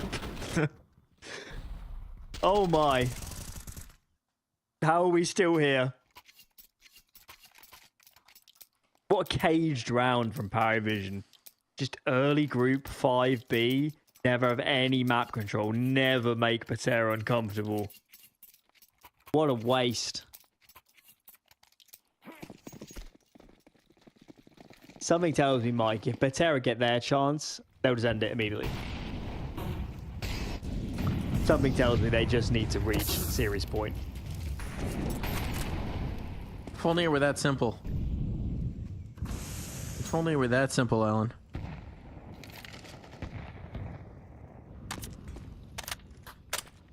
If only it could be so clean. Nice shot from Travis. Where was this proactive play? Are just perfect at winning the round after they don't secure overtime. Oh, good flashbang. What are they watching? Travis loses track, but Belchanok can trade it back, so it doesn't mean that it's Mossfall alone. And they know where he is. They don't have to play with him. They can just leave him alone and take A, plant the bomb, and once again move into the lead for the millionth time this map. Yeah, we've reached the point, haven't we? We're playing 2 maps. Wow. What are we up to now? Absolutely. 4 hours 36 into this series. Gonna be on the business end of approaching 5 hours by the end of this. We're hitting the 44th round. 48 rounds is 2 full maps of regulation, right? Don't even suggest there'll be another overtime. Oh, we're getting there. Well, you'll be solo casting. We are getting there. We're in it now. There's no way off this. So what time was South America meant to start? How much have we ruined their day? Half an hour ago, I believe. Actually, maybe more than that. Might have been an hour and a half ago. Couldn't tell you. What I can tell you is that height is missing. And that means this bomb is likely to get planted. Damage on a Noda. Tenzi at least does get the 1. But 4 players alive in this post plant. Would like Kicker to get a little bit closer to this, but he seems to be convinced that someone's going to try and flank A. Now he will start to condense, and through the choke point smokes they go. Nobody's peeking from Parry. They are playing very disciplined. But that does mean they're getting whittled about with no response on the kill count. Now, Noda comes through. This is what they were waiting for. Out the donut and into the fray, and time is not with them. Jane pulls one off the defuse. He needs just one more kill. They're just trying to stick it, desperately praying that Noda won't peek, but he's no fool. What a round from Nota.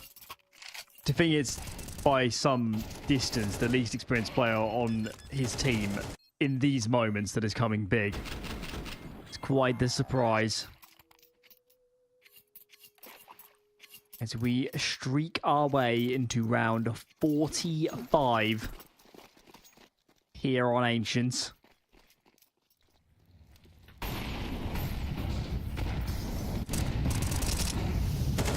PARIVISION aren't seriously going to win 3 T rounds in a row, are they? Surely not. Only to lose 3 CT rounds in a row. Just stop. Stop it. Stop. Alan, accept the reality, the inevitability of this map of Counter-Strike. PARIVISION saving all the T rounds for this particular moment. Height is burning. Height is burning with the 2 Molotovs. He's lucky to even get away with his life. Now a smoke to block his vision. The bomb to get planted. And 24 will be on the board for PARIVISION unless there is divine intervention. There's a new pope. But somehow I don't think he's going to be answering the prayers of Betera right now. Height alone. There's no point to saving. But there's nothing to be found on this site. 3 more chances to close. Round 46 could be where they do it. A flawless T-half. Is that going to be enough? Have they had CT? They had CT series points? They must have yes. won. Yes. They must have won. But certainly T-side has been the problem child. If they can't do it here, Mike, we're reaching that point of what more do they want? Okay. 5B start for Betera. Are they seriously going to rush? On map points, yes they are. Kickert hits home, and this could be it. Kickert freeing us from this magic spell, freeing us from this endless cycle. Height, though, certainly not. He's got time. He's going to withdraw. He's going to try and put the pieces of this, try and keep us trapped into this cycle of pain and madness. But there's a flank, and Nota surely will end this. Shots to the back. It's over. The flank achieved. PARIVISION have done it. It took them so very long. 25 maps to the good 46 in the game. 25 3 maps to the good. So many series point where they could have put this to rest, where they could have ended it. They could have ended it on Mirage. But it couldn't be done. It couldn't be done. It took all of the rounds here, Alan, and now they have finally done it. Oh my lord. I don't believe it. Kickert deserves a medal for ending that game. But, I mean, how on earth do you break that down? Absolute carnage. Carnage is the only word. Absolute madness. A test of the psychological wills. Vintage James, Kickert, Dastan in combination. The young guns learning what it truly means to play with these veterans. You gotta have a will of iron and the patience of a god. But you don't have to have patience in the audience anymore. The result has been decided. It's time to send you over to South America. We won't keep those guys waiting. Thank you for tuning in here for EU Challenger League. We'll be back tomorrow for the consolidation final. Goodbye, everybody.